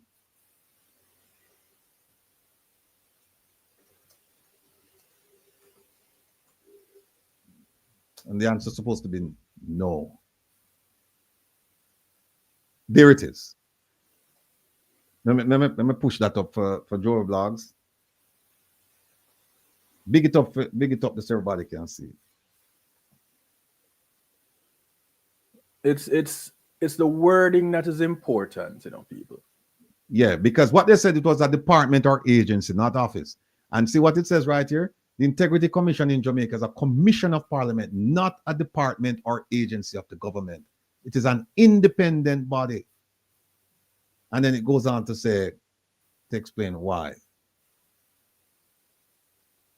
Section 3 and others. Right, so we can move that. Kevin. We could go to the IC. Let me pull this up. All right. I'm going to show you the problem that they're running into. You mean another problem that they're running into? Yeah. All right. Here's the problem. We don't believe me. We have so much material around here. Here is a problem. Thought it was the Auditor General. Yeah. Here's a problem. Here's a problem they're running into.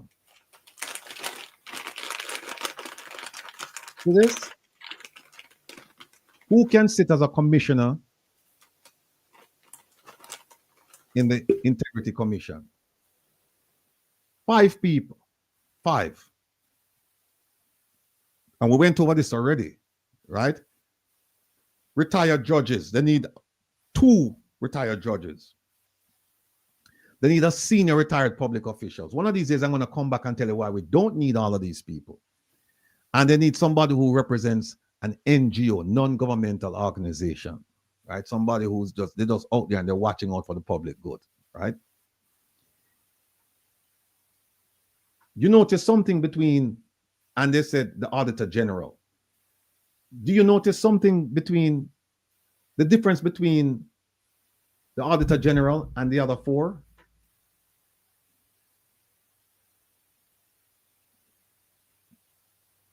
Do you notice the difference? Let me tell you the difference. You see the 4, the 2 judges, the retired public official, and the person and the NGO. They are people. They could get any judge, any retired public official, any person from NGO. But you see, the Auditor General, there's only one, and that's a position. It's a position. The Auditor General is a position. It's a position occupied by a person. But when you say senior retired public officials, what's the position? When you say an NGO, it means any NGO.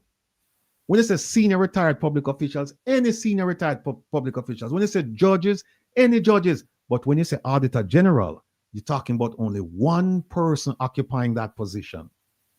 Now, here is where they made the mistake when they were drafting this law, right? They say, let me see if I find it here. Here it is.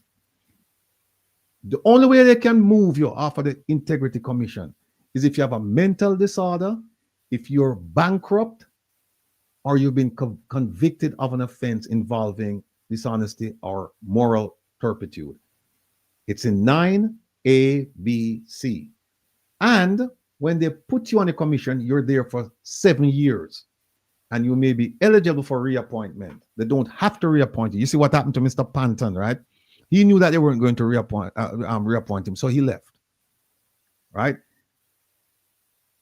That's how you get a vacancy. So there's no vacancy on it right now because the Auditor General did not leave. Keep this in mind. Follow me, people. Just follow me. The Auditor General sits on the commission for 7 years.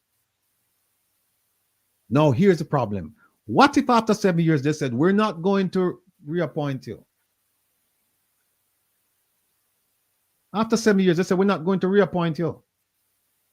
Guess what? They still have to deal with this. That the Auditor General must be on the commission. So you see how stupid they are. They said you can only sit there for 7 years. But then they made the Auditor General's position a permanent part of the commission. Permanent. It doesn't matter who's the Auditor General, they sit on the commission. So the question is, if after 7 years we don't want her, how do we get rid of her? They can't get rid of her. So that's why they have to get rid of the position. They can't get rid of her. They cannot. You, Jazzy Max, you're right. She shall not be moved. They can't get rid of her. So what they have to do now, they have to say, come up with an amendment to say, well, we're going to change Section 8 of the Integrity Commission. And we're going to remove the Auditor General's position. You notice what they say? We're not moving Pamela Monroe Ellis. We're moving the position off of it. Why? Because they want to get rid of her. Because right now they cannot get rid of her without the amendment to remove the Auditor General. And here is why, here's another problem that they're having. Let me remove this and quickly go down to, first of all, make a bigger up. Make a bigger up. This is who they want to get rid of. Oh, Kevin, no, I'm not too small. I'm not able to show another one there. Here is the problem. Them running out. Right, hold on. We can make this a little bigger.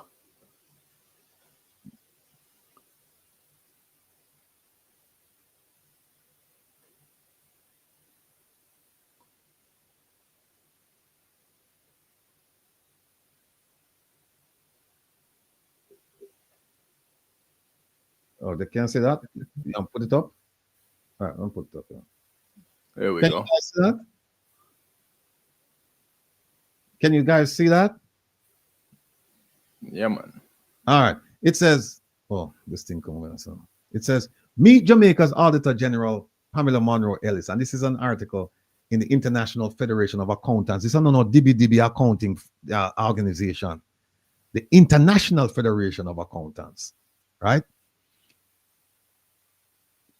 Quickly, here's who we have in Jamaica, as the Auditor General. She was appointed Auditor General in 2008, and she's responsible for management of Jamaica's financial management systems, as well as complying with financial management policies. Listen to this. She spent the early part of her career at PricewaterhouseCoopers as a staff accountant. Major accomplishment.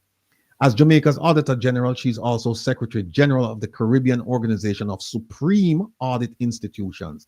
Major accomplishment. And a member of the International Association of Supreme Audit Institutions, a working group of the value and benefit of Supreme Audit Institutions. Major accomplishments. She served as the chair of the investigation committee of ICs AG, director of the board of the INTOSAI, that is the International Association of Supreme Audit Institutions, their development initiative, and she was chair of the steering committee of the International Financial Reporting for Non-Profit Organizations. And it goes on and on. There's another article here about this. This lady, this Auditor General, bright as they come. Bright as they come. We have another article here, but I don't think yet. No, leave that one out. Just take my word for it. This lady, a bright lady. Or do a little search yourself. Yeah, here's a problem. With them running on now. I'm going to leave the Hansard for last. Here is a problem. I'm going to leave out the financial audit, administrative and audit act. I'll leave that out. Is it Jason's comment? Is it Jason Mulling's comment? Yeah. Exactly. Jason, you're absolutely correct. She could be, if you see the other one where we have up, she eminently qualified to lead the FID. And guess what? Because the Constitution doesn't bar her from heading 2 organizations, it also doesn't bar her from heading 3 organizations. It no bar her. No, here's a problem, people. Big up this for me that Kevin, let me show my people and what I'm going to what I saw. When you remember when the government said that we're going to increase the tenure of the DPP, when you remember that, and there was a big brouhaha. Let me leave it right there. So big brouhaha about it. And said, no, she got 1 extension already when she was 60. That should have taken her to 63. And now she want to violate the Constitution and get a second one. And remember what the government did. The government went and amended the Constitution. So that they could give her an extra 2 years. And she's leaving this September. Well, guess who also got extended? Take a big guess, my people. Take a big guess. Sita, this is when the PNP did file suit. I challenge the extension of the retirement for the DPP and the Auditor General. And then, look at this one here. Look at this. Big this up for me there, Kevin, please. All right. When I can say that, Jamaica amends Constitution to increase the retirement age of Director of Public Prosecutions and Auditor General. Guess what happened now, people? Remember now we know the Auditor General position is a position until you want to leave. You can only be removed if you have mental incapacity, physical incapacity, you become bankrupt, or you commit crime of moral turpitude. Those are the only reasons. This lady not commit none of them things. So she can occupy that position for as long as she wants. But guess what happened now? You see when them change the Constitution, they make it know that she can, or you leave when you get to 65, right? Them change it so that she can stay till 65. Guess how old Miss Pamela Monroe Ellis is? Miss Pamela Monroe Ellis not reached 60 yet. She not reached 60 yet. So let me go back to this. Let me go back to this.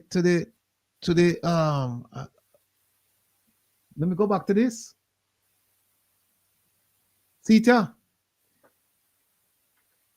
So them can't get rid of her. So that's why they have to get rid of the position. They have to get rid of the position in order to get rid of her. Them a go tired to see her face. Them can't get rid of her because she can't stay till she's 65 and she not reach 60 yet.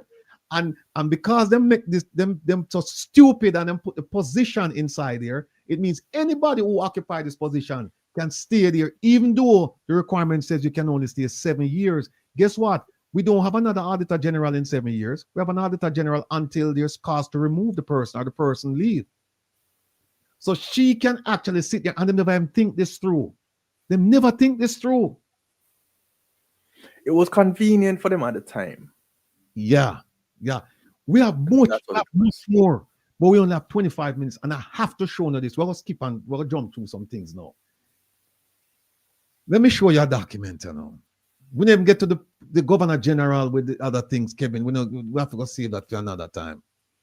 What I'm about to show you now, people, is this. And that's why I'm begging you, I'm pleading with you to file your ATIs. If you want me to go back and do another segment on ATIs, filing ATIs, I certainly will. But you need to file your ATIs, because I was looking for this document and I couldn't find it. And I filed an ATI and they sent it to me. This document is part of what you call Hansard proceedings. What is it? It is a transcript of everything that's said in Parliament when like they're debating a bill. It's everything that's said. This is the written version of it. They talk and it's transcribed. I'm going to show you the one now for the Integrity Commission. And we're just going to we're going to go through it and spend the rest of the time because we don't have much time left. I'm going to show it to you now. Pay close attention. Pay close attention. See that 2017. Remember the act was passed in 2017. All right. And there's Mr. Warmington right there. And he's talking. He wants to do this. He wants to do that. And then he said, Mr. Speaker, the Prime Minister will now make his contribution to the Integrity Commission Act of 2016. It was passed in 2017. So that's it right here. So let's go over to this page right over here. So he's the Prime Minister now. You hear what him say? Him say, I worked on the original bill, Mr. Speaker. It was a very interesting piece of legislation, and it required a certain level of rigor to get down to the legal issues, the policy issues, the legislative issues that were involved. You can see how long him work on this thing. Long time. 19 long time, right? Long time. Him say, he must have talk right here. I talk about how when it started out, they didn't have a lot of people, and Mr. Paulwell, who was on the program last week, said the energy level was low, and then them start talk about corruption. Him say, we'll go down some further. Him say, this is the Prime Minister. Him say, let me emphasize the commitment of this government to fighting and eliminating corruption in this country. Prime Minister said that, and him get a round of applause.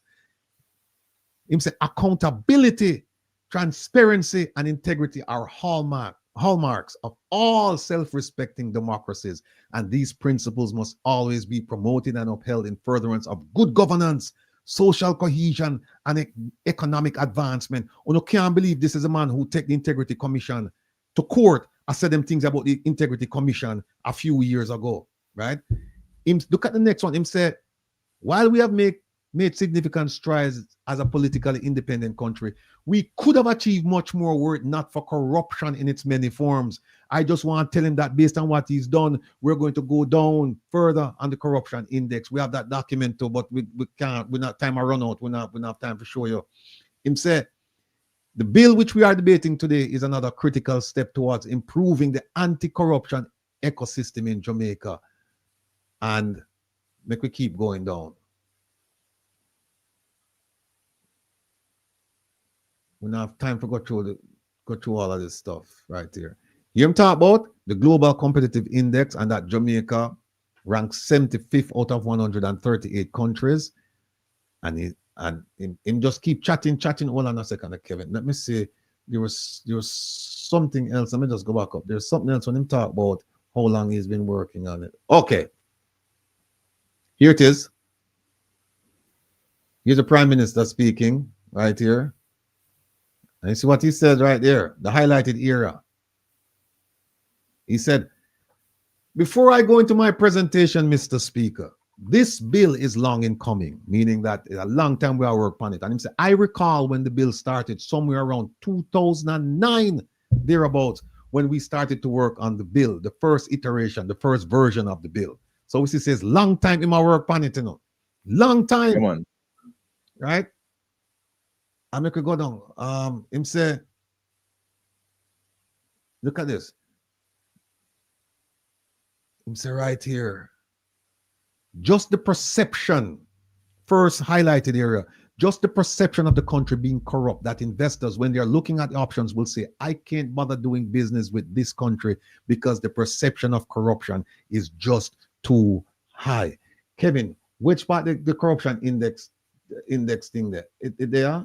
We just don't want to show them. All right. Well, Mr. Speaker, dealing with corruption is so critical to the advancement of our country. We will do all in our powers to fight the scourge of corruption, to restore public trust and goodwill in the institutions of the state. Mr. Prime Minister, by your actions, are you doing these things? Are you doing these things? It was then, not now. All right, let me go down some further. We could go down further.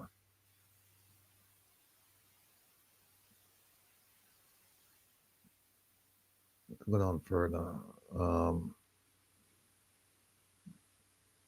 See that right there, Mr. Speaker? The government is not pleased with our present rating in the Transparency International report. And so, Mr. Prime Minister, you think that you would be pleased by taking the IC to court and trying to get rid of provisions that will hold public servants, government officials accountable for illicit enrichment? You really think that, Mr. Prime Minister? Here it is right here. See if we can find the corruption index thing for me, Kevin. It says, but Mr. Speaker, just to end that on a positive note, that even though we have fallen on the corruption perceptions index, consumer confidence still remains high, business confidence still remains high. You see how him deflect people? We are talking about corruption, you know. And you must say, yeah, the corruption, yeah. But guess what? Business is still going. As if to say, some of that business is not part and parcel of the corruption. I can't pull it up while you're on this document. But it is also in this group. All right, no worries. Him say, Mr. Speaker, an effective anti-corruption program must have provisions whereby persons in leadership positions set the standard of ethics by which we all operate. Mr. Prime Minister, are you setting the standard of ethics for us to operate? Having 28 bank accounts, is that ethical? It might be legal, but do you think it's ethical? Well, I tell you one thing that's not ethical, not reporting them. Definitely. And you know that you have 4 accounts, at least 4 Nova Scotia accounts that you did not report, including one that a constituency member and you are joint account holders. And when questioned, you say you didn't know how your name appeared on that account.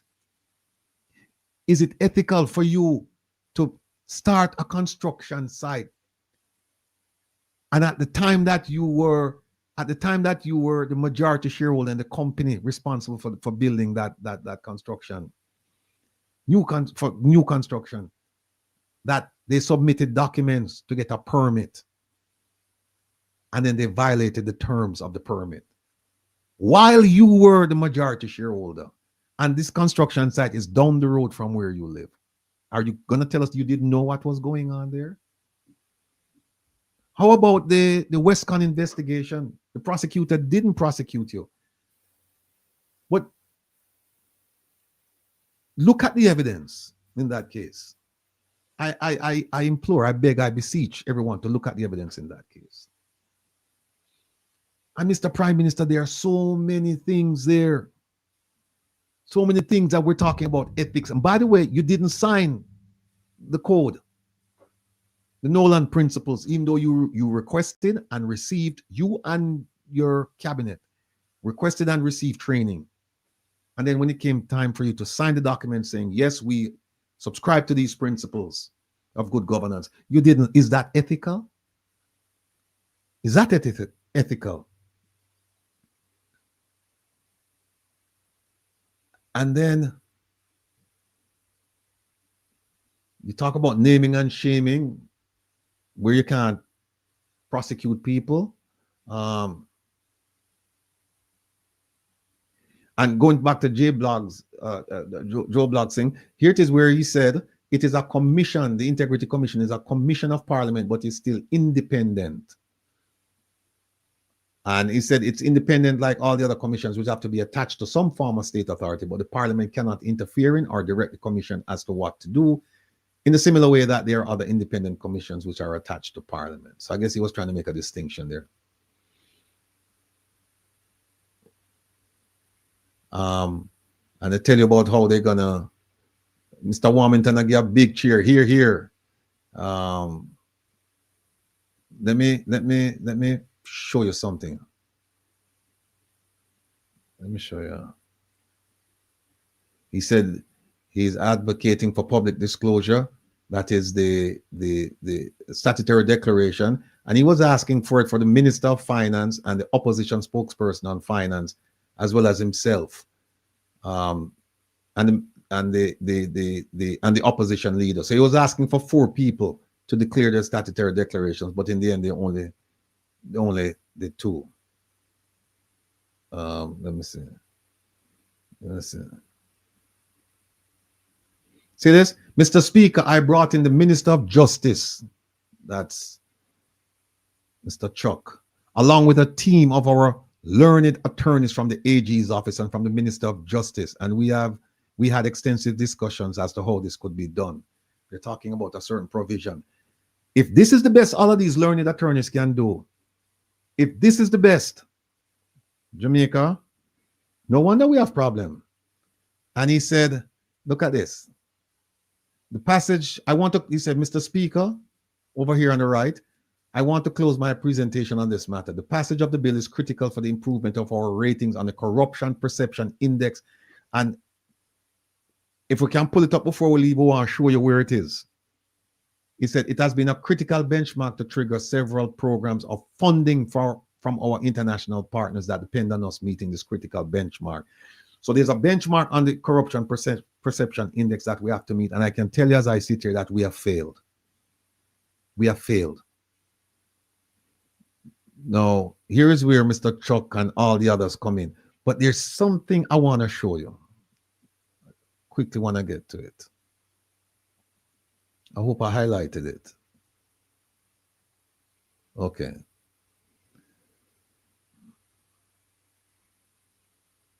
Now, what I want to show you, and I talked about it to you guys already, that in the Integrity Commission, it says that if you get a gift that does not exceed $100,000, you don't have to report it. And if you get a gift of, regardless of the size, you get a gift from a close relative, wife, children, you don't have to report it. That's a loophole. That's a loophole. That shouldn't happen. It's in the Integrity Commission Act. Let me see if I can find it. Bear with me here. I want to show it to you because I want to show you, I want to connect the dots with the Hansard proceedings. Is it this? All right, here it is.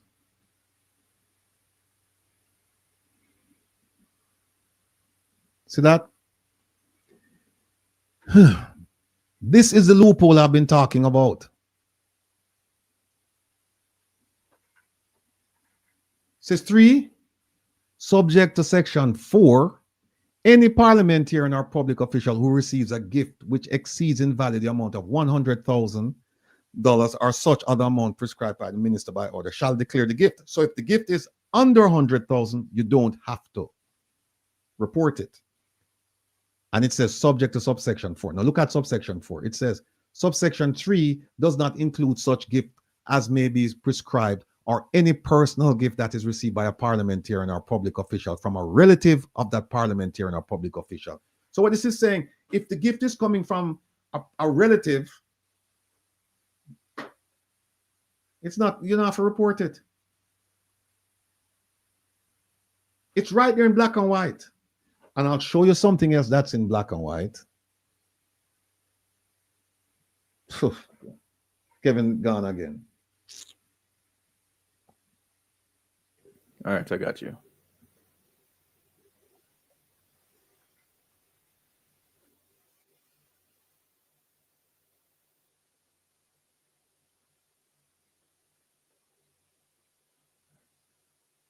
And he's back.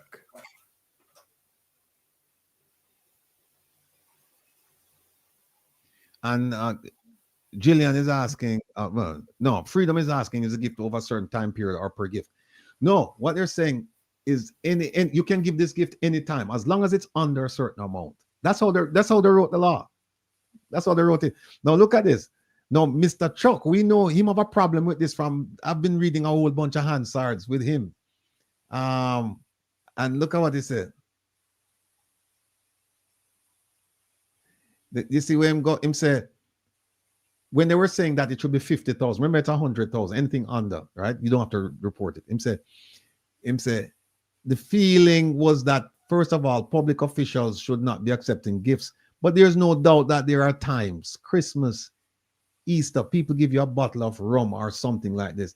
That a bottle of rum that costs 50,000 Jamaican dollars. So you see where he's going with this. Vintage rum. Yeah, so he and Mr. I know it's 100,000. So he and Mr. Bunting, they were going back and forth, discussing this gift. But I want to show you something. Look at that. Look on my circle right there. So, I mean, in green. You see that word? What a word right there. So, I mean, the loophole. There's always a loophole. See what I'm saying? Them consider it a loophole. They considered it a loophole. There it is right there. They were, all right, let me read what Mr. Bunting said, right? Him said, they had suggested 500,000, but suggested 500,000, but it was felt if you have a constable who's earning, 120,000, and he's allowed to accept a gift more than his monthly salary, then certainly it would be of an amount to influence his decision making. So you had to keep the size of the gift as something that was fairly low, or persons could be bribed with gifts. So I understand the concern that it might seem low, but this doesn't only apply to wealthy parliamentarians. It applies to public servants of modest means, of whom a gift of 100,000 would be very material. And if you leave that as a loophole, and they left it as a loophole, there it is. There it is. And what did they leave as a loophole? The fact that you can get a gift from your relatives, you don't have to declare it, and you can get under 100,000 and you don't have to declare it. See there, people, there's so much in this document here, but we don't have time. Let me just move it. We only have 7 minutes. First of all, people, apologize for the problem I'm having, the technical problems I'm having over here. I don't know why it's happening today, but it's happening. So thankfully Kevin is here and could help us. I can't explain that one either. Yeah. Ilian said, reaffirm the upcoming rally. Yes, people, December, I think it's the 6th or the 9th. Saturday, I think it's the 9th or the 6th or the 9th. The reconnection rally will come to Waterhouse, and we're going to have a similar event that we had at the Randy Williams, where we're going to be teaching the children and adults about what it means to be a Jamaican in light of civics. So we're going to be teaching them some of the things that we're doing right now and what we have been doing around here, the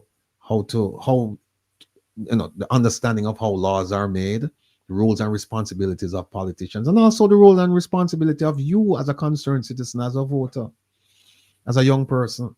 We're going to go through all of those things, and then we're going to have some entertainment, We're gonna have some. We're gonna have some refreshments, and it's all in all, it's gonna be a great day because this is what we plan to do across the island with the communities involved. And you can donate to the cause. $5 today is fine, no problem. Most of the burden will be shouldered by the communities. So when we go to the communities, they will all the things that we picked up at the Randy Williams to put it on at the Randy Williams Center. Some of those responsibilities will be shouldered by the communities themselves. They're going to be involved. They need to be involved. They must be involved. They will be involved. So just wanted to make that clear. Don't forget, when we finish in about 5 minutes, go over and support DJ Kevin Stew. He's going to have you jump in like Bunny Rabbit. But go over there if you want to exercise. Kevin is going to go over there and Kevin is going to just rip you apart with music. Then I come along at 10 o'clock and then I go and play some reggae music. And I told you the type of reggae music I'm going to play. And then at midnight, we're going to have Dr. Love come on and do his thing until the wee hours of the morning. So, Kevin, before we go, is there anything? I'm a little bit disappointed because I didn't get to go through. I'm looking at my chart here, looking at my schedule here. And a lot of things we didn't get to go through because we just kept, Yeah. But I am impressed with the amount that you did get through, though. Yeah, we got through a lot. Yeah, that was quite a bit that we touched on. And I get to bail out in time to start at 8 o'clock with the Rebels wrap up. I applaud you for that again, sir. Mm-hmm. But yeah, people, the glitch that Rebel had, you didn't see it, but he and I could see it. I could see it because I'm looking at his screen, and of course, he is right there.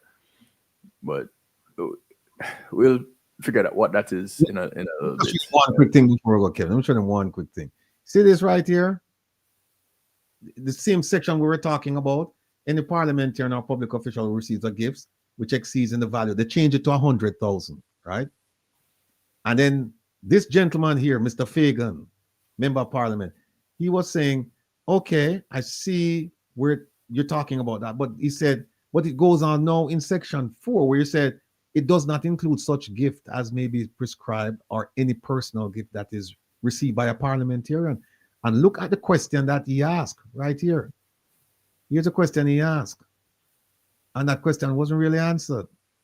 He said, how do you explain that? Because, here it is, I was just thinking that all could happen now is that somebody just give the relative some, and that's it. He said, so the relative could just give the parliamentarian the money, and then there'd be no problem. Correct. There'd be no problem. So, folks, today I really feel like, Kevin, even though we cover a lot, I really feel like I raced through it. We have to come back and at least it's because it's been so long since you were supposed to touch on some of these topics. One of the things that you didn't bring up, and I'm surprised you didn't, is a text message with a fertilizer between the two members of parliament. Oh, okay. Oh. Yeah. But that is for another day, ladies and gentlemen. That's for another day. We're going to touch on that one another time.